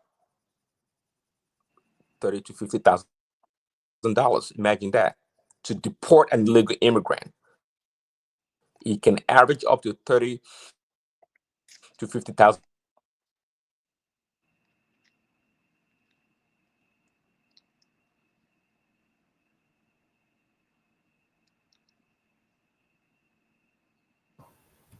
What happened to Prince? Is Prince there? What happened to his phone? I think even he could not cope with his BS anymore. I think he choked on the BS, and that's probably what happened. But we've got Fatai joining also. Fatai.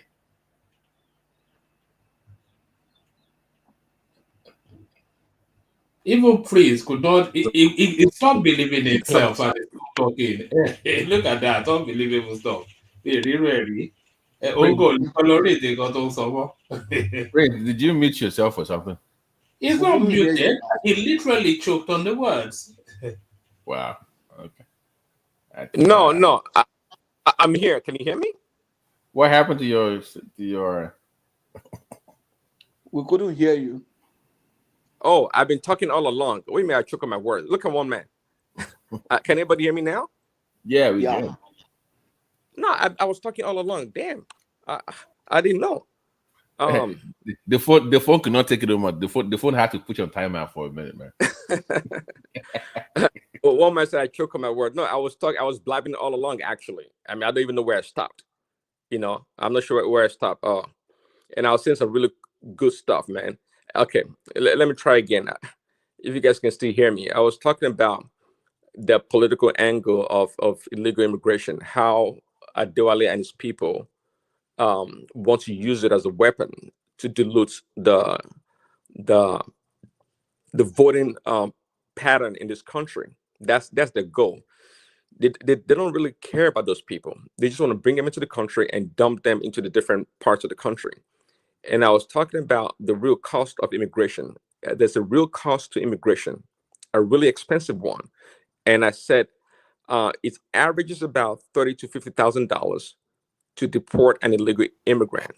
But Prince, is it net positive though? Like if I say, okay, they come in there, they enjoy the services, but what about the contribution to the economy though?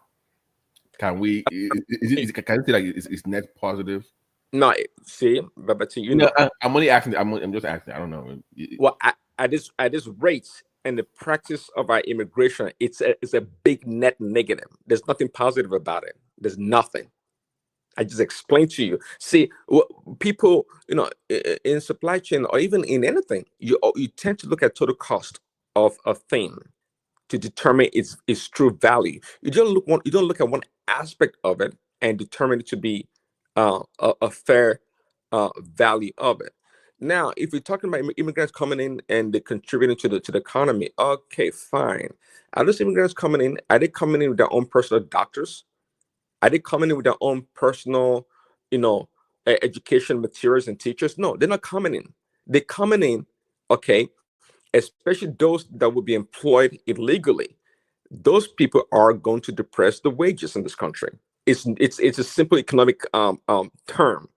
If you have illegal immigration, wages would normally be depressed, and an average American would not be able to, you know, to have the quality lifestyle that they deserve because you know the employers that want cheap labor will hire those illegal immigrants, and also it creates a very unsafe work environment because now the employer doesn't have to you know, invest in safety because, you know, these people are illegal immigrants. They are disposable.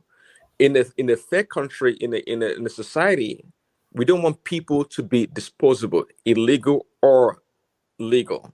But the cost, the rising cost, like for let's say agriculture, for example, I know there's a program you mentioned it the other day from the farmers program where they come in for like for a season, they're right? paid fairly, they covered, and they go back. But those companies also exploit those loopholes to get cheaper workers that are not within that system, that don't go through that program, so that they can pay them less. And their own argument is, well, that's the only way we can lower cost. So are you willing to pay more for your apples, for your oranges, in exchange for what you're talking about? Because there's a price to pay for this. That's what the farmers are saying. I'm not saying that it's true, but that's what they're saying. Well, so, I doubt what farmers are talking like that. But let me tell you, by the way, you know, if in today's, I mean, we're not talking about the 1930s, 1940s. Let me tell you, most a percentage of illegal or immigrant workers in farming in America has gradually decreased over time. There's no doubt about it. The most farmers that like huge farmlands are mechanized. In fact, they have advanced technology for farming, for the agriculture.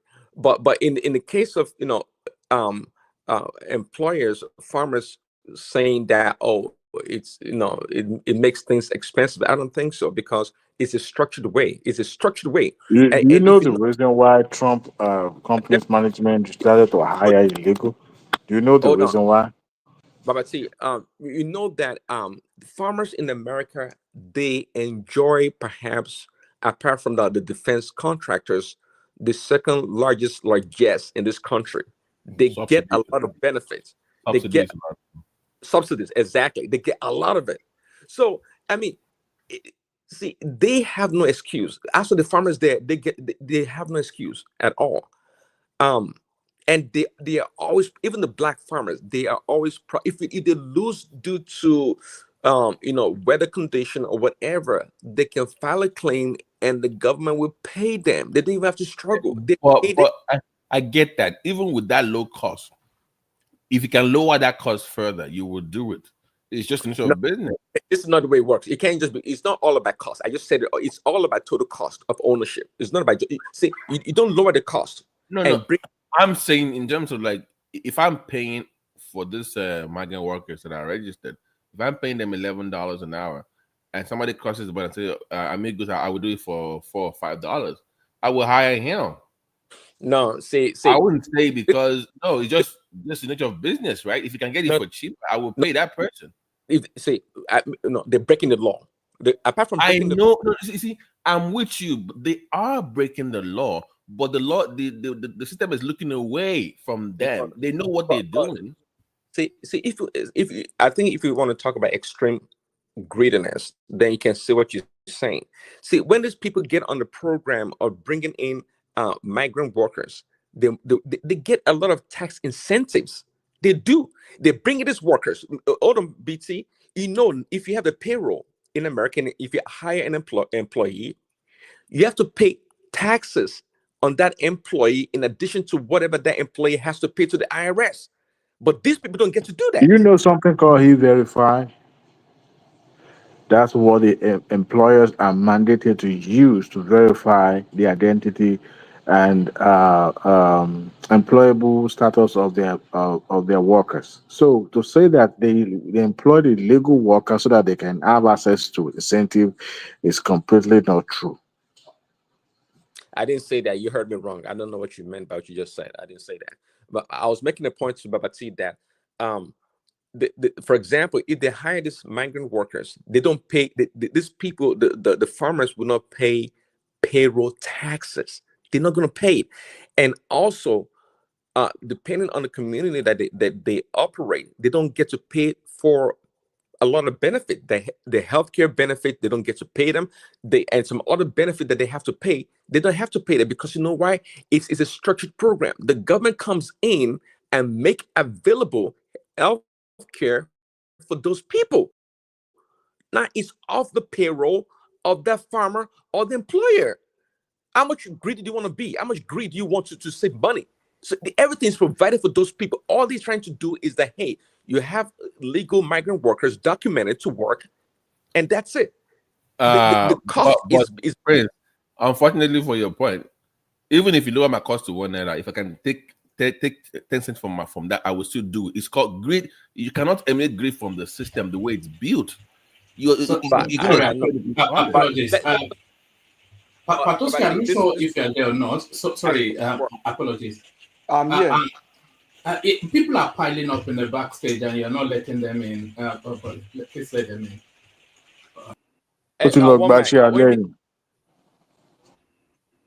Anyways, I'm saying nobody is in the backstage now. The way the system works is that if you there's nobody here now. Sorry, I've just let them on. Fatai was there, Aizon was there, so I got a text to come and let them in. But Fatai was in now. No, Fatai, I just let him in now. He was in for one man. But my point is this: if capitalist system, you try to exploit as many people as you can exploit. So even if the government is providing all these incentives, if I can still get away with any form of low income, I will still do it regardless. The greed is always there, is my point. But T, that was the reason why I just asked him the question that why did the Trump argument, but company's management decided to hire a legal immigrant? Why? yeah. We heard BT, what you're saying, it's no, it's almost a non-argument. Why? Because it's a system that's been around for a I'm talking about, I think the program been around since the 50s or even longer than that. It's a system that's been around, and Prince Daddy, why do you always have to defend everything about Trump? I mean, like, you can be nuanced in your arguments. You know that, right? Trump isn't infallible. Don't you see his name? So it's anything he does, there has to be a defense to it. No one is everything all the time, every time. There's some things he's going to do that are going to be dumb and stupid. So you can't defend everything the man does. But we're not talking about Trump, though. We're simply talking about, a system, the American system that was way before Trump. It has nothing to do with Trump. Yeah, it has everything to do with Trump. It has everything to do with Trump. No, the reason why you're even having this conversation is because Trump is passing draconian laws to mass deport people and break up families. That's why you're having this conversation. Oh, point of correction, not law. Executive order. It's like a directive. Executive order. This is what I wanted, not law. That is unconstitutional, by the way. So I mean, my thing is this, right? I get it. You support the guy, right? I get it. But you don't have to be dogmatic about the guy. So in essence, if there are things he has done that are flat out wrong, and it's okay for you to say those things are wrong, but still support him. That's the thing. Ainzo, something happened in my state yesterday. You understand? And they brazenly call it, just hold on, please, this thing. I've always known that this will happen. They raided somewhere in Newark, a fish joint, and they got a veteran into their nets. He presented his papers, they disbelieved him, and the guy was livid. He was livid. That was, you are an American, I'm an American, I don't fought for America. Baba, that's and you're trying to redefine me? You see, it reminded me, wait, Prince Daddy, it reminded me of my days in London. In those days, where women, all these Nigerian women with their buckets going to clean offices in the late 70s. Yes. And they start to pursue them early 5 a.m. Can you imagine? I start to look at, will that happen in America? And Land Baba, of the free? Baba, here's the thing. Pursuing people on the street? Baba, here's the thing people are forgetting. To show ID? Those ladies, no. Those ladies, Baba, those ladies that were cleaning offices early in the morning, those undocumented people, I refuse under the sun to ever call anyone that doesn't have papers illegal. God forbid. They're undocumented. Those undocumented people are sacrificing everything they can so their children, right, will have a chance at a better life because they come from an underdeveloped country where greedy politicians have ruined their country. So and some of us and all of us here, this is the irony of this thing. All of us here were not Oimbo Americans. We all come here to talk about Nigeria. So which means at some point, those of you in America, at some point, somewhere, someone came to that country and was looking for status. At some point, we don't have to be honest about how they got their papers. Once you become a citizen, nobody asks, right? But at some point, did you listen to that bishop who yes, that little woman? Yes, she was I've begging never him. been prouder in my life, and I wish I could have that kind of calm voice to deliver bullets. It was powerful. I'm not endowed. She was not shouting. She was not yelling. She was not raising her voice. But every word she chose was a big bazooka at the heart of America. It was powerful. And she was brave, very brave. Baba, you talk. Okay, can you guys hear me? Yeah, we can hear you now. Are you talking about the bishop lady? Your network is terrible. Are you using Trump hello. network?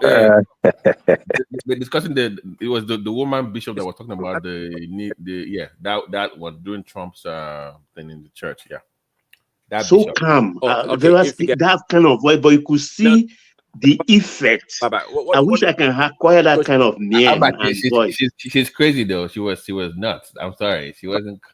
I'm sorry. No, Babati, she was impressive. She was brave. Think about this. You're giving a prayer and you address the president directly in a calm voice, pleading to his empathy and his compassion for those that are less. Listen, humanity. To humanity. The essence of his being. Come on. That was powerful. That was powerful. It was powerful. Nothing powerful about What is going on with God catch you, Prince Daddy. With your God mic, catch you. Can't hear you. The angel. Somebody, is that what my playing game with Prince Daddy's mic or something? What man said is the BS is spewing. That's catching up to. By the way, Baba, I'm glad Yes, that my friend is here. He's from that part of the country that we're discussing earlier. The Ogoni thing is here. So I'm sure he was doing a listening watch then. I was listening. I was listening to Baba's delivery. Yeah. That 3% on the chop. You if you like, you the chop inside because you need to come out for Delta. You need to come out there. I wish I had seen that money. Now activists now. Now activists will collect money now for that. No, I'm not saying, Babati. Look, I'm not. My own is just that. I mean, Baba was right in his breakdown. However, Baba Patani is in Delta, not in Bayelsa, but it's at the border, Sha. President. Okay, at times when I get heated, I get the some people. A lot of people think it's because Inega and Sagbama is 30 minutes from Patani. Yes, So it's right there at the border. But Baba's delivery was right. And Babati, I told you that when we talked the other day, it's leadership, right? He talked about the 13%. He talked about the money that's coming in. What have they done with it so far? It's a valid question now. And it's the leadership. It's the leadership. So 13%. We're discussing that the money that was being given in cash to these so-called community leaders should have been going to the LG councils if they were functioning to properly be shared among in the community. So with this new so-called freedom of the local government councils, do you think that those cash money should be paid to them, or should it be well, it's a good question. I wish I could advise Asiwaju in this situation. Because the guy came on TV and said they gave don't discount your voice or your platform, Ainzo. Say it. You can say but somebody can pick it up somewhere in the air. No advice is too small. It is the heart of our life we are discussing here for the people who are at the receiving end. Carry on. Sorry, BT. My been. I don't. The reason why I asked the question is there was this guy that came on the TV and said, I think it was Shell that gave them maybe $400 million or something. And when they asked him how the money was, he said it was in cash. How do you share $3 million in cash in the community? That's the best way to share that kind of money now, Babati. Really? You want to put it inside bank accounts? How you want to do them now? Maybe if you get or something. Babati, look, let me, and Baba knows this. The things that have happened in that region, and everyone is guilty, right? The multinationals, the Nigerian government, the state governors, the state government, the local government chairman, the traditional rulers, everyone except the average guy, or the average woman, or the average family, or the fisherman. The people that are feeling the brunt of the oil exploration, the CCC. But there are people that have positioned themselves as so-called local champions that have gone and have gotten funds. But if I take it to Bayelsa, I'll take it to some neighborhoods where ex-militants have built their mansions. Julius Berger built the houses for them. Berger, from scratch. Unbelievable edifice. If you see these houses, Babati, but then if you go not even a mile from those houses to another part of Yenagoa, squalor. You see squalor. So what I'm saying to you is there are people that have positioned themselves. It's not everybody. After all, Kesariwa was not compromised. That's why they took his life. They probably offered him money and he refused. You understand? There are people that have paid difficult price for that place. Those people, you don't hear about them. They didn't take any government position. Some of them are dead. You understand? If Asiwaju wants to really have an impact in Ogoni land, then Asiwaju should have that impact directly to the Ogoni people from the federal government through projects, not through cash. Even cash should join. They should do census. They should line up, put it in their hand. If they want now, give it to their local government chairman. That is their wahala. But they should put it in their hand, $5,000. Babati, let me explain. One of the gestures that will always make me respect Osibajo is that he went into Ogoni land. Yeah. When Buhari came in, there was agitation. Buhari was calling them cockroaches, that he will wipe them out. If it wasn't for Osibajo, all would have stopped. All it took was a visit from him. He talked to the people. He went to Ogoni land, he went to Ijoland. You know, he has soft voice. Yeah. He's a reasonable man, and he had conversations. So, do you think, do you think Tinubu should do the same? Would that make I think if listen, I said this a couple of weeks ago, Baba was on here. I said, listen, if Asiwaju wants to secure votes in that region, Rivers and Bayelsa, all he has to do is go there. That's it. If he goes there, has conversations, sees people, that's the end of it. And opens up the dialogue like he's doing now. That's the end of it. He'll win Bayelsa, he'll win River State. Look, we are far from those people. It's not hard. Look, they are just a happy people. They are not difficult. But the thing is, if you want to show them, tell them they are stupid, that's where they react. And when they react in a way you don't like. Extreme. They take it to extreme. So that's the thing is Babati. I just look at their government. I'm like, these ones are not serious. Especially with the wahala he's dealing with in the north. He wants to turn Nigeria into a gas economy. Abi? Okay. You want to increase your oil production. Abi? Okay. Do something no other president has done. Target the people directly through projects and through cash. Assign someone from your office as a point person and then target it. And then you say, okay, I want to build this. Okay, these people don't have water to drink. Okay, we're going to create a water, whatever. Something as simple as that. Don't give any of those criminals money. Don't give anyone from that area money. That's all I'm telling you. Look, you know the slap on the faces of these people I don't like. Have you seen Okpobo of late? Yeah. Have you seen the road? Yeah, they built that road. Adding more. It's from there is now. like small London. Yeah, Okpobo is from Okpobo now. I know that's what I'm saying. You see what he's adding. Yeah, he's adding it. Is like small London now. Yeah, Okpobo used to be isolated. They didn't even have that road that was going to connect. No road is only by boats. Yeah. And that Bori road. I mean, come on, why can't they have 4-lane, expansive lane, lighted? Yeah. Do Bori fool them, dazzle them with small thing. Yeah, Bori is Ogoni land now, and it has everything. Look, the biggest mistake that they've all done, including Jonathan. When Jonathan went in, that was a mistake he made. Now he was pandering to the militants. You know, Which is look at the end, and he left, and he didn't do anything concrete, nothing concrete That's for that painful, region. so painful, honestly. Nothing No, no, no, concrete. no, no. Jonathan made mistake. It's just that's the kind of people we are talking about.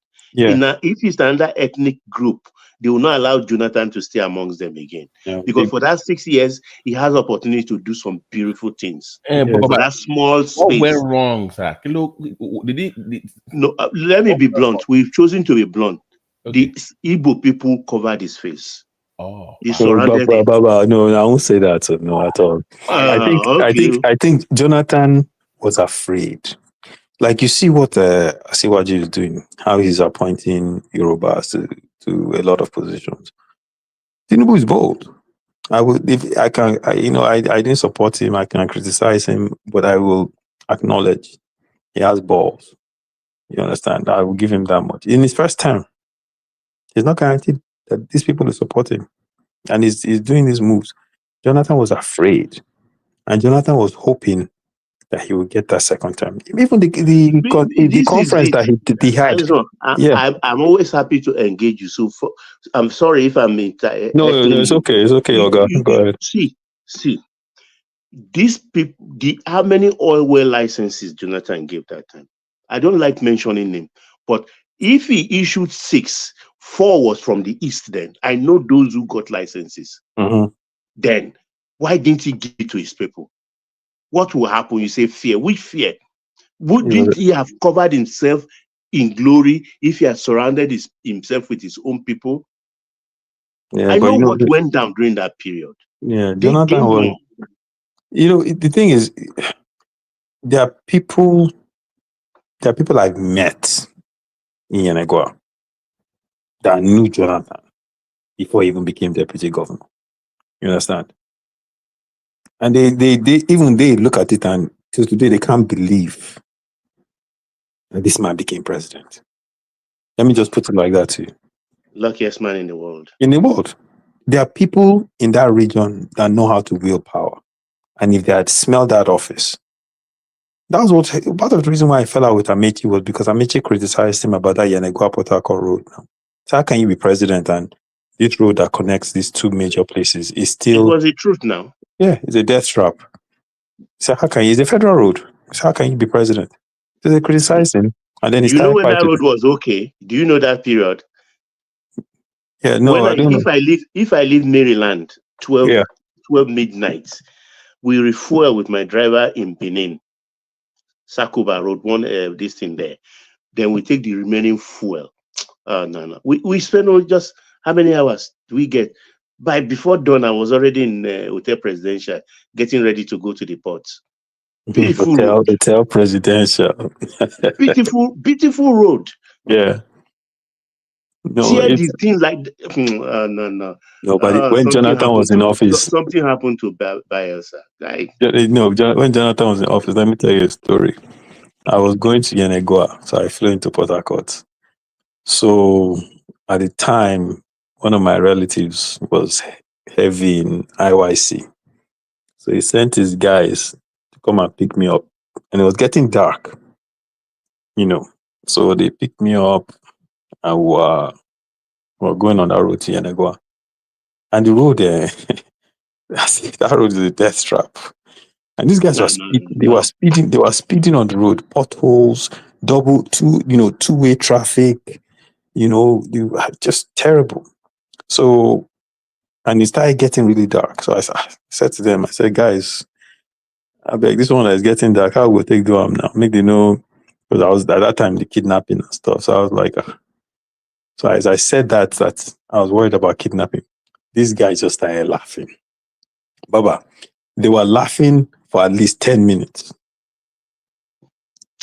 Then I was like, how are they laughing? And they said, bros, nothing they happen for you when we know get hand inside. You know how good that road was? Let me describe it for you. When two luxurious buses are on high speed opposite, do you know the drivers remove their hand to shake that slapping of hand? Yeah, man, it was the terrible. road has to be good and smooth so you to be able to do that with these long, luxurious buses. And Jonathan came that will have improved on their life. You know what? And if you think about it, remember when Azazi died, right? The helicopter crash. And he was a very influential military guy of a Jaw stock. Now, he was going for a funeral in a Goa area. Some people have criticized Jonathan for that because they said if that road was good, Azazi enough for entire helicopter. You know, and this is part of the problem. You know, I mean, I criticize him. I just feel he was too afraid. And the people he even tried to appease, at the end of the day, they're the ones that removed him. You understand? He tried to appease the Northerners excessively. And these are people that are well read. Yes. People with Kentebe, Soro, Ndiomu. How many do I want to count? You know Soro from the Navy. Soro, Yeah. from me and Soro children, they are my little friends now because their brother, who was a lecturer in University of Port Harcourt, we stayed in the same neighborhood. Okay. Kentebe children, everybody with Kentebe children, we grew up together in from Kolokuma. All those places. Look, I don't know where red people, and you know, the Navy has a culture of savviness. I don't know how to describe these people, but they are just laid back. Even with the parent, this thing now, DTSP. In those days when I rent boat from his hand, I will get there like 10, 11 in the morning. We'll be already drunk with beer by his side, smoking his cigarettes. At times I will just look and say, these kind of people, they don't take life, but Jonathan, and that affected Jonathan. I can pardon him, but then when you're in power, just like the same thing OBJ did, what did he do? Ordinary or Tabelkuta Road. If that Baba had done it properly, I don't think anybody will be vexed. Would be vexed for him today for No, but you know what? And you know the Jonathan thing. I don't cry. Finish the tears. Don't finish from my eye. I don't leave. There were some things that he could have done. Not handing out envelopes, but generational type projects. He couldn't have done. In fact, he didn't have to do it himself. He could have just met with the governors of some of those states. And these were the things I was talking to Babati about last time I called. It's like, it's not enough to be waiting for 13% from federal government. That's a handout. You have to create something sustainable in your space. So now, okay, Asiwaju has given states the ability to generate their own power. Those states have gas, right? Timi Silva, one of his things he has criticized the Dixon government for is that he was trying to build those power plants so that Bielsa can generate its own electricity and sell the electricity. Okay, if that's the case, then those are the kind of things that need to be revisited.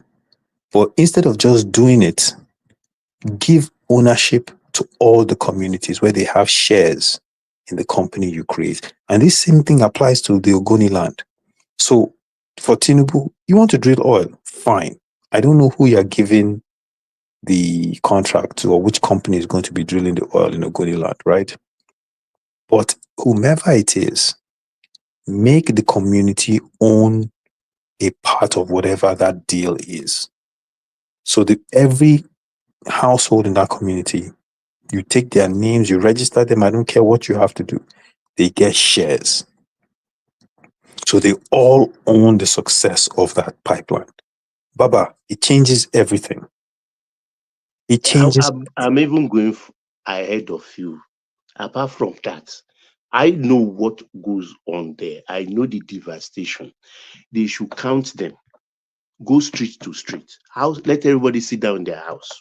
Give them $5,000 each, cash. Whether Amroba came the next day to take it to, or the chief deceived them to take it to, that's not. But let them sign. They deserve it. That's 1 week oil resources taken from the region. Pennies in the when buckets, they start drilling. exactly. Just 1 week. Pennies. It's pennies. That's why. Listen, Baba. That's why for me, I remember when they did Kayama Declaration. You understand? For me, it has always been confusing because I've always looked at the situation and said, for the Nigerian government, this thing has always been easy to fix. Very easy to fix. They just complicated it. They complicated it. When they created NDDC, what happened? They gave, at one time they gave Timi Alaibe, he was head of NDDC. He will go to Abuja, strike deals with legislators. They'll say, Even okay. talk when it was on Paddock. You know, they continue to make, okay, just think about this. They've been doing the same thing, right? And we keep ending up back in the same spot. The same spot. So yeah, Asiwaju has an opportunity here.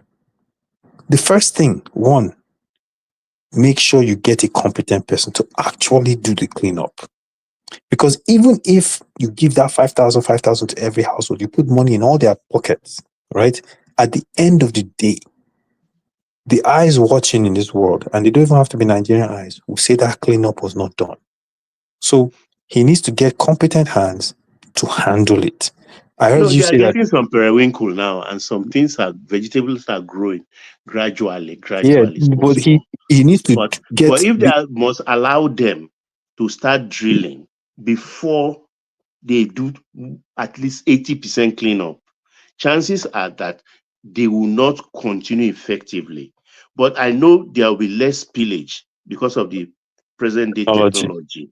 You get my point. But the thing is, I want them, apart from having dividends every year or anything, that cash, let them chop pepper soup with that money first. Let them know, because for the first 25 years, 30 years, 60% of Nigeria's oil export come from Ogoniland. Ogoniland, 100%, yeah. And nothing to show for it. Absolutely nothing. Yeah, but you know what? That the cash can be looked at as a down payment or a bonus upfront payment. But then you say to them, listen, we're going to create an environment. This is the Ogoni community share, whatever, of what is happening. This money will go as dividend. You make it corporate with documents signed, with tracking systems. You do that, you do everything. So they know. You announce it, you publicize it, you invite media, you shake hands, and then you launch the cleanup, you announce it, you publicize it, you do press releases, you shake media, you bring the people there to see the cleanup initiative. These are the things I don't understand, Baba. I don't understand why for Asiwaju's government that supposedly has all these intelligent people around him, you don't see these sort of things being executed. Can I ask a question? Go ahead. So all these activists now popping out from every corner talking about it was in their house that they signed the deal. They were there. Do you think they should still be involved in this, or we should have fresh faces, new faces with this negotiation? Those people popping out, they're the ones with the loudspeakers from the community. Yeah. My thing is, we have passed the point where you are dealing through intermediaries. You see what I'm saying? Okay. And Baba just expanded saying, go to every household. Yes, have a registration. Take it directly to ground. Because here's the thing. Those people, what they count on is to say, if it's not through me or through us, right? You won't get access to the community because agitation will start. Exactly. That is my point. Yes. They're essentially acting as gatekeepers, right? Okay. Yeah. And the problem has always been they settle those gatekeepers, but then you look at the community, you find out that nothing has been done. And tomorrow, they'll gaslight those communities to attack government. And then tomorrow, they'll say Tinubu's government came, nothing happened. So what I'm saying is, Tinubu's government should preempt that by creating by creating a plan. We will go directly to the communities. Yeah. Don't listen to anybody. Don't listen to anybody. They're the federal government. They should show up in Ogoni land. Bring the media. Meet the communities. Create a registration of households. Bring the media. Hand out the money. Initiate the cleaning. Bring the media. Directly from federal government. Have competent hands in charge. For this one, Babati. Yeah, but you see, that's right there. Those competent hands, what I'm trying to understand. would they be from that community just by They don't have to be, because here's the thing, Okay. and that's why Baba's point is very valid. Once you put that 5 grand in their pocket like this, you'll be good for at least the next 2 years. Straight away, they will go to sleep. Like Obama is saying, they will marry plenty wife and keep on doing babies while you are taking even more oil. They will leave you alone. You understand? But the competent hands for the cleanup has to happen. Okay. You see what I'm saying? Because poverty state and poverty mindset in Nigeria has shown us that if you give cash, people can sell their own children to you. So the main thing is you have to act in their best interest, because they're not going to act in their best interest because of the poverty mind state. So you give them the cash, so they lay back and let you do whatever it is you need to do. And then you start the cleanup. So that will now make them even happier that, wow, they're cleaning our community and they don't give us money on top. And now waiting they happen, we say, okay, this all thing what they do, they don't talk, say all of us go get hand inside them. That's it, Babati. It is done. You're not going to have any issue whatsoever. The gatekeepers, you just bypass them. Those ones can't agitate anything at this point. They've become redundant. You don't broke their bone. You've broken their bones. They become, and tomorrow, guess what the community, that area will say? Tinubu came here and look at what he did for us. It will stick. For a very long time. Very long time. That's how you do it.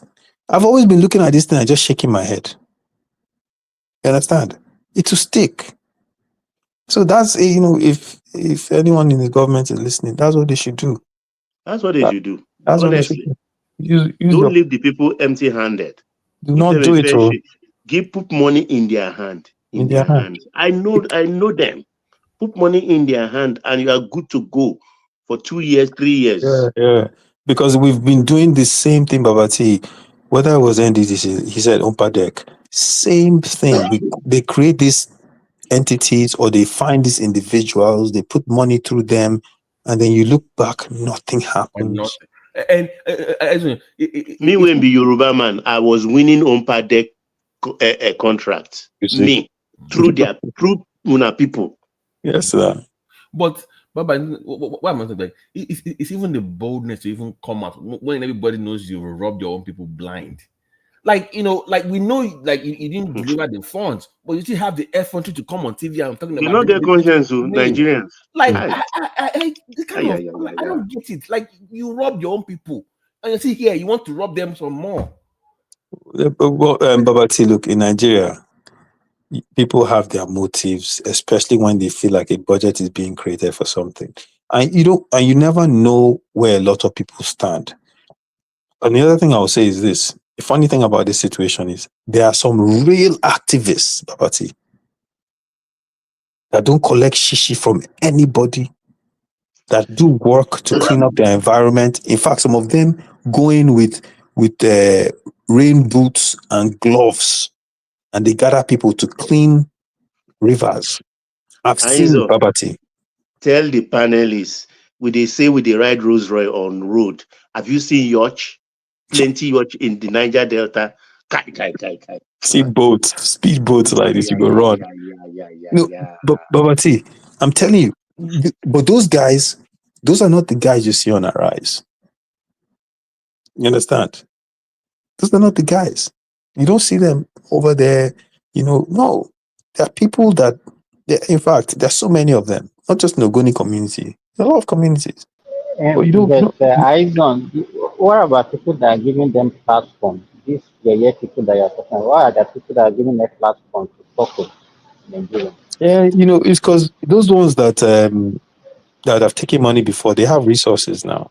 So they can pay reporters or media in Nigeria to help them make noise. So then when Arise wants to interview, they'll say, look at this one, he was on this newspaper, they just talked about him, they'll now invite that one to TV. That's what happens now. In Nigeria, look, if I go to Nigeria now, I can drop some money. Someone will write one beautiful article about me. Exactly. An envelope now. So that's what happens, Simba. They take money, so now they have resources. They can fly to Abuja, they can do things. Look, when I went to Nigeria last year, I had an event. There were some boys from Sagbama and Patani. for the youth event I had. I invited them. See, but you believe these boys had never been to Abuja before in their lives. They had never left Niger Delta. When they came, if you see how they were looking, I said, what did they do on that? They said, sir, we never see this one before. I was just laughing. You know, but this is the reality in that zone. And those people, like those boys are invited. They're the people that should be getting the support, but they don't see the support. Unfortunately, you know, they're from Delta State, but also Delta State gets over $40 million a month, every month, right? But go to communities in Delta State, you know. So I think we know the problem, we see the madness, the government sees it, we repeat the problem, and I think for Tinubu's government, if he really wants to stand out from everybody else, and I saw the meeting they had, you know, it's hard to trust politicians, but it looked genuine. So I hope if that's the case, then he should do the right thing and go directly to the people in those communities where and initiate the cleanup. Initiate the cleanup.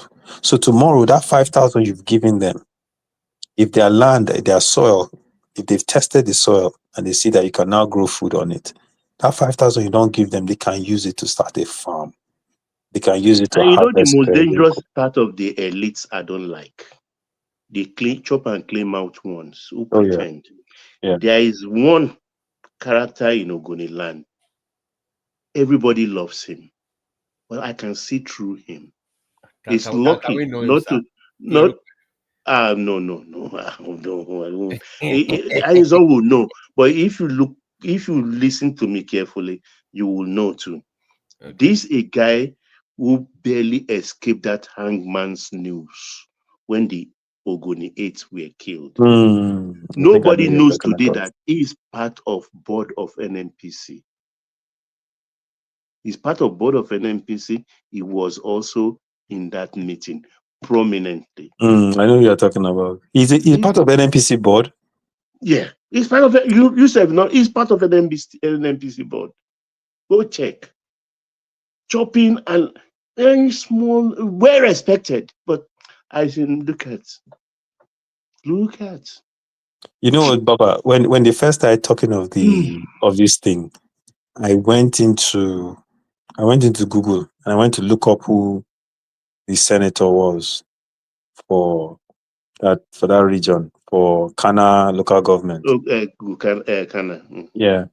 It was interesting. I saw his name. I looked him up. He used to work under Wike's government. And I just said, you know, if not me be senator, Baba, now every day I go to fight inside House of Reps. In fact, they'll be kicking. You will change. When No, you see Simba, money, you will wallahi, change. I'm telling you. Listen, You have never been tested. That's why you're talking like this. Simba, listen, there are some things that if you really stand for them, is every day they'll be kicking me out. I'm telling you. Because I will get up every day with bill after bill. If you're really fighting, if you truly believe, if you're a believer, all these guys are not believers now. They don't collect money finish. Look at Sonny that's still talking now as an activist. When he was in the house, what did he do? Who's that? Sonny, this Cardinal guy. Oh, yeah. Well, that's him. You know, I've always said it. That's a real thing. There's no way the oil companies and Abacha did not try to put money in his pockets. I don't have evidence, so let me put that disclaimer. But considering that they had bribed everyone else in that community, and he came out, what made those guys attack the people they killed was because he was pointing to them as saboteurs, as people that were taking money from oil company. And you know, he has powerful verbiage. Oh, both yeah, in very their language, articulate, both in fantastic English. speaker. Yes, fantastic speaker. So once he did that, the youth got angry and they attacked those people. And they bite them. And that was all Abacha needed. That was it. You understand? But there's no way they didn't try and bribe him. Some people have said when I went to the last time I was actually in Patani, and I was talking to some people who were sitting down at night, drinking and talking, and they said that's how real ourselves. Waiting the worry, and if I just take the money now. Aizon, I've never seen that one person in that country that maybe when he is not in government, he has been speaking for the people. By the time they have the opportunity of serving those people, that they have served them very well. I've not seen one example. When Oshomole was the Labour leader, look at the way everybody was praising him, and we think that okay, by the time he's in government, he will be able to fight for the people. What does that tell you, Simba? When we talk devil, money gone and be the devil. That's what I'm Money. telling Aizon. No, but you know what? You see, look, I think there are some people that decide if I enter this place, Even this is what I'm. Okorocha, if you look at the way Okorocha was, philanthropist, was giving money to the poor and all this. Look at what he did when he was the governor. But you know what's crazy? Okorocha is still philanthropical. Do you know about his schools?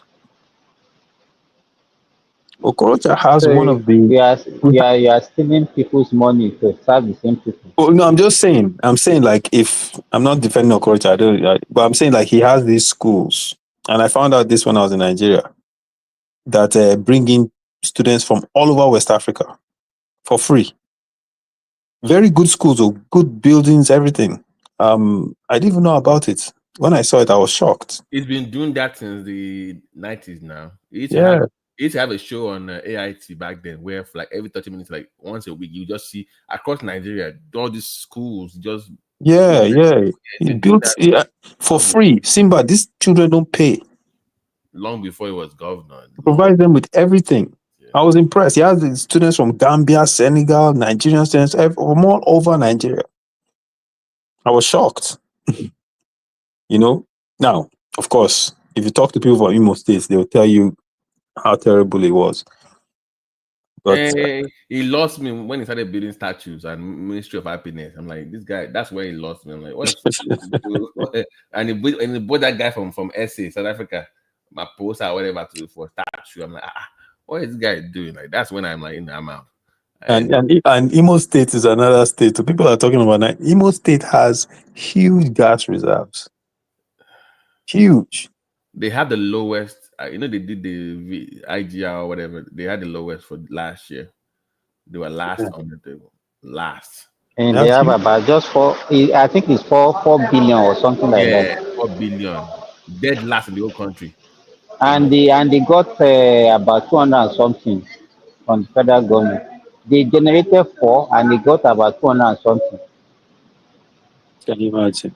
So I think the insecurity affected them. They went through a period where they didn't have any business flowing. But the insecurity in Anambra, that even has the peak of the insecurity. They did well as far as I'm concerned. I think their number. I think Anambra was in number first 10.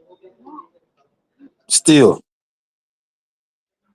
Anambra has a lot of millionaires and billionaires, naira billionaires. There are a lot of people that have money there. No, but I think this thing, and even Baba. Let me ask Baba a question if he's still there. What's the plan of this government for gas? What are they trying to do? The thing they're trying to do is, with this Niger problem now, that has been cancelled. So it's the Morocco one that's still working, and that one is taking a longer route. But Morocco, they are all Arab, so you send fire to fight themselves for it. But there is also the ones, but that is amounted to nothing as a bridge, this thing, which they are working towards Equatorial Guinea. Oh, that's okay. why he went to Equatorial Guinea then to use that one from Imo, for instance, to pipe it to Equatorial Guinea directly, so that Equatorial Guinea can use it and then also sell to France. So But let that me ask is you this, Baba, why, with all this gas we have, and we have power issues, why are we not talking about some major investments to build gas power plants in all these is states that have? is the pipeline that is holding us, because I don't know why Imo will have gas in abundance, because technically, as of today, Nigeria is more of a gas nation Yeah. than an oil country. You understand? Look at that the Energy power station in Abia. They shouldn't be suffering from receiving gas. What is holding or disturbing that power plant is supply of gas. No gas, despite the promise NNPC made. There is no gas for it. And yet So they have gas Abia on the doesn't ground. have gas, Abi. It's just Imo. Imo. I think there are two states there. Imo and Abia. Abia. Imo and Abia. Abia. See, how can you have gas and have a power plant? That's what All I'm you have saying. to do It doesn't make sense. So if they have, because the infrastructures were not put in there. Even exporting gas through ocean liner, I mean, that's like 50 years ago's technology you are applying in this time, age and time. How many can a vessel carry? So the pipelines have to be in place. The magic this government has to do in the next, because that is where Ashwaju anchored is $1 trillion economy. yeah, That is the and gas. honestly, Baba, I'm telling you, he has to go to these places. I'm telling you, because look, that's where, like you said, that's the key to his 1 trillion economy. The gas is there, it's flaring. Sorry, what state do we have this gas reserves? Like, I mean, It's in. I can tell you this for free. Gas is in Delta, is in Bayelsa, is in Imo, is in Rivers. In fact, I was saying that one of my friends that works for Wando when I was in Lagos was telling me, he said, we drill for the oil, we don't drill for gas, but the gas is a byproduct. It's You a understand? byproduct. And they Just get the gas. It's just a fallout. I saw a news story that they said the Southeast is the only region that doesn't have, it's not linked to the national gas line or something. That they don't have a link to it. And that's true. Yeah, that's true. That they don't have a link to the national gas line or whatever that we have. They've not started piping Southeast at all. Baba, I swear to you, the biggest lesson I've learned in life is you're most successful when you speak to people's greed. If he goes to Southeast, Uzodimma is his guy. He talks to the state. Let's work together. We'll find a way where revenues from this project will come to your state. That's the end of it. They will push it. But don't forget too, that's easy meat for IPOB when you have the pipeline there. No, those if the people in Imo State are benefiting. See, Baba, this has always been the problem. The federal goes there, or they give it to one person. That person goes and just gets it, does whatever, irrespective of the indigenous. If they have a Tompolo. If they have a Tompolo, you can use his muscle to. But it's better. That's what's happening in other for oil. It's better if you spread the money. Spread the money, make everybody chop. You understand? Yeah, because this is big money. It's big money now. That's what I'm saying. Spread the money. It's not 1 more month. Every day. Build the facilities. It's like a nation did ritual. Yeah, Baba, this has been the problem in Nigeria, right? They will go and give one random person or foreign multinational. They will go there. They just say, okay, we're going to do our operations here. That's the end of it. We'll give our money to federal government. And then, you know how Nigeria is? We're very indigenous in our lands. So the people there, is only a matter of time before they start to vex. These ones are just taking our money and giving it to federal. Shishi, we know they see. They start getting angry. Agitation will start. But that gas thing will cost wahala for East too. Let's take the cost wahala now. But that's country of everybody in a wise man. Yeah, everybody but that's not why. If as soon as you enter, the fight not go easy for East. We're going to work with the Imo State Gas Company on this. A certain percentage will come. The same formula. Give the Not people be your shares. temperament too. That place na fire. I know. Wallahi. Give I them. know my people. Give Eh? give This give them oil, ownership, Baba. If you give them, that's what I'm peace saying. go day. So let Yes, let autonomous community fight autonomous community. yes, Let give them them guide their ownership. resources. Baba, I swear to you, that is the solution to all this. Because think about it. Why are people calling for breakup? They want to control their resources. Even in Lagos State, the Apapa Wharf, right?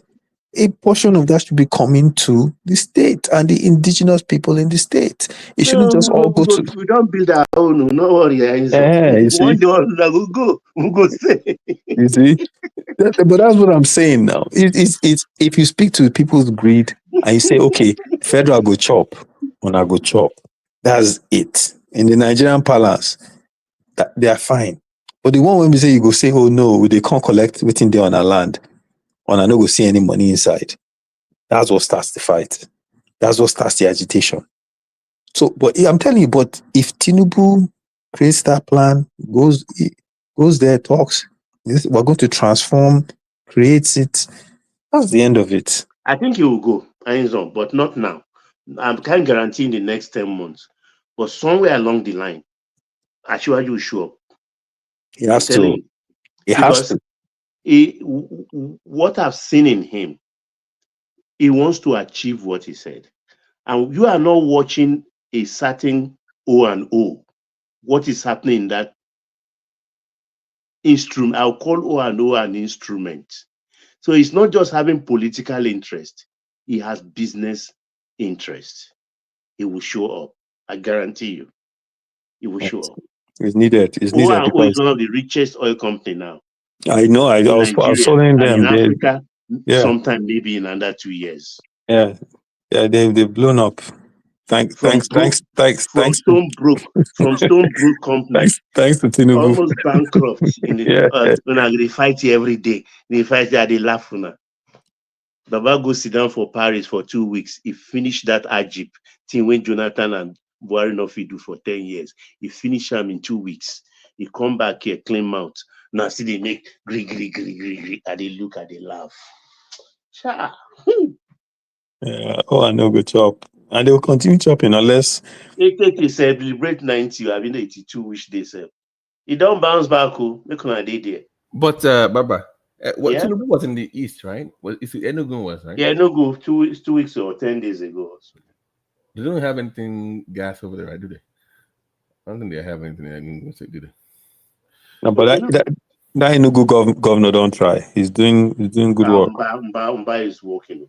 He's working. I just shout my brother for nothing for Abia, but Mumbai is really the Abia one is just propaganda. The Enugu is a real deal. And I also saw the water thing that he was doing. He got that $100 million deal to do the water project. He's made some moves, and he has our Lagos Calabar landmark guy there. I didn't even know they had like a resort there. It's been there since the 70s. No, the landmark guy is in Nemo, not in Enugu. No, Enugu also hosted him in the last couple of days. But the project is actually in Imo. They are trying to woo him anyway. I thought it was I think that resort is in Enugu. I thought it's in Enugu. It's not Imo. It's in Enugu. It was in Imo. I mean Enugu I think a week ago. The landmark guy. I didn't follow up on what he went there to do, but he was there. It's good. It's their region. You should invest in this region. I want to encourage it. I want to see the Easterners actually investing in their own region. It's not like going back home. But if you have 10 naira in your pocket, put 5 in the East and spend 5 where you are making the money. Don't just stay and forget that place and then be fighting for the place from a place of from a place far off. Baba, I'm right now. That is going to be managing the Nikke. It's in Enugu now. It's not more. He has his own projects. Maybe it's not the one that his own project that is building. It's actually in Nemo. I'm not discussing the one because I saw his plan and he wants to do air. he wants to do the cruise line thing as well. That's I think he's coming up in that Akwa Ibom area. One is also coming up in Lagos as well. So I mean, he has plans. But the Enugu, I mean, for Enugu, I think they're making the move. So I mean, so far I've been impressed, like you said. But yeah. It's good. I mean, I have no quarrel with anybody taking their resources. Just develop your place, because at the end of the day, that is where you retire to. That is where you're going to bury you, possibly. So why not put a lot of things there? They make a lot of money in other states. So yeah, take just that building backward integration. Thank you so for saying that, because I've never understood that this idea that somebody will go to the village somewhere, build a big house, don't live there. It doesn't really add value, and you live somewhere else and you're bragging. I don't get it. Let me explain it to you, Babati. Yeah. I have a lot of Southeastern friends, and I get it. They've explained it to me. The way they see it is, no matter how it won't be, at the end of the day, you understand, they get their thing for house. They have their home at home. You understand? So yes, I'm hustling. I might be hustling in Kaduna, whatever, my business. I might travel abroad. My home, where I reside, my sanctuary, is in my fatherland. And it's something of pride, you understand, for them. So, I used to think like that too, like, but when they explained to me, I look more, bro. Yeah, I get that. I get that part, but I'm just saying to what we're speaking of about value to community, value to the environment, value to it is rent out. Maybe just like that. I get that what you're saying, but I just don't see the economic Because value. I know, but if you look at the numbers for it, right? What Kolata was saying last time I was on the call was that he sent me some articles. I was looking over them about on a port, and how it made more money, and they've opened it up for commercial. The next time I'm in Nigeria, I'll try and do some investigation on there to see what it can export and how viable. But a lot of these guys, when because of business they do, they use the Lagos port. Lagos has over 20 million people. The market is there for them. The market is not so much in the east for them, because a lot of eastern people actually move out to different parts of Nigeria. I thought they said So about half of what they import goes to the east. That's what some of it goes to the east. A lot of it stays in Lagos now. But if you talk to most people, which market they would prefer to sell their goods, for them it's almost a no-brainer now. Yeah, they will send some things to the east because people need some, but no, besides that, or most of them, what we don't realize is that they have shops in Benin, Togo, Ghana, Ivory Coast. At least I know of those 4 countries. They have shops. So Lagos is the nearest place where they can carry the goods by road without even paying the requisite duties. Because our duties are at most times on product cheaper than the duty you pay in those other 4 countries. Yeah. One man and Pato, let Remy and Prince Daddy in, please. They've been waiting. Yeah, but for a lot of these Igbo guys, it's just business, man. It's not even, they just see strictly as business. Like, hey, I see your point, but Baba, yeah. Maybe you were not here when I was saying him. So let me maybe Baba can chime into that, because I mentioned it to you. I said, Baba, they were planning to build a deep sea port in Akwa Ibom, right? Deep sea port. And if I'm a neighboring state, like if you look at the map of Nigeria, that's the other half of Nigeria, pretty much, about 17 states from that south up to Borno. Yeah. And that seaport will benefit immensely from that if that happens, right? But you need to you have an old rail line, right? Old track that you can maybe move up to like a standard gauge, right? Shouldn't you, as 17 state or 18 states, Akwa Ibom, what do you need? How can we help you build this thing? What do you need? Let's chip in. Let's help. What is the problem here? Is it funds? We will contribute like a joint partnership, because the economic impact on your own area. So why? No, BT, it is even easy. You understand? They can leave those ports for federal government. They should take ownership of Port Harcourt Port. Okay. Why? Because there is an old rail line between the Enugu coal mines direct straight to Port Harcourt, I think batch 1 and 2, if my memory still serves me correctly in that regard. So about 2 batches there. So it traverses the whole of the port line. If they can develop that train track again, and from Enugu, the other states can tap into it, they don't even need to go by road. All you need that those quantity of goods containers you need for your eastern factories in the southeast, the factories in the southeast, take it to Port Harcourt as destination, put them on a flatbed wagon, and then the train will pull it to the east. And they can have dry ports in the east somewhere. Also, they can have dry port, But particularly in I hope Onitsha. people are not making mistake. How much of this thing that they imported are actually sold in the east that you are talking about east? Most No, of they the have some factories in 80%, Oka, in Newi, which at factory? Abakaliki. Most They have of a lot what of they imported, production going on we there. are just thinking as if what they are not the one consuming what they imported. No, but even They are from not the one consuming it. People are We're just talking of looking raw at it as if they materials are the now. one consuming it. Simba, but I'm Which talking raw of those material? factories. Simba, but even from an export perspective, right? If you look at the map where Benue is our food basket, right? And look at where Akwa Ibom is compared to Benue and Lagos.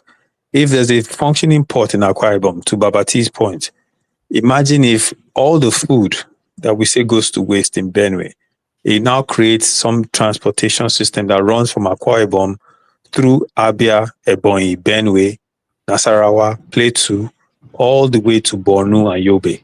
So now you have a So you situation. think that our inability to export our food is because we don't have port to export them? Is that Is the problem? transportation It's and not is access really. to Let me tell ports. you, it's processing. Let me tell you, it's processing and storage. That is a major Yes, but problem. if you have proper transportation, like okay, look, let's take a look at what you're saying now. You're saying it's Where are processing. you transporting something that you cannot process? Well, why are you transporting something you cannot store? If you give business people access to export easily, I'll tell you this for free. There's a product I export from Nigeria, right? I get it from Kaduna. I export it from Nigeria. The hell I go through, my brother, to export that thing out of Lagos. Export Promotion Council, this and that, just to it's a headache, and then the Running transportation. from office to office, Yes, getting now, approval, making small the payments at times So, is and not you big, think but they that suffer big. all those bureaucracy will be eliminated if we have but an what I'm additional saying, port? Simba, what I'm saying is you have a choke point. Is our character, Listen. is our attitude that's No, causing all but those listen things. now, listen. We We like have causing bottleneck for ourselves. but listen, we have a choke point in Lagos. Lagos is overcrowded. The traffic is horrendous. The port there, yes, it functions and it's the most active and everything, but you have to create other options. You understand what I'm saying? So if you have one in Akwa Ibom and you create the transportation infrastructure, people like Babati's, people on that other side, don't have to come all the way to Lagos to try to ship products. I don't, one of the problems that we have is that we brandish a lot of statistics that we don't even know much about. What is the if you look at the cargoes and everything that even export and import to Lagos, is nothing compared to what even on ordinary port in another country, even Benin Republic port, they do more than Lagos. So why is there Most of our discussion we just base them on assumption that this thing is like this. Let me tell you, most of even you see, because somebody was saying something like earlier on that it's cheaper to actually import through Lagos. No, even most of the Tokunbo's car and everything that we are still consuming, we are using in Nigeria are actually smuggled through Benin Republic because it's cheaper for them to get from Benin Republic than through Nigerian ports. Wait, Simba. That is because for the car one, no, Remy, wait.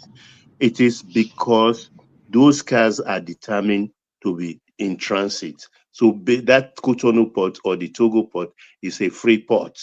So they bring it, they're in transit, they don't pay the requisite duty. So when they smuggle it down to Nigeria, it becomes cheaper to sell. Therefore, also the destination for importers. I've explained it here once. You go to China, when you are filling your shipping documents after you've paid your invoice, there is a place that says, okay, port of destination. You write Lagos. Why did you write Lagos? Because if you write Port Harcourt, until they see a vessel or have enough cargo to take to Port Harcourt, they are not touching it. So if it takes like 6 months to arrive in Port Harcourt, it could take 3 weeks to arrive in Lagos. So that is the poison they have to swallow. Yeah, can I come in here? I think you have already said about 50% of what I want to say. The route that all this shipping line always take is not necessarily go to Port Harcourt, because they have to look at the route. If they come to Lagos, it's easier for them to go to Cotonou to go and the rest. So you cannot expect them to continue to go to like Lagos, Port Harcourt. How many containers are they going to offload in Port Harcourt? And when you look at businesses in Nigeria, when you buy your stuff and then the terminal port is Lagos, majority of these people, they are also supplying all the southwestern state and also supplying all people that will buy and take it by road to Ghana, to Togo and the rest, and Benin Republic. I think what the people in the Southeast should do, and if you look at the population of the Southeast, you can see that about 25% of total population, even more than that, have already moved away from that area because of businesses to other parts of the country. You see them everywhere. They are the only tribe in Nigeria that they move away to other parts of the country for trading. So they don't have that enough people to even patronize or whatever they want to sell. So everybody always visited that Lagos is. Remember, Lagos have about 2 or 3 terminals. And recently, they started taking, since last year, they started taking cargo directly by rail from Lagos to Kano, directly. So I don't see the reason why the South is always clamoring for seaport. There's no, you don't have a seaport. This isn't a function of the Southeast clamoring for seaport. The truth about the matter is there's a seaport that's going to be built in Akwa Ibom, right? Yeah, but there's a seaport very close to them also now. We have on airport. Oh yeah, but the thing about Onne is not a deep seaport, right? So Akwa Ibom is a deep seaport they're trying to build. So the point we're talking about is that they also wait a second now. So there needs to be the infrastructure that will help. The question I want to ask is on before you will continue. The question I want to ask is this: even if they take their cargo to this seaport in Akwa Ibom and off to the southeast, are they all these containers? Are they planning to sell them off in the southeast, or are they taking it to neighboring countries? Like which one, Cameroon or the rest? So you must know the market. The market is very important where they are going to sell their stuff. Yes, but here's the thing you have to realize too, right?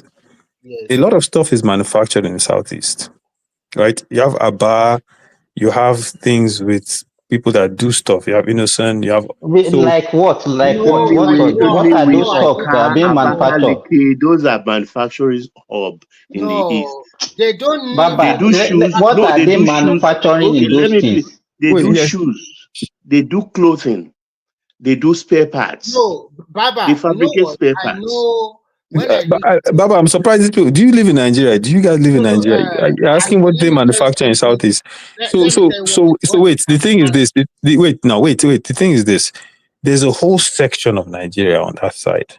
I'm looking at it strictly from a development perspective for the entire country. Nobody's discussing just one region. It's the entire 17, 18 states in that part of the country. Thank you. The whole half of the country. Yeah, that's exactly what we are discussing about. If you go but the point is you can't have. If you go to Onitsha market, you will see varieties of good all over the world. Most time finished product from China, Indonesia. That's why they ship most of their container through Lagos.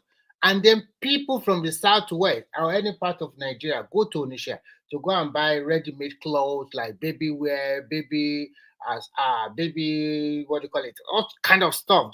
These are finished products. Not is being produced in that place. It's just a place where you're wrong. They produce stuff in that place as well. You will say you don't know. You will say nothing is being produced in that place. Where is that? Give us example. Give us example. In Aba, they produce. I'm not talking about Aba is I for know manufacturing Aba is hub. for shoe now. I know Wait, Aba for shoe. Aba shoe. Have you forgotten where they say I Aba don't shoe? understand what. They even manufacture boots for military. What are we talking here? In fact, there was recently there was who was it Uzodimma? One of these their governors was talking recently about how if they get the kind of support that they are looking for, they can. There's nothing made in China they can't make there, and this is true. No, this is very true. Innocent manufacture some parts for Nigerian Air Force. I'm telling you for a fact. They do dubbing. They dub they fabricate spare parts for jets. Innocent. And by the way, if you can do that kind of precision parts for a jet, I mean, you are up there. Remy, the thing you also have to realize is this: if everyone has to bring in their products through Lagos, right? And you leave, okay, but that's what's happening. Most of the whether we choose to accept it or not, most of the products that come into Nigeria are coming through Lagos port. This is a fact, right? And you live in Taraba, or you live in Nasarawa, or you live in Benue, or you live in Ebonyi, right? That product has to now be transported, right, to wherever you are. And I've talked to enough Igbo traders that will tell you the cost of putting those goods on a truck and getting them to the east, how much that costs, or getting them to Benue, right, or Kaduna, how much that costs. But if you have other options that are closer to those areas, it will drive that cost that they're selling those goods down. Plus, you can now have people that are encouraged to produce stuff and directly export it through a deep sea port that's closer to that part of the country. I think on that one to Taraba and the rest, all those far north, I think if you have a fast train, I think that can solve the problem. And yes, also encourage the people there to also start. Look, the problem we have with Nigeria is this. But do you agree? Do you agree that you should have other options for ports in Nigeria if we are to become an export strong country? Okay, so we agree. So we agree then on what we're doing. See now, that is why infrastructure. The issue is that our priority now. It should be, because we're trying to become more of an export-driven nation. We should develop our transportation system. Right? Wait, guys. Wait, let me ask you this. Baba was just talking about Tinubu saying he wants our economy to become $1 trillion economy. How are we going to become $1 trillion economy when the process to export is extremely difficult and we don't have other options around the country and transportation that is going to help boost that economy? We have to export more. I like what he is doing, bringing the stakeholder in each region. For example, I don't know why at this century we are still fighting ourselves unnecessarily instead of coming together and work together as a team. Leave the political angle totally out of it. The people that still go to Onitsha daily from part of Nigeria, they're still going there to buy their whatever they are buying. And I know how many container, because I used to live in China, that my certain brother will buy finished product and load it towards Lagos or Onitsha. They have their ready-made market of the people they tell where they're going to sell to them, because there's also stiff competition among themselves. So what we are trying to say that if we open up infrastructure, train rails, Southeast is very small, with a very effective train system, everywhere can be connected.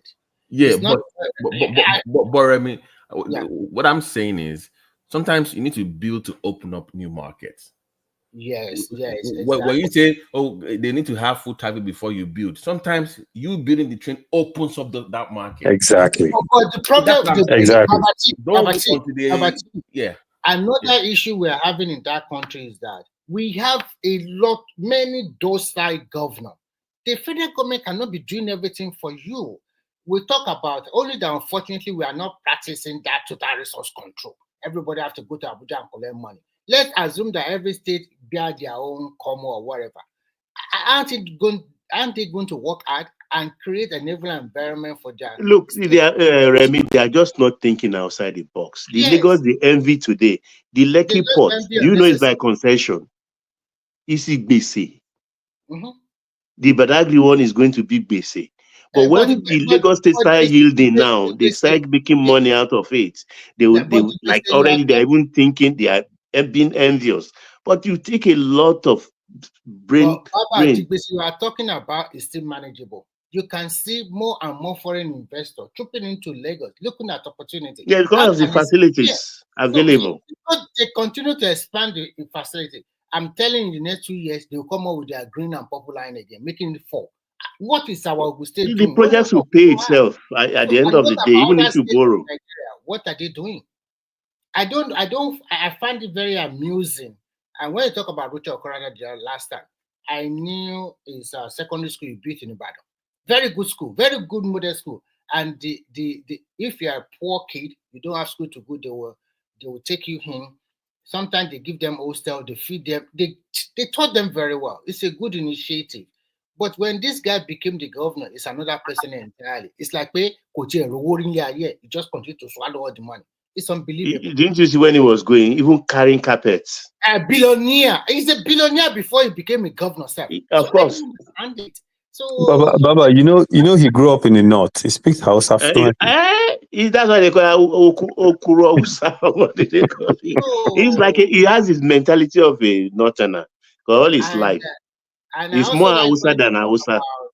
Izon, I know your ear is to the ground. You know your region very well. But the problem is this: how come when you talk blah blah blah blah blah? I just think that's south.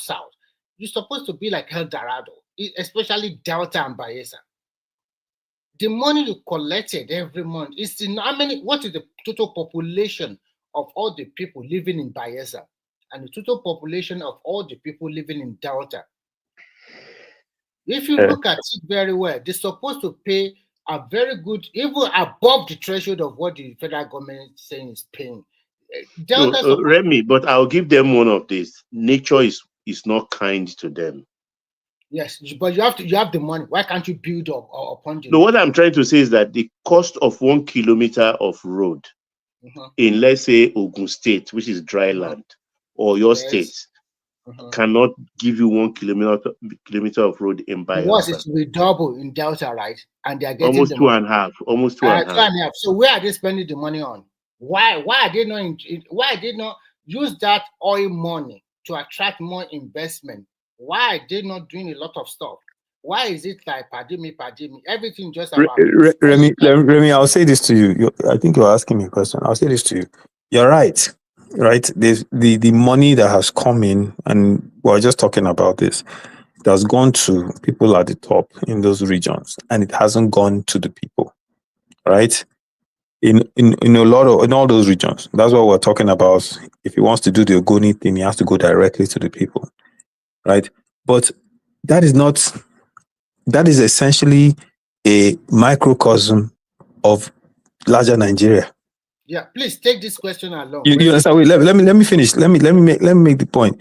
That's a microcosm of larger Nigeria. How does Zamfara have more gold than Ghana? And you're seeing the gold in Dubai, but not in Nigeria. How do we have Osun gold? It's strange. How do we have Osun gold, but when we don't have gold bars? How do we not have a large gold reserve? And countries without gold in their country have larger gold reserves than we do. Izon, please. You understand? No. The point I'm trying to make is you are correct. Wait. Let me land now. Let me land. Remy, you asked me a question. Make a lamp in a bit. Wait, just 1 second. Just 1 second. I'll let you talk. Let me land. So the question you asked me, right, about Delta and Bayelsa, yes. But it is a larger question for our nation as it stands today. The reason why Asiwaju is saying he wants to make it $1 trillion economy is because he sees that the country has the potential to be $1 trillion economy, but we've dropped the ball on a lot of things, and that's why it's failing. So, yes, you're correct, but our problem is a Nigerian problem. You know why? All the things you are saying is good, but one thing I don't like, and I don't like most Nigerian people about, is what about sometimes. It's all we are talking about your region, and when you are making analysis, you are telling me the same thing that happened in Zamfara, happened in this. What concerns you? with them. No, but if you, I don't think you even listened to what I said. I said, wait. I said, yes, so I said Let yes. me finish. I said yes, they are stealing the money. But the problem is not exclusive to that region. That's the point I'm making. Hold on. You understand what I'm saying? Hold on. Your anger should be extended to the whole country. I will give you opportunity to talk. I will give you more chance. So just give me some seconds. You know one thing I don't like? It's your region, and you want it to be better. In terms of Nigeria today, your region collects highest allocation of money in everything, but nothing to show for it. How can a small state like Enugu or be past Delta in terms of infrastructure? They are not collecting the same amount of money. But which region has anything? Let me ask you this. Which region has anything to show for anything? Yeah, you cannot say which region have. No. Give me. No. Let's talk about this honestly. Because you're trying to say your region has the most money and they don't have anything to show for it, right? Which region? Give me one region. Because I just mentioned Osun State. Osun State has gold. Give me one region that is showing me something that is a utopia, right? That's El Dorado in Nigeria. I will give you. I'm Which not one? going to compare Which one? Nigeria. Listen, you have to come down. No, give me one region. If you give me one region that's El Dorado, wait. If you give me one region that is properly run, right, has 24-hour electricity, has children going to school, provides drinking water, sewage for its people, I will concede what you are saying. That is not a Nigerian problem. My point is, you cannot isolate one region and say, oh, look at those people. They're not doing this. Meanwhile, the problem is a nationwide problem. That's the point I'm making to you. Okay, let me say my own. That the point you're making about those there, they get the most money. Do you know how much gold leaves Zamfara, where Chinese planes are landing and taking the gold out of your country? You know what? When I'm doing my own analysis, I'm not going to compare Nigeria with any Western country. I'm going to compare Nigeria in Nigerian context alone. I don't want to compare with America or England or wherever, or we don't have a 24-hour supply of light, we don't have this. I'm not talking about that. I'm talking about the whole country itself, region by region. And that's what we should be, because everything going on in Nigeria is a Nigerian issue. Is not you see, here's the thing. Here's the danger in what you are trying to do, right? And I'll point this out to you very clearly. Here, here's the danger in what you're trying to do. Oh, these regions, they collect the most money and they're not developed. Wait. Because you said that now. Let me point it out to you. These regions, they collect the most money, they haven't done anything. That place should be El Dorado, it should be this. Meanwhile, the 13% that comes to those states, where does the 87% go? The remaining 87. Wait. Let me ask you this. I want us to have this conversation honestly. I will let you talk in a second. Where does the remaining 87% that doesn't come to those regions, where do they go? And what is done with that 87%? I accept that yes, the governors there are stealing the money. Okay, let's put that to bed. The remaining money that's taken for oil, what the 8th exporter now, Baba, correct me if I'm wrong, I don't know what number we are, but where does the rest of the money go for all our exportation of oil for over the decades? You understand my point? Okay, can I talk now? Go ahead. Okay, what I'm saying, I'm not bashing you as in you collect money or whatever. There's a say, my Yoruba is not all that good.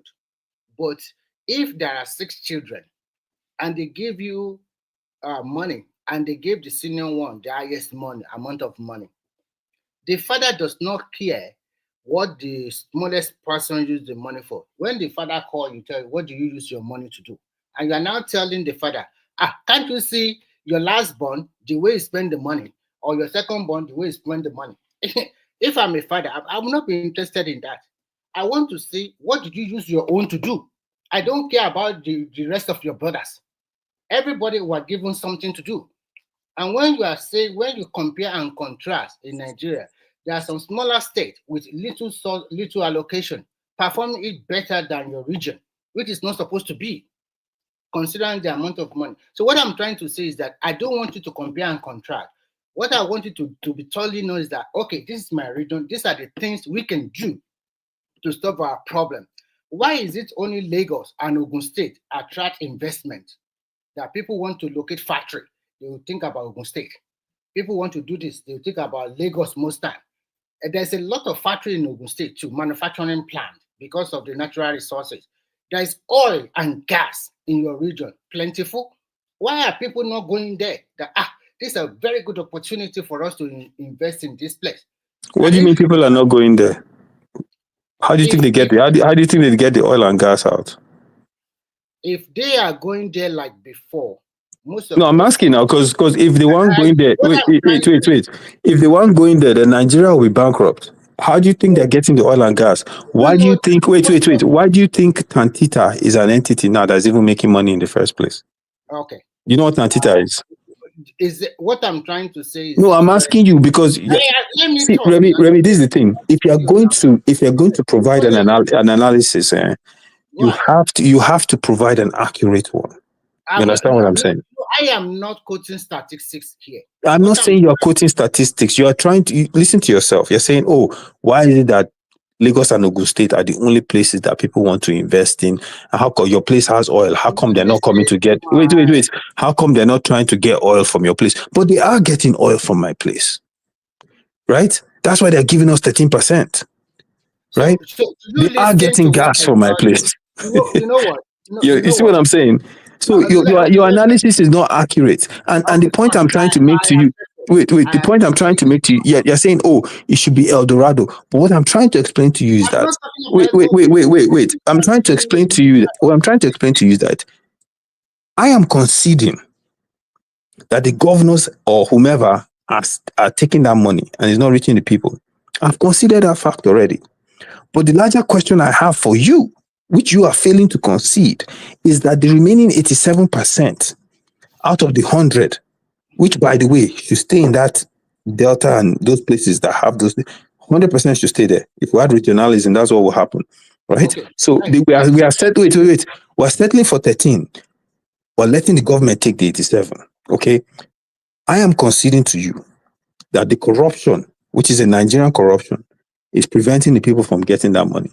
But the remaining 87% that's going to your federal government, what are they doing with that money? And why is Nigeria still the poverty? Wait. Why is Nigeria still the poverty capital of the world? Let me respond to you. Right? Let's not do it because if we start doing regions, wait. Let me point out something to you that you don't seem to understand. If we start doing, oh, look at this region, people want to invest and build factories, but look at this region, people don't want to do that. We're going to go down a road you don't want to go into. Okay, and I don't want to go down that road. I want us to have a conversation without pointing out regions or anything like that. Hello, guys.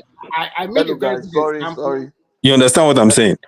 So if we want to talk, let's talk, because if we want to, just a second, Patrick. If we want to, I can provide criticisms about Lagos and Ogun State. Say you will, the two of you will allow some other people to talk. I'm answering him now. Hello, guys. I'm trying to shut down. Maybe okay, can keep us at the background now. Long shut down. Could grow not tell no.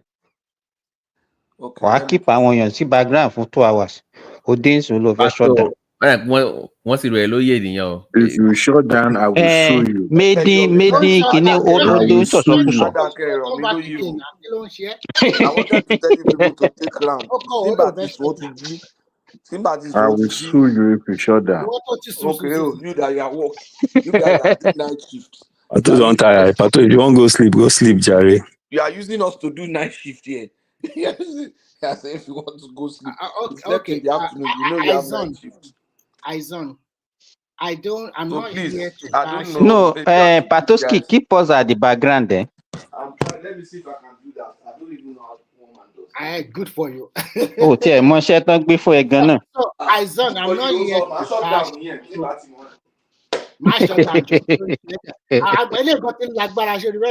They are just using their power anyhow. Patosi, I'm not here to bash. Typical Nigerian, yes, exactly. I'm not here to bash the South. You talking about 87%. I wasn't even hearing you guys. I don't even know what you are bashing. Because you are sleeping. I'm from Ogun State, though. Thank you. So I'm not okay. So back to Ogun again. You're not again. Me, Okay. Thank you. I'm not here to bash South. When you listen to our analysis for a long time, you will see the way we from Ogun State, we used to bash our governor. And we do not compare Ogun State with the rest of the region. What I'm just trying to say is very simple. With the amount of allocation coming to your side, if it's not enough, why don't you group come together in your region that you want more money? Because you say you are the one. No, Remy, that's not even the point. Eyes on. Remy, Let me here's the thing. Wait a second. Remy, you have conversations, but you don't listen. King Bonro. You don't listen. No, listen. Eyes on. Remy doesn't listen. Yeah. How many times have I said I concede? You understand? You are still saying the same thing. You said you concede, but you are still comparing. What about 87? I'm not comparing. I'm saying wait. You're saying that the 13% that's coming to us. Okay, Remy, let me repeat. Let me summarize what you said. The 13% that's coming to us, they're not using it well. The money, that place. I'm not from Oyo. I'm from Ogun State. Okay, listen to what I'm saying. The money that's coming there, they're not using it well. The place should be like London. Okay, I concede. Because I criticize them even more than you. You just don't know it, right? I concede that. But what I'm saying to you is, after conceding it, and what? In fact, what you're saying about asking for more money, I'm against it. What you're saying, that we should ask for more money, I'm against it. I don't think we should ask anybody for money. Remy, I believe we should control our own futures. I believe we should create our own gas and oil refining companies so we keep more of that money. In fact, I think that 13% is an insult to us. That's my personal belief, if you're asking me. So the beauty of this is that I would have loved if you guys continue to ask for your resource control. Mind you. No, Remy, listen, it's going to take a civil war, for this country. I will stake my reputation on it. The way Nigeria is today, right? I can almost promise you we'll go to war before they allow us control 100% of our resources. I'm just telling you right now, the way Nigeria is structured. Ivan, I have a question I want to ask you on what you are discussing.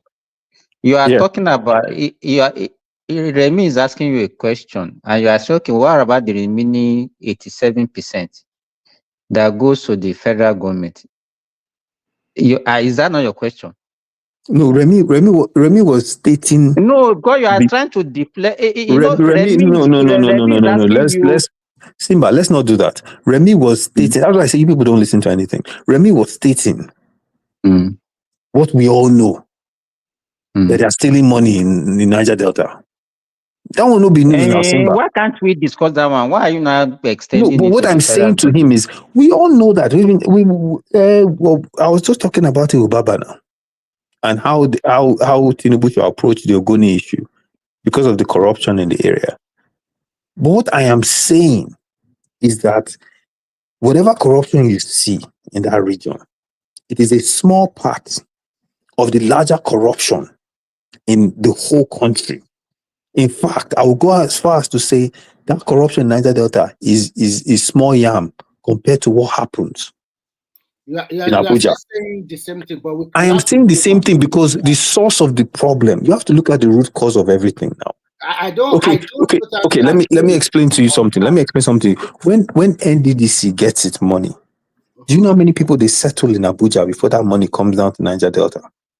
No, forget about NDDC. What about the one that the states are getting? Have you forgotten? The money for NDDC is different from 13% now. It's not NDDC that get the 13%. Yes, but it is money. It is money. It is money.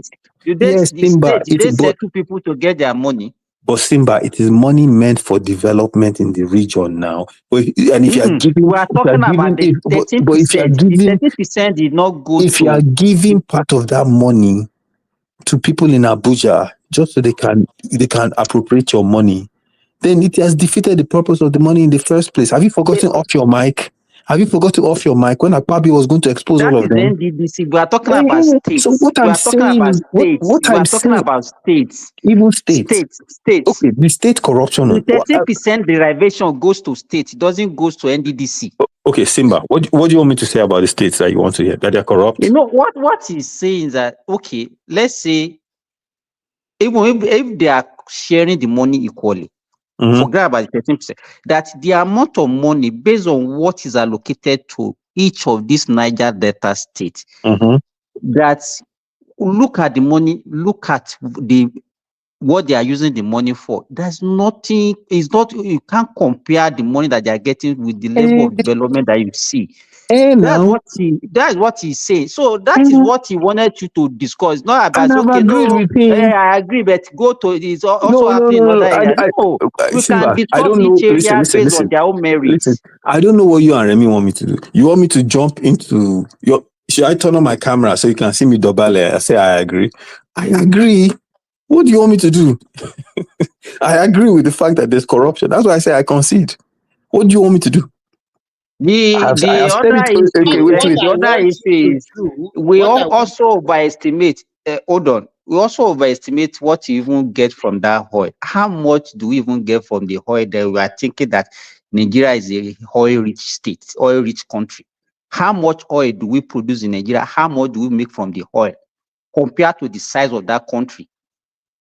We all talk about that oil as if we are making one big money from that oil.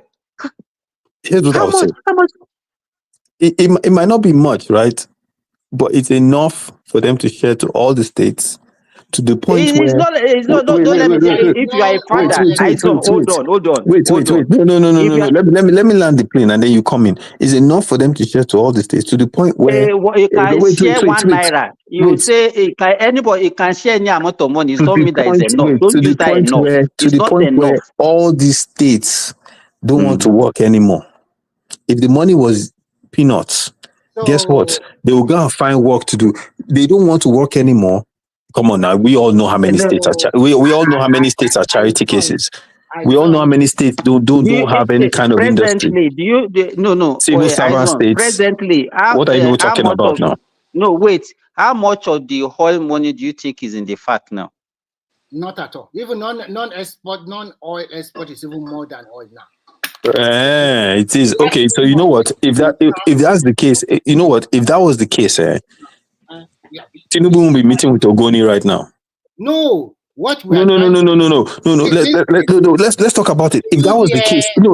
Let's say this. If you're saying, oh, even no more experts, all doesn't mean anything. Okay. You guys are funny. You guys are hilarious. You know this thing that we are doing, as if we always look at it as if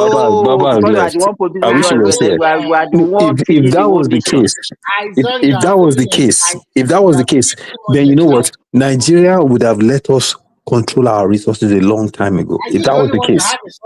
We're not the only ones. So okay, let us control it now. Izone, you see, left to me, I've always said, left to me, let's give you guys 75% of what you control, just a quarter of it to the Senate.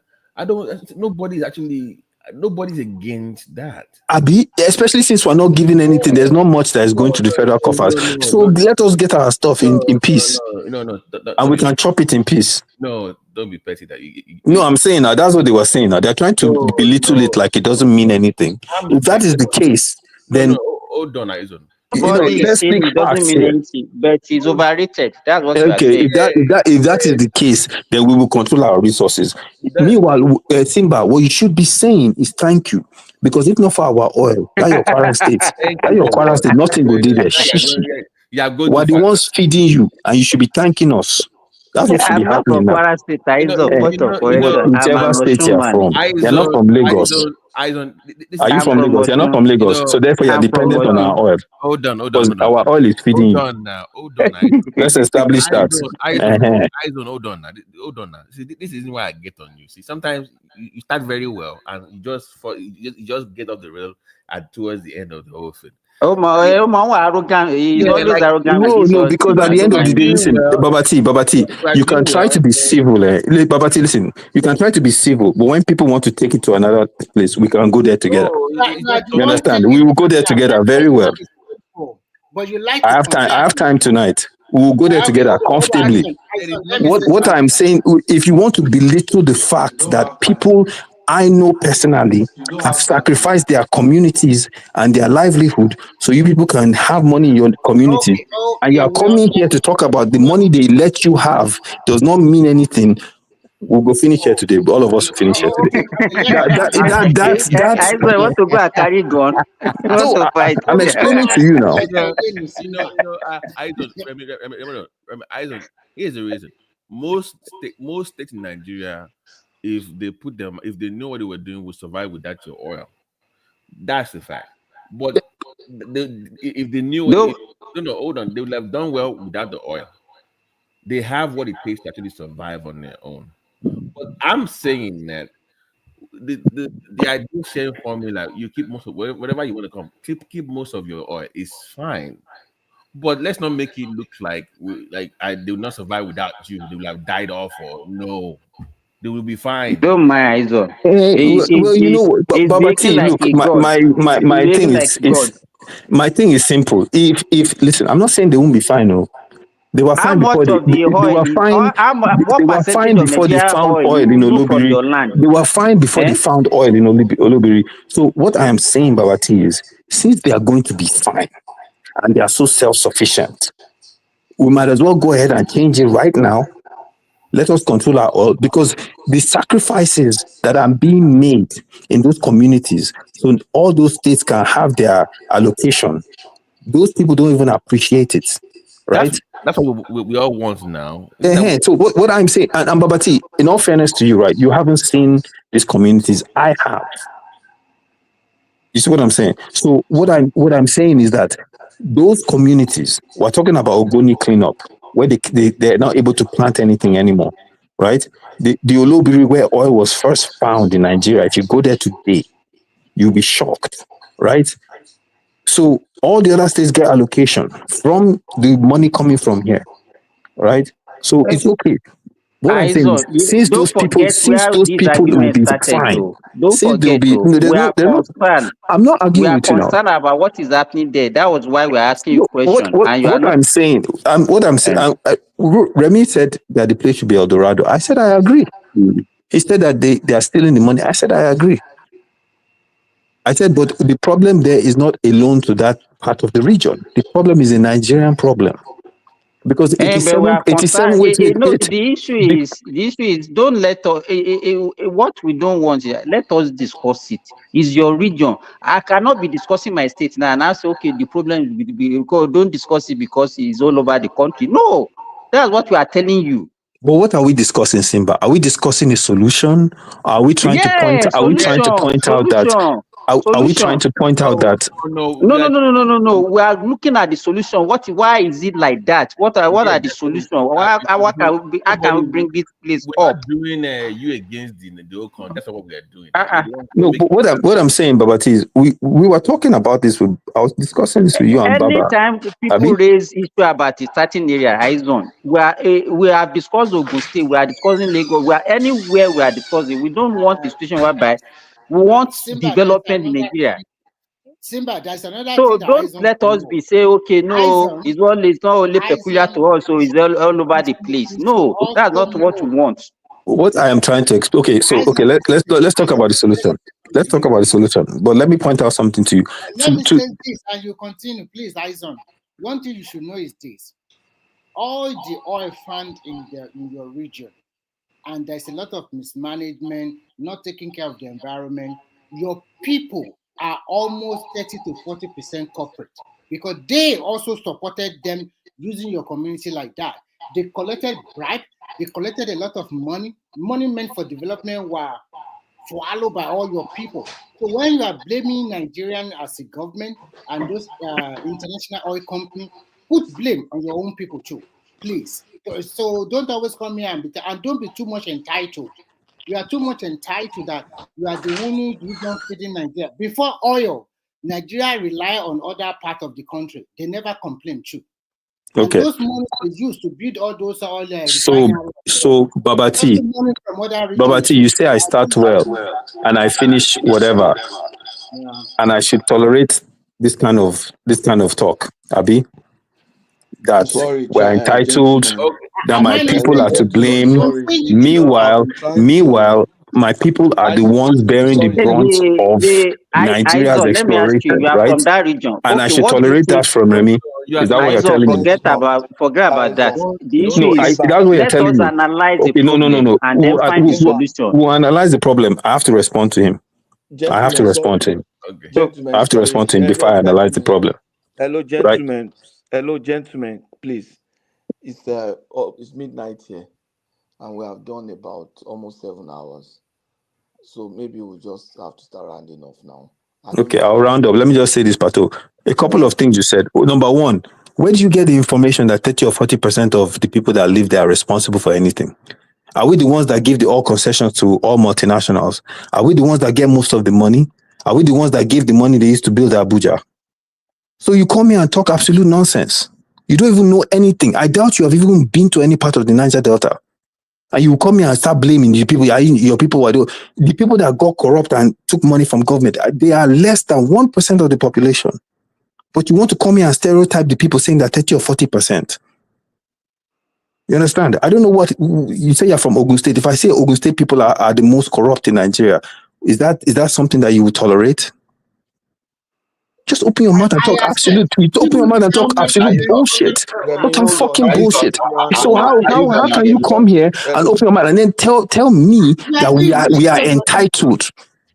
We are entitled about what? About something coming from our ancestral land?